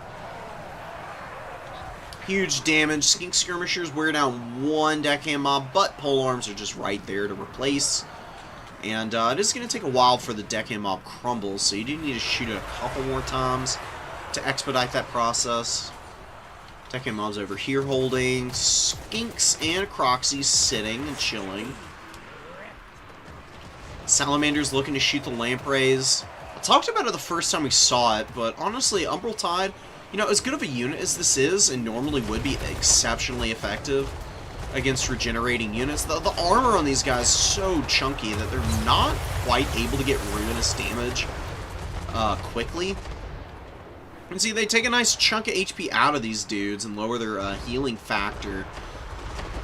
Really, just some scurvy dogs in here would help tremendously in controlling this fight. Because you could theoretically just outgrind all this stuff here, but look at this, man. Lamprey's taken way too many shots on the Umbral Tide. Just volley fire after volley. Ripping into these poor Lamprey's Revenge, and now they are getting absolutely rolled. Oh my goodness. There was time to dive this unit, but scurvy dogs were fumbling about out here with all of the skinks, actually. And the skink cohorts with the skink skirmisher support and feral cold ones and Croxigors. Wow, they just completely fold up this Vampire Coast army. Oh man, look at the brutality coming in here. I mean, it really might not look to be too terrible for Anti, because it's not that far behind, but his entire middle position's collapsed. All he has are the gunnery wights to hold in here now. Bomber mobs getting run down without really getting any value. Pistol mobs not getting a whole lot done. Handgunners are getting some good shots here. The black spot are really chunking down the Ripperdactyls. Kind of hanging in here as best they can. Night Terrors are on the field now to route some skink cohort. And some feral cold ones. Good terror routes coming in there for the Vampire Coast.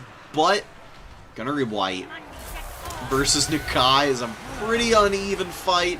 Plus you got Croxigors next to Nakai. Oh my god, I think with this Primal Roar active, they really just helped completely unwind that poor little gunnery wight. From his undead status, he just got absolutely blitzed down. Kyle 700 value. Croxigors with almost 500. Croxigors over here. You know, Croxigors just never work in these builds hardly. at least in terms of value trading, but I guess keeping the skinks in the fight a little bit longer makes all the difference a lot of the time. Certainly seems that way, at least. Nakai's hanging in here. Black Spot is still alive. I mean, just one handgunner unit can make all the difference in the world. You got the Black Spot over here and this other handgunner. Both of whom have pretty exceptional value right now. Oh, it was looking rough for Anti. I mean, he has struggled with keeping bodies out and alive, but if he can just keep these handgunners functioning, laying waste to Spear Riders and Ripperdactyls, he's got a good chance of winning this one. Fellbat's coming out now. Definitely can get in here and be annoying. Skink Oracle. Oh, that's how the Night Terrors are taking so much damage. They're getting lit up by the Feral Troglodon. Skink Oracle over here with the Wind Blast, Flock of Doom, and the shooting is 1600 value already. Honestly, a little unexpected. I really didn't think he'd be doing that well. Little did I know, he's apparently just an absolute nightmare for the Vampire Coast to deal with. When these Feral Troglodons do have a pretty powerful missile, you can see he actually takes down one of the Night Terror models instantly there. Ripperdactyls are in, and they're cleaning up some zombies.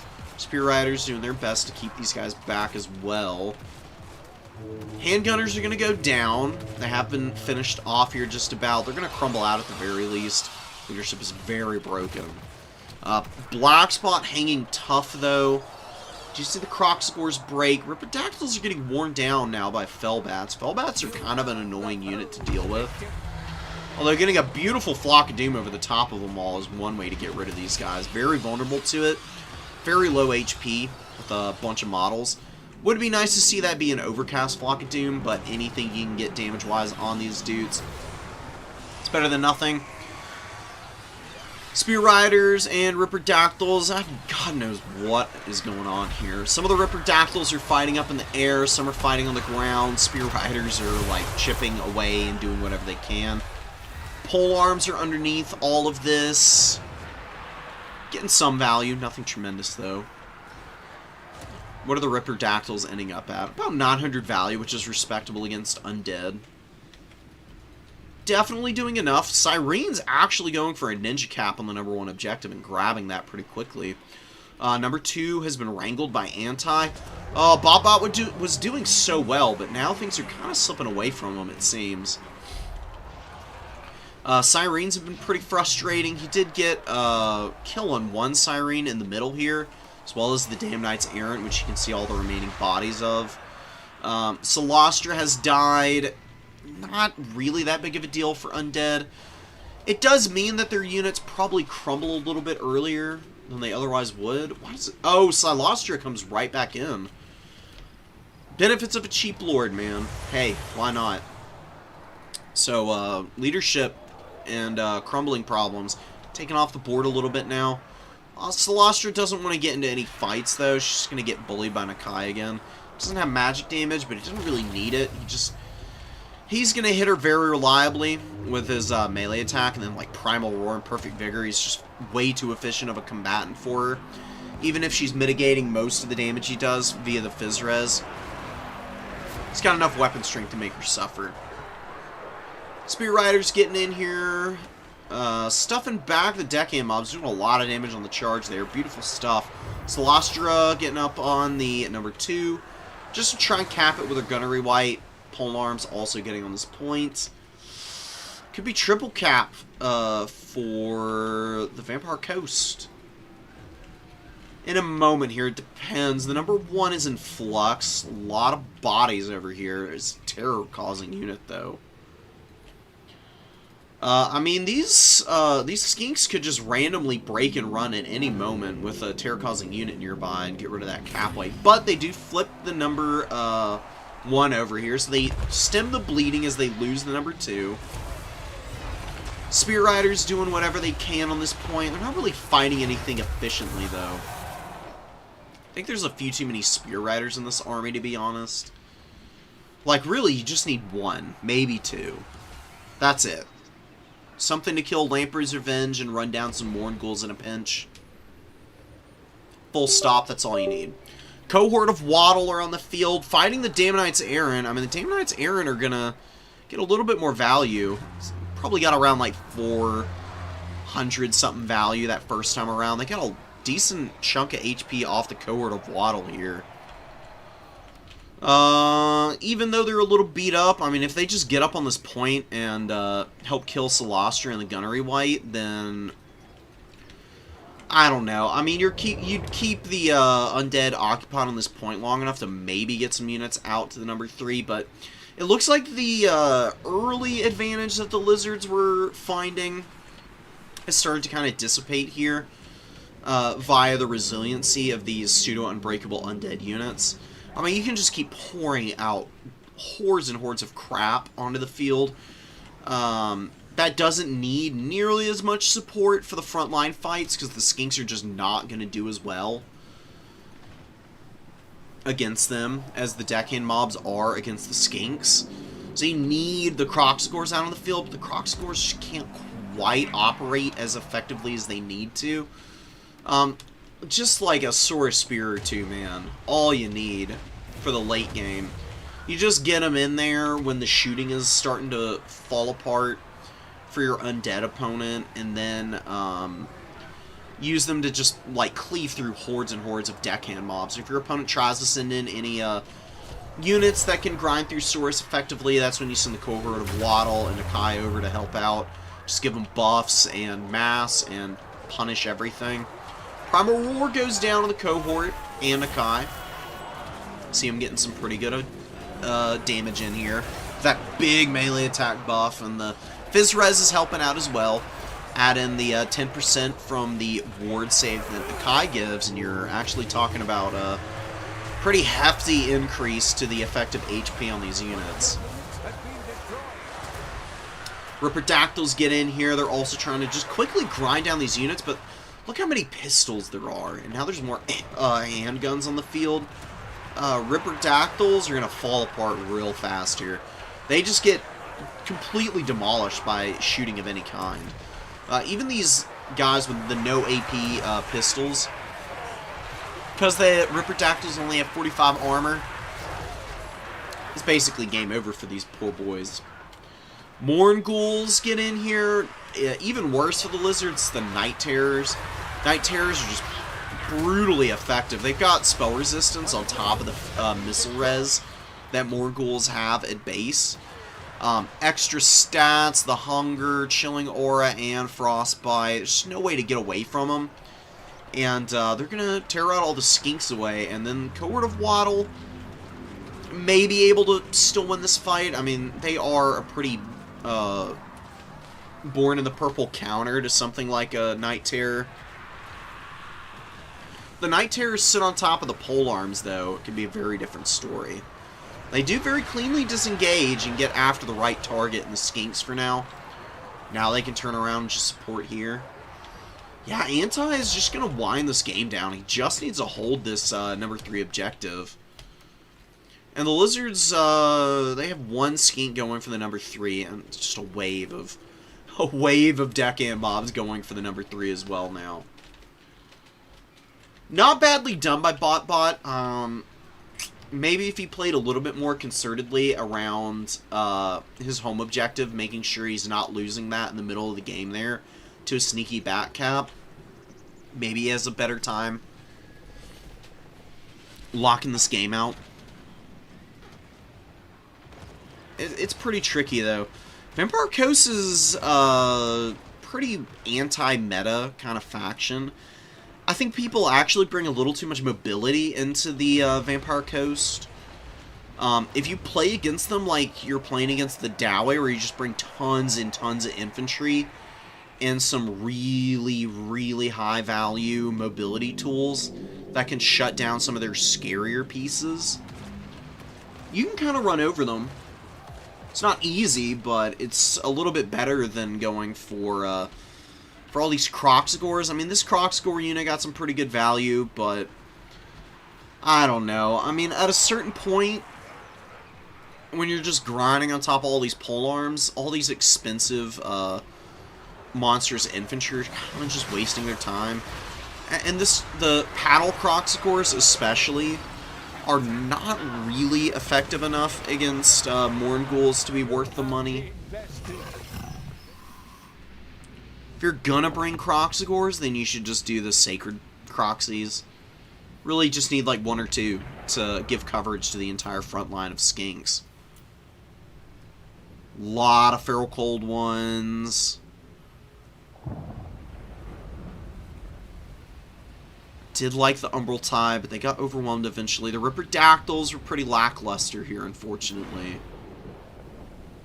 1 Ripperdactyl would be plenty. 2 is way too much.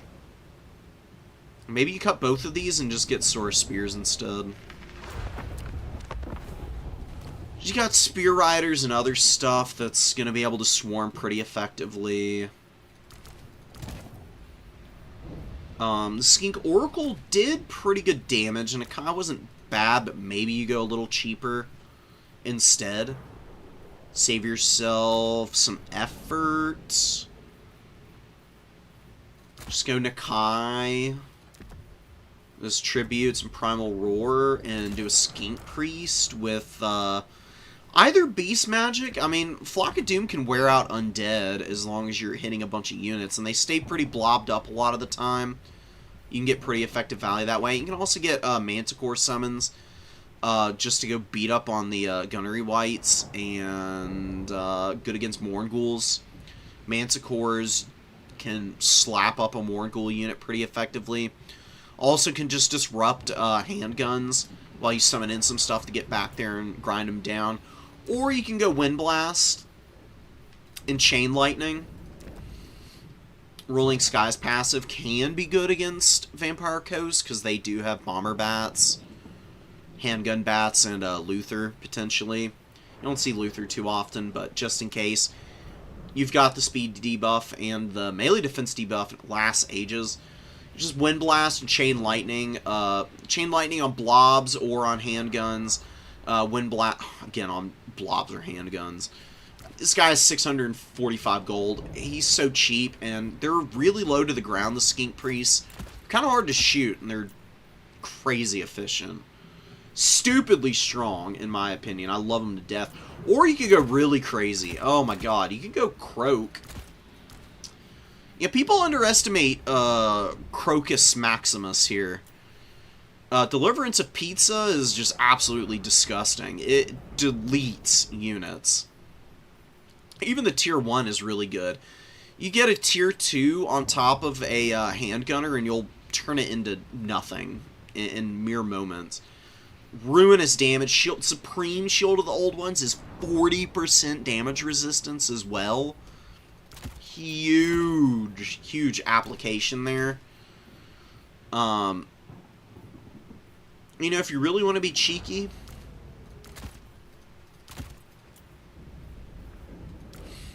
honestly, Red-Crested Skink Chief on a Horned one with Colossal Strike, Warrior Crest, and Opal Amulet at 1400 is honestly a very respectable combat character, and can control a lot of space around Croak so that Croak isn't getting killed in melee. And his spells are 200 meters out, so he stays well out of range of handguns. You just blow all the handguns up with Croak, and any blobs of undead zombies and stuff that start to form, he just nukes those as well. And get rid of Golden Death Mask. Great Arcane Conduit I do like, and Supreme Shield is also really good. 1750 is not that much to pay for him. Croak can get some absolutely buffoonish value. If you're hitting the spells, he's like 3,000 value in the bank. I kid you not. He's really good against undead.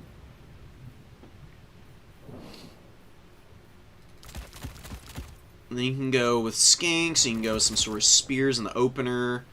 Do you like to have some Spears sit on Croak to defend him? Reinforcements, you can get the Feral Cold ones. You could do a Rev Crystal, I don't think you really need to. Just don't let Croak get sniped, you know? Especially on that last map we saw on Lustrian Narrows, he just sits in trees. near where the main fights are happening and drops the spells in the safety of the forest. Do like having a few of these javelins. Skink skirmishers are also really effective. And you know what? A chameleon stalker in the opener. To go for a wide flank to try and shut something down potentially, I think is a good idea. And there you go. You just give a couple chevrons. Get 2 Sacred Croxies in.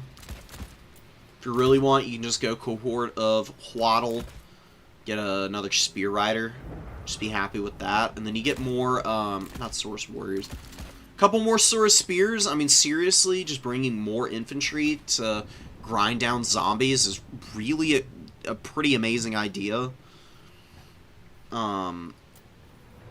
If Vampire Coast doesn't bring Depth Guard, they can have a pretty hard time answering Source Spears. You can get away with 1 Ripperdactyl, I think, and then Umbral Tide, 500 gold, get another Skink Cohort Javelin. And the Javelins just do really good damage with 3 volleys. Against most everything, I mean, Morghuls can get shot up by these guys. Animated Hulks get destroyed. Lamprey's Revenge are a little more resilient. That's why you have the Umbral Tide and Cohort of Waddle and a Spear Rider. And then Feral Cold Ones run interference for you, while Saurus like clean up bodies and anything annoying that might be holding the line for your opponent. I think this is a little bit better than what we saw last time. And Croak is just a fun unit.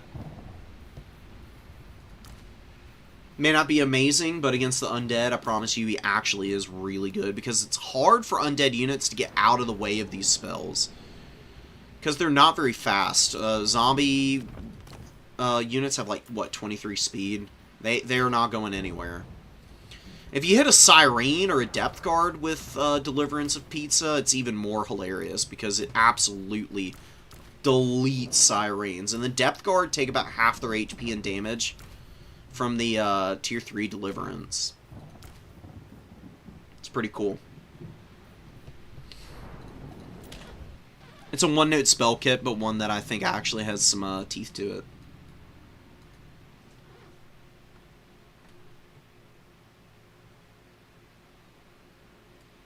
Yeah, it was really well played. Bot almost had that one there. Alright, let's get the finals out of the way. I've been talking about the semis for a long time here. The reason that I was is, you know, Bot was that close to making it to the finals to begin with.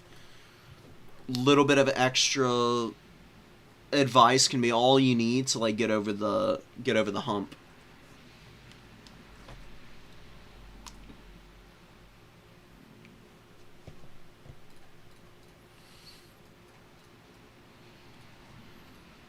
It's going to be Coast versus High Elves. It's going to be an absolute madhouse. High Elves do typically perform pretty well against Vampire Coast, because they just have, like, tons of archers that will just absolutely macerate the front line of the Vampire Coast. And then they have good mobility that can push through after and clean up anything that's still alive. So it's going to be kind of hard for It's going to be hard for Anti-Citizen to defend these mortars, probably. Now, the benefit is that Geyser Bluff is a fairly small map, so there's not that many good flanking routes for cavalry. Up through the trees is the best possible approach to getting onto the arty. Otherwise, you have to, like, run up through the middle of the field, which is going to be just chock full of zombies. And, deckhand mobs and all kinds of other garbo.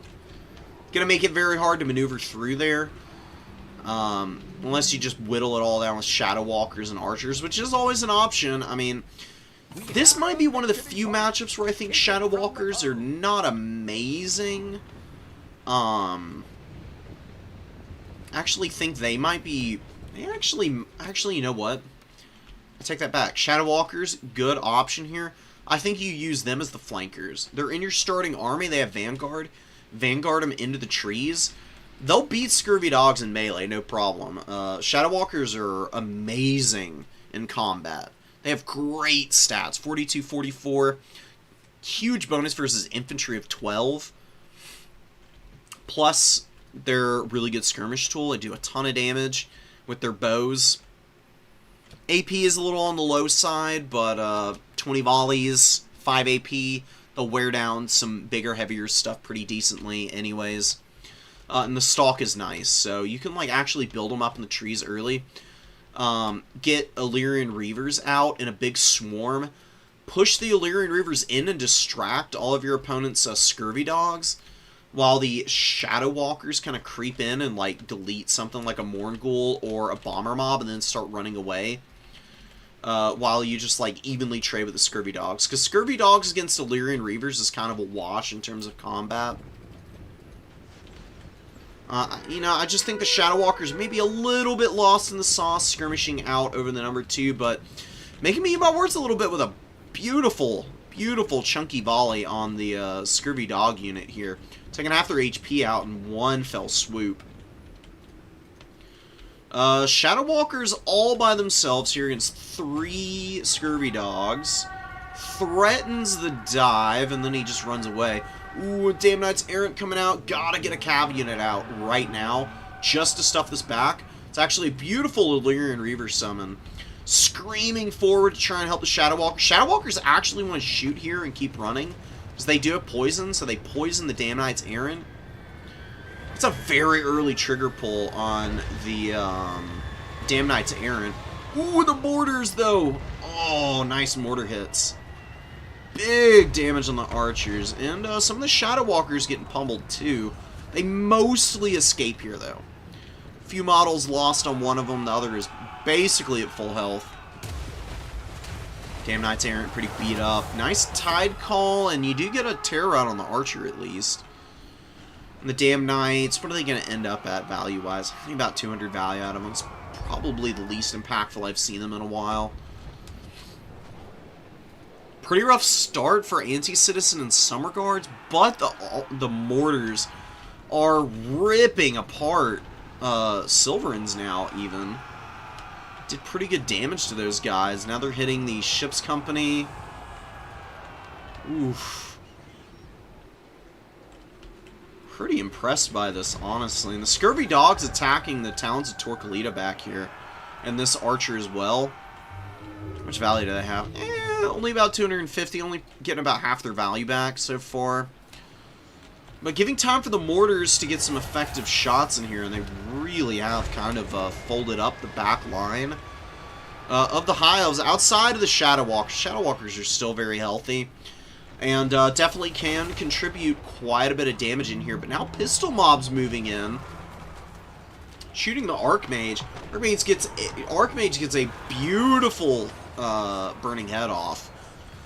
Mostly on deckhand mobs, though, which means that the gunnery mobs are pretty unmolested and have most of their HP to work with. And can wear down these more expensive archer units of the High Elves.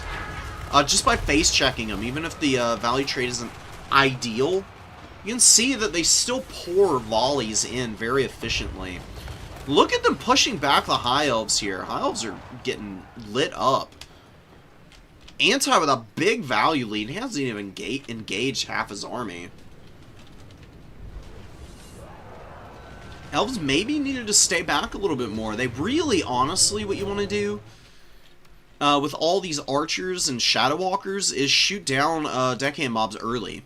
Because what you want to do is use the Silverin Guard to move in and then force engagements onto the gunnery mobs. Because Silverins have silver shields, so they can kind of waddle in safely under fire. And if your opponent wants to try and interfere with them, they need to send in deckhand mobs or, like, Lamprey's Revenge. You can't really send Morngul's, and Depth Guard are a little expensive. You don't see them too terribly often, and, you know, Silverins with their stats against a Depth Guard would hold okay, even. Well, actually, they'll hold, but they're not going to get good value. They give time for some of your other units to come out as the High Elves kind of deal with them. Yeah, this bolt thrower, I don't know what the hell it's shooting at. It just whiffed every one of its shots against this mortar and probably has like 5 value. It's got 128 value. Whoop-de-doo. It's used a lot of ammo, too. Okay, it finally gets one hit on the mortar itself and doesn't even kill it. And the mortars continue to plink away at the Storm Riders and the Archers. Oh. Youch. Another beautiful Tide Call. Going down with Shadow Walkers this time. Archers over here struggling. Ship's Company here getting bombed into oblivion. A decent little Burning Head. It's just not enough, man. Oh, Jimmy. Ouch. You know, this will happen sometimes. Your opponent just brings a very clean counter build to you, and what you bring thinking you can use to like whittle down your opponent's artillery just ends up not working at all. I mean, this bolt thrower has kind of been abysmal. It has not done a damn thing this entire game. Lyran Reavers finally break through, though. See, this is the thing, man. I mean, you're being funneled up into this choke point, really. You have no room to push through. Look how narrow this all is. And you're trying to cap this point as well, and you're like pushing back here. Trying to keep the undead contained a little bit. Silverin Guard fighting against a bunch of polearms. Probably beat both those polearms. Sorry, it's a regular deckhand mob and a polearm. They'd probably still win. Silverhelms come out. If you just can flank a little bit more ably on this side of the field, force more of your opponent's like bodies to like reposition over this way to stop your cavalry from diving in. Just the deterrent of keeping your opponent's units over here will allow you to grind through more effectively on this side. Then your opponent has a more awkward effort in trying to protect the mortars.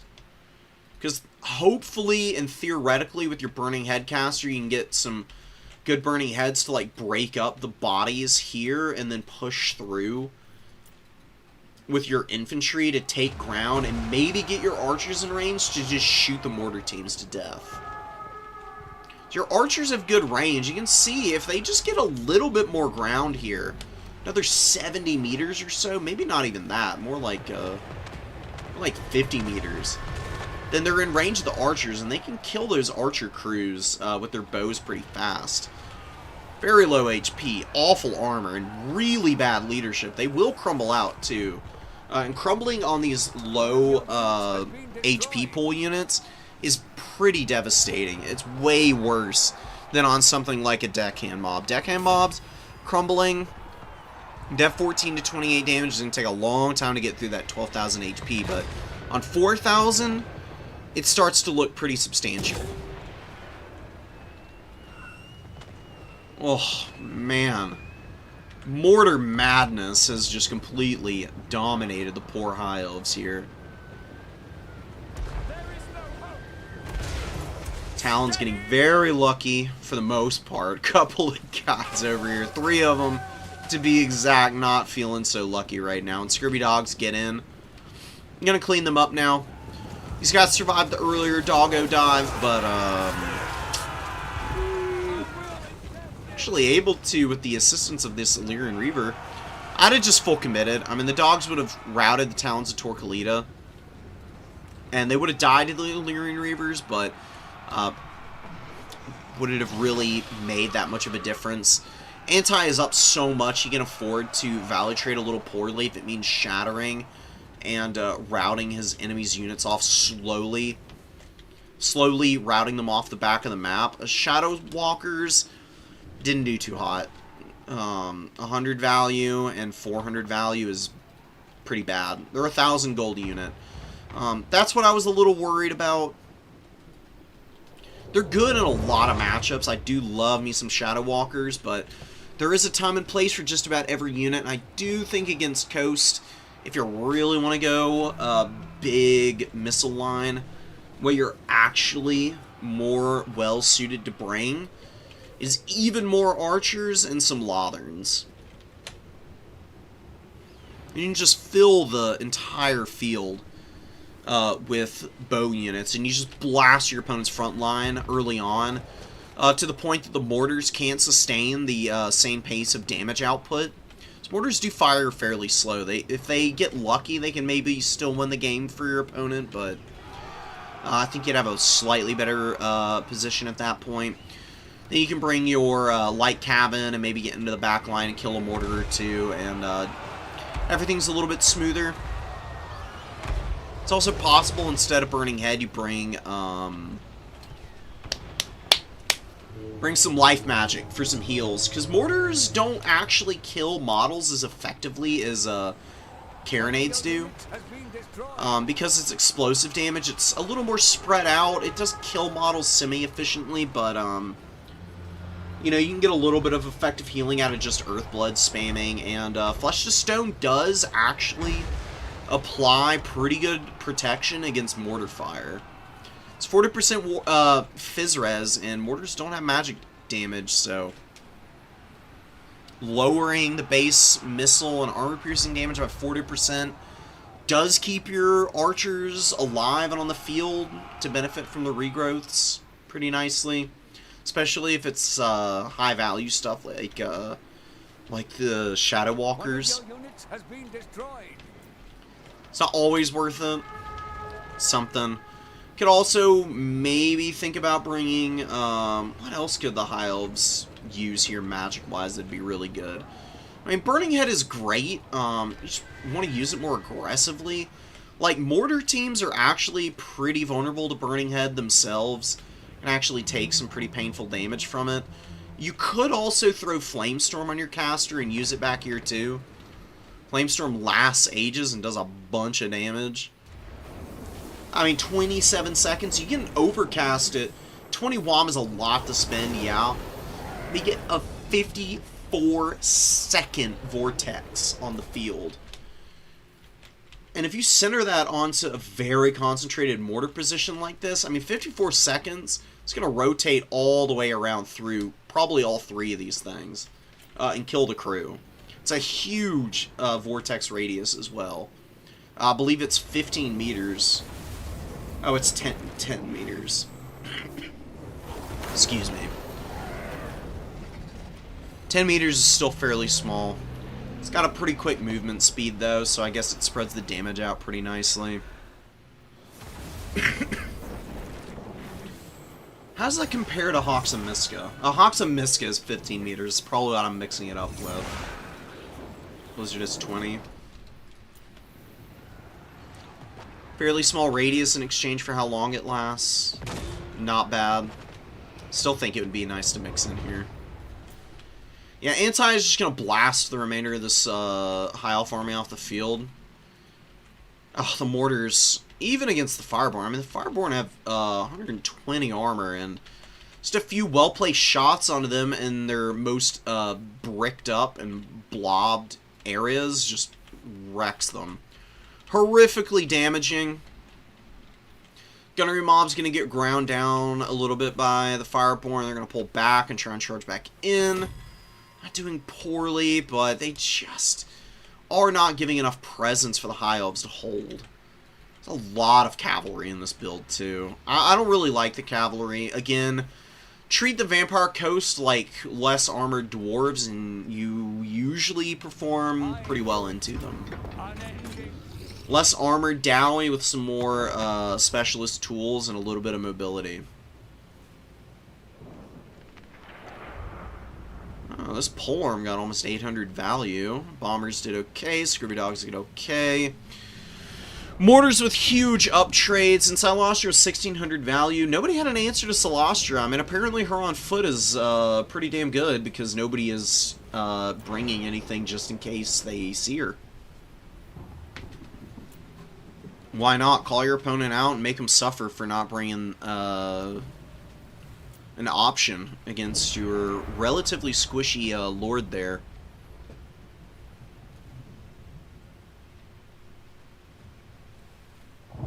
Not really. I don't like it. I think this build is okay, but I think there's slightly better refined builds that you could run there actually thrive with. What about a sea helm?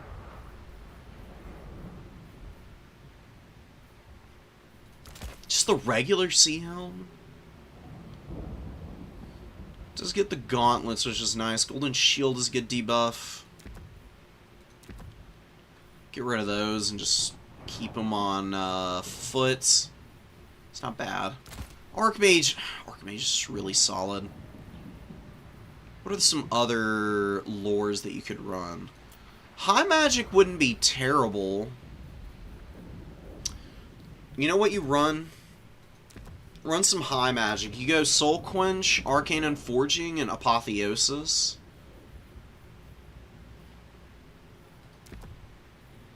Get her on the Eagle. Keep Book of Hoeth. You don't really need Armor of the Stars. She's 1833, so maybe, arguably, a little bit costly, considering. But you get a really nice package. I mean, this is a pretty decent little character for, like, running around and just, like, harassing enemy units. Like, people underestimate how strong the Eagles are because they get martial prowess. Really, they've got 42 melee defense. They get a little bit more melee attack, and they've got good weapon strength and a charge bonus of 62. They can contribute in melee pretty nicely, and with Apo, she can heal herself, so if she gets poked a little bit, not that big of a deal. Soul Quench does a lot of damage to artillery crews. If you get a good cast-off from the side of their formation, it can cleave in and kill some of the actual artillery pieces and damage the crew pretty horrifically. And if you see Silostra, you can use Arcane and Forging to snipe her, because this does wicked damage to Silostra.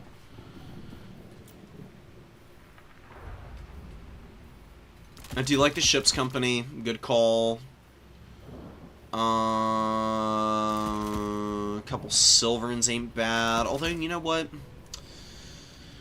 Silverin's not bad against the undead, but you can bring them in the late game. You get a couple Lotherns. You get a bunch of archers. Probably another Lothern. You know what? Why not get a Sister of Avalorn? If you want a Shadow Walker, they have Vanguard deployment. They can come in pretty quickly. They can respond onto the field very effectively for you. Just rush up, immediately start getting into fights, and poking away with their missiles.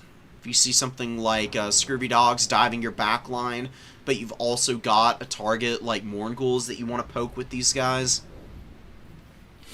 you can bring them out of the Vanguard, kill the Scurvy Dogs, help counter dive against them, and use the missiles as they're moving in to shoot the Mournguls.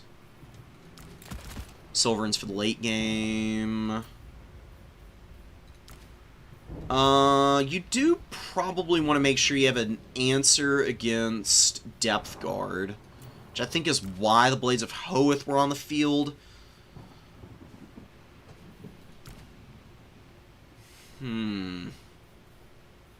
Honestly, a Lion Chariot wouldn't be bad here. Chariots are pretty good against the undead, and these things have 30% missile resistance, 2,000 mass. They'll run down gunnery mobs pretty quickly, do a ton of damage to them, and the mass for the undead is pretty slow. I mean, Lamprey's Revenge are going to have a hard time catching Lion Chariots. Mournguls as well. Mournguls do have frostbite, so you need to be careful, but the Lion Chariots are running down handgunners, great. If they're running down Depth Guard, great. If they're running down deckhand mobs, that's still acceptable, because with 2,000 mass, they'll be able to just run through them for the entirety of the game, no problem. I think all you really need is Illyrian Reaver, melee cav. I don't think you need Silver Helms. I really don't think you need the Fireborn. You should be bringing enough firepower to be able to wear out the Lamprey's Revenge regardless. You can use Sisters of Avalorn to hard counter them. Anything else you really need here? I don't know about it. You can probably mix and match a little bit. I'd bring some Rangers. It's like one of the matchups where they're pretty decent because they clear out deckhand mobs and can push the handguns of your opponent pretty effectively, because if they just get into combat against handguns, they'll rip them up. Vampire Coast handguns have like 4 melee defense or something ridiculous. Yeah, 6. A whopping 6 melee defense. They get wrecked by rangers. You really are just slow pushing. Just make sure that you've got some units that can counterfire the Mournghouls and just shoot them to pieces, and you kind of win the game that way. Just fill out with the max number of missiles, some skirmish cap to kind of like countercharge and keep Mournghouls off the heart of your forces, while you counter push around it, and then just whittle down the Mournghouls with ranged tools while you're disrupting your opponent's own shooting. It's a pretty good way of winning against the Vampire Coast. There's no guarantees, and Triple Mortar is still pretty dangerous versus all of this stuff. So you do need to keep pretty expert spacing. But I think there's a good little spread on units and contingencies here to make it work.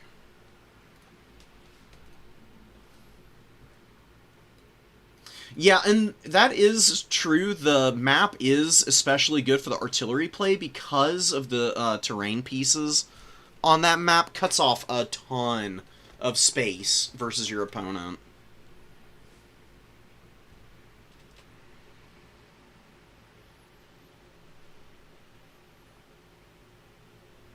Okay, sorry about that, guys. OBS just decided it didn't want to be connected to the internet anymore, I guess. We gotta back up, though. Super weird diversion. Anyways, gonna get back into it. We'll watch a Beastman game before we head out. Got somebody requesting some business on that end. We did cast a Beastman game earlier in the stream. I guess we'll go with this one, so we don't really have any other options. We got Kazrak on foot again. Kazrak on foot is not good. Bring him on the chariot or don't bring him at all.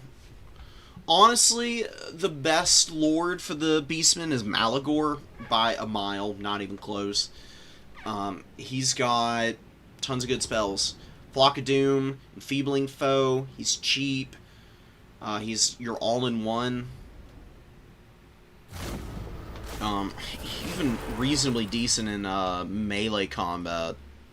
A little vulnerable to sniping from Spirit Leech. I think that's probably why Arkan is here. Arkan does have Spirit Leech and can really hammer Malagor. Some good casts here. Even with the upgraded version doesn't do any more damage. It gives you 300 meter range, which is honestly pretty good for controlling space against Malagor, who does need to get in pretty close to use most of his magic. Kazrak is also going to be pretty vulnerable to Spirit Leech here. Beastman Army, there's a lot of Ungor Raiders in this build. You know, Ungor Raiders are normally a great unit, but not against Tomb Kings. Ungor Raiders are just going to get run down by Skeleton Horsemen and die pretty horrifically. It's not as good as against something like Wood Elves or where are Ungor Raiders at their peak efficiency? Lizardmen, Wood Elves, depending on the Wood Elf build. Chaos Dowie, most of the Chaos factions. Tomb Kings just outrange the Ungor Raiders. Like, their bow cavalry actually have longer range than the Ungors do.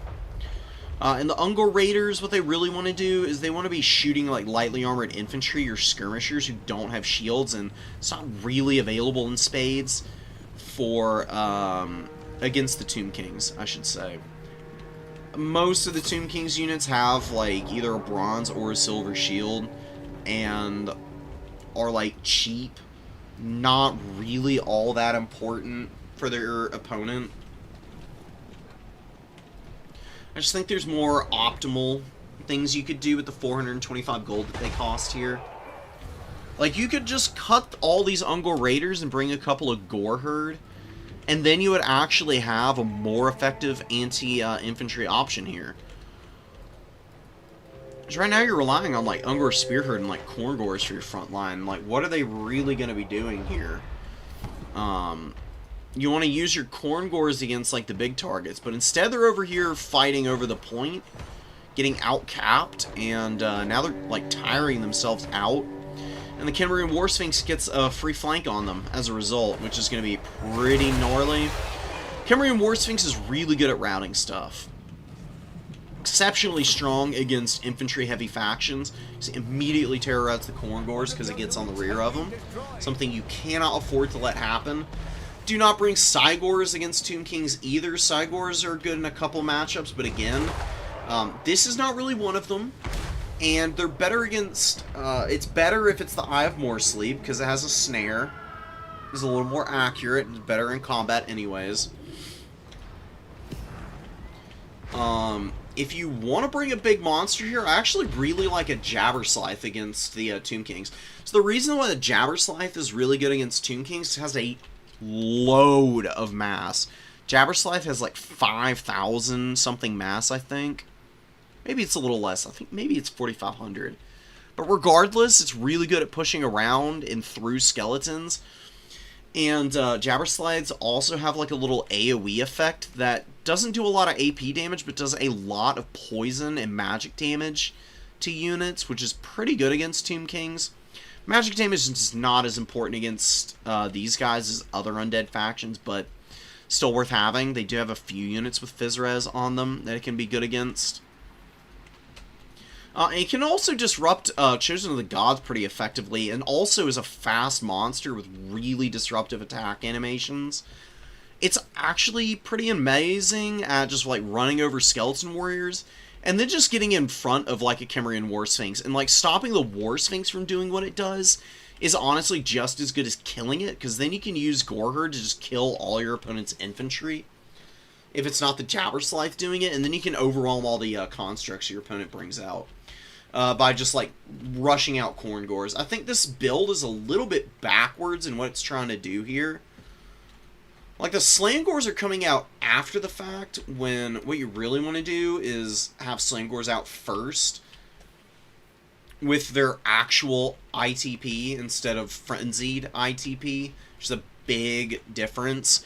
These guys will never rout. Khorngors, if they go below half leadership, will run away because they lose ITP because it's tied up with Frenzy and Primal Fury. It's not there at base like with the Slangors. The Slangors can just run in and just grind happily on the Skeleton Spears, even if they're getting shot, even if they're getting charged by a Khemerian War Sphinx. The Khorngors come in as the reinforcement because that's when your opponent's mobility is really going to be coming into play. You can use them to kind of push into the back line to support dives from the Chimera, which is a really good unit in this matchup, mind you. And just be in all the most annoying places possible while you get rid of your opponent's chaff infantry. And again, I don't know, man. Ungor Raiders, leave them at home, honestly. You're going to get okay shots in here.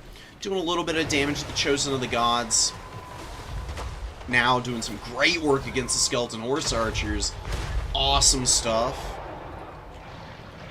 Let's see if these guys can pay off. We get a skeleton, call him a skeleton catapult all the time. Screaming Skull Catapult coming out.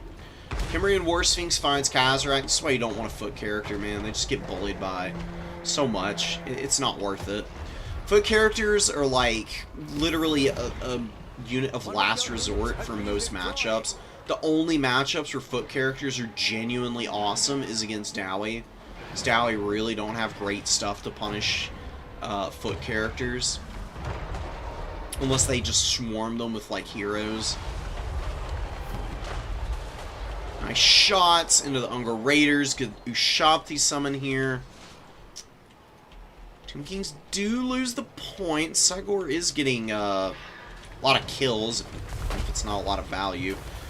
Brutal miss there. I mean, good lord. It's firing into 4 units and somehow finds the only spot. There is nothing there. Incredible stuff.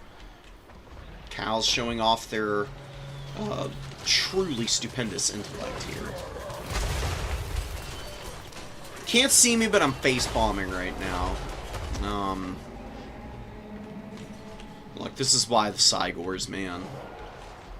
Sometimes they're better in theory than in actuality.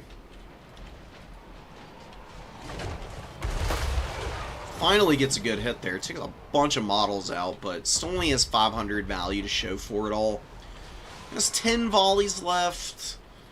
If they were like Tomb Guard, actually, you start using ammo on the Necrocar Warriors.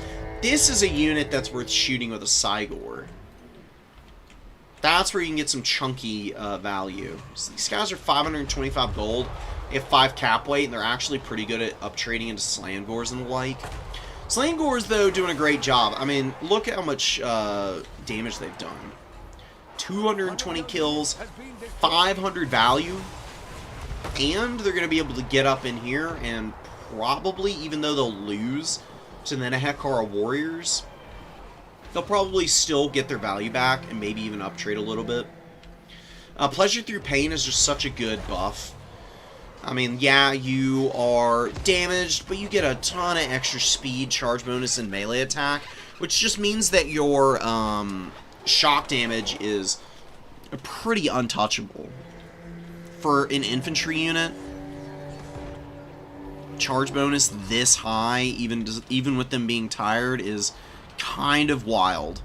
They do get broken. That charge from the Skeleton Horseman breaking that Slangor as quickly as it did was incredible.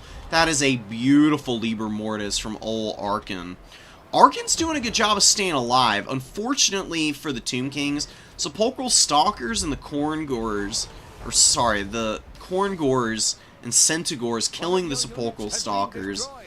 And the Chosen of the Gods have gone offline as well, I believe. I think the Chimera finished them off pretty ably. Chimeras are just an amazing unit. The immune to flanking attribute on them makes them really tough to kill in melee, regardless of what you're using. And Sepulchral Stalkers are really not that good in melee combat. Sepulchral Stalkers, they were fighting the Chimera with the Chosen of the Gods. They needed to do is pull the Sepulchral Stalkers back and just have them shoot the Chimera to death. Sepulchral Stalkers' damage is pretty much all tied up in their laser eyes. If you're not getting good laser eyes value, then you're not really using Sepulchral Stalkers right. 400 kills on a Cygor is kind of wild. That's definitely the most kills I've seen. Value-wise, meh. Still think the Jabberscythe would have been slightly better. But for what it's been up to, I guess this is pretty decent, all things considered. Good Fate of Buna on the Centaurs. Centaurs are going to go down here. No way they survive this. Probably dead to the last gore. Ooh, 17 models get away, but they do shatter. It's going to be a long time for their back in the pool. Is a big map. I mean, this Ungor Raider has been routing for ages now. Only just now getting to the back of the map there. Beastmen locking down the #1. Beastmen are so good at getting on points. They are actually at a value deficit right now. They're still somehow managing to stay somewhat even with the Tomb Kings here. Just because their units are so speedy and they have Vanguard deployment on just about everything, they can get up on points way easier than everybody else can. It's really nasty. Bray Shaman with the Traderkin has been rolling around, dropping that. 1100 value on him. Is on the Tuskor Chariot, I believe. Yep. Telltale difference between Razorgore Chariot for the characters and a Tuskor Chariot is Tuskor has 1500 mass, Razorgore has 2000. Gorbel smacking some stuff around here, killing some Skeleton Horsemen, helping out this Ungor Spear. And keeping the Tomb Kings occupied on the #2 for a long time. Allowing for a save on the #1 with some pretty tattered Khorngors, Slangors, Ungor Herd getting up here, and some Cintiq Throwing Axes helping out. Throwing Axes need to get off this fight. They don't want to fight Skeleton Spears, obviously. They could also get some Throwing Axes in and maybe kill Arkan. Arkin has Staff and a Gash on the line. He's getting that huge power recharge. He's probably out of magic, but it's also giving him an opportunity to grind up the last little bit he needs for the Skeleton Warrior summon from his Tomb Blade, which is pretty amazing in terms of an item. It gives a extra strength Skeleton Warrior to you that lasts for almost 2 minutes, which can be very annoying to have to get through. I mean, it's just really good for popping on top of fights that are already going on and like blocking units in, or just to keep Arkin from getting killed in a dive attempt. Sepulchral Stalker's back out. Did get 1200 value, but it's just kind of sad that they couldn't do a little bit more. Prey Shaman with the Wilds magic doing alright, and looks like the Nekar and Horseman getting in here, helping flip this fight around. The Gorbul is getting debuffed like crazy by Vein Braces of the Sun. Such an amazing item. Perpetual blinded effect on everything the Chariot touches is disgusting. Very hard to deal with these Necrotechs. Has gotten both restores off. Khemrian War Sphinx, 289 kills here. 1900 value is right where you want it to be, since that's about how much it costs, I believe. Beautiful stuff. I really like this Arkin-centric build. He got some really good Spirit Leeches off on Khazrak early, and then cleaned the Lord up, and I think it's kind of what has saved the Tomb Kings here, because otherwise they probably would have lost. I mean, they lost out on their constructs and Chosen of the Gods pretty early on. It's only been towards the end of this game here that they've been able to find a way back into it. Sepulchral Stalkers and some good laser eye shots on Khazrak. It's another reason why you don't bring foot character. Really not that safe from a lot of shooting, as you might think. He does get a good slap in here against Arkin. Arkin's going to die, actually. Gets smacked one more time. Leadership breaks, is going to crumble out, but you're going to get revenge by blasting Khazrak here, I think. Just running in. He's got his big old whip and his sword. Gonna try and deal with some Sepulchral Stalkers. Doesn't have good AP, though. It's pretty low, all things considered. He's got good stats, but if he gets fully surrounded by the Sepulchral Stalkers, they'll still be able to hit him through his 52 melee defense just by hitting him on his, you know, rear side. You know, can't defend behind you unless you're a unit with immune to flanking, which is why that's such a good effect. Tomb Kings barely capping this number 1. I mean, Beastman could get up on this point and start to hold it again. Actually does, just by getting Khazrak back on the point. The Khorngors get on the Sepulchral Stalkers here. Beastman staying scrappy. Assuming Skull Catapult with some good damage there. Chaos Warhounds going for a dive. Skeleton Horsemen come in. Just get out of there. No reason for you to commit back there. Mongol Raiders chilling. Slangors coming in. This number 1 objective is being held here. There's no push from Welsh Lion onto the number 3 objective in time. Being a little slow getting back there. Nahakara Warriors wasted on the number 2. Your opponent is so beleaguered back here that just ratcheting up the intensity of the pressure will be as good as actually holding firm on that number 2 point. Khorngors kill the Sepulchral Stalkers. Wow, Khorngors are so good. Easy peasy counter to just about every large target in the entire game. Light cav, heavy cav, monstrous infantry, lightly armored and heavily armored alike. All of it falls to the fury of the Khorngors and their 18 bonus versus large. You can see when they've got their leadership nice and sauced up. They do have that Frenzy and Primal Fury providing them a pretty stable baseline of 32 melee attack regardless, so even if they weren't attacking a Skeleton Horseman here, they'd still be able to hold back all these Skeleton Spears. And Beastmen are going to just completely stuff the Tomb Kings off of the number 1. Look at that nice, solid infantry line holding back the cap weight here. It's not good cap weight, but still worth it. Somehow the Hounds were allowed to just get on this artillery crew anyways, which is an unforgivable sin. Yeah, had Skeleton Horsemen come in. You should have just run down the Chaos Warhounds. You'd have killed them really quickly. Chaos Warhounds are really bad in Skeleton Horsemen because they're not... they don't have Frenzy or ITP of any kind. They get scared, and they have 38 leadership, so they'll just immediately start running away. These things are so disgusting. God, they're hideous. I love them.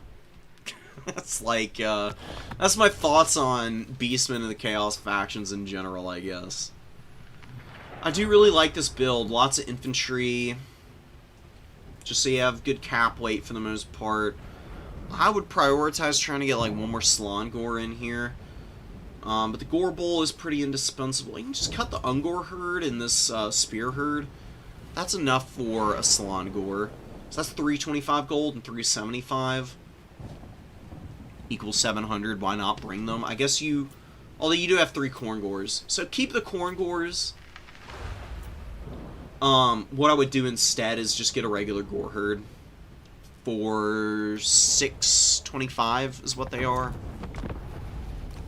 How much are they now? I don't think they've changed. Yeah, for 625, get a really nice infantry clearing piece. Primal Fury, lots of weapon strength, good melee attack. They'll chew through a Skeleton Warrior pretty fast.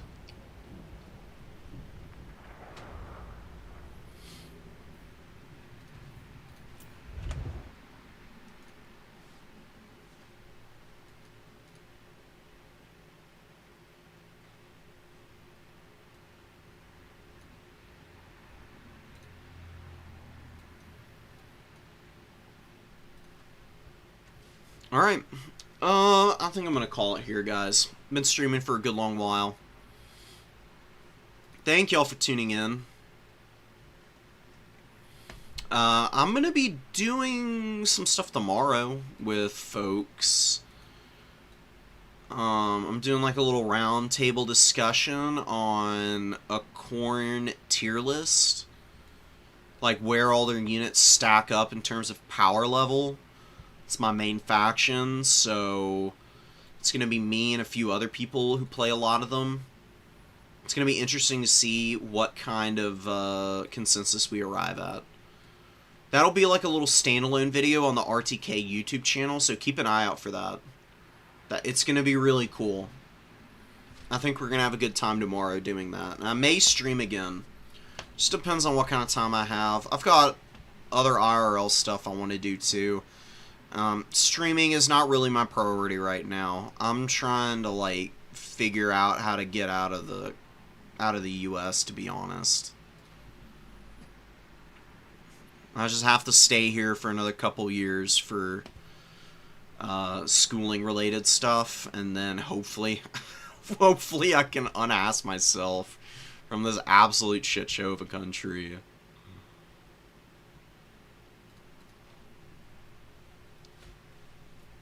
But anyways, that's just an entirely different discussion.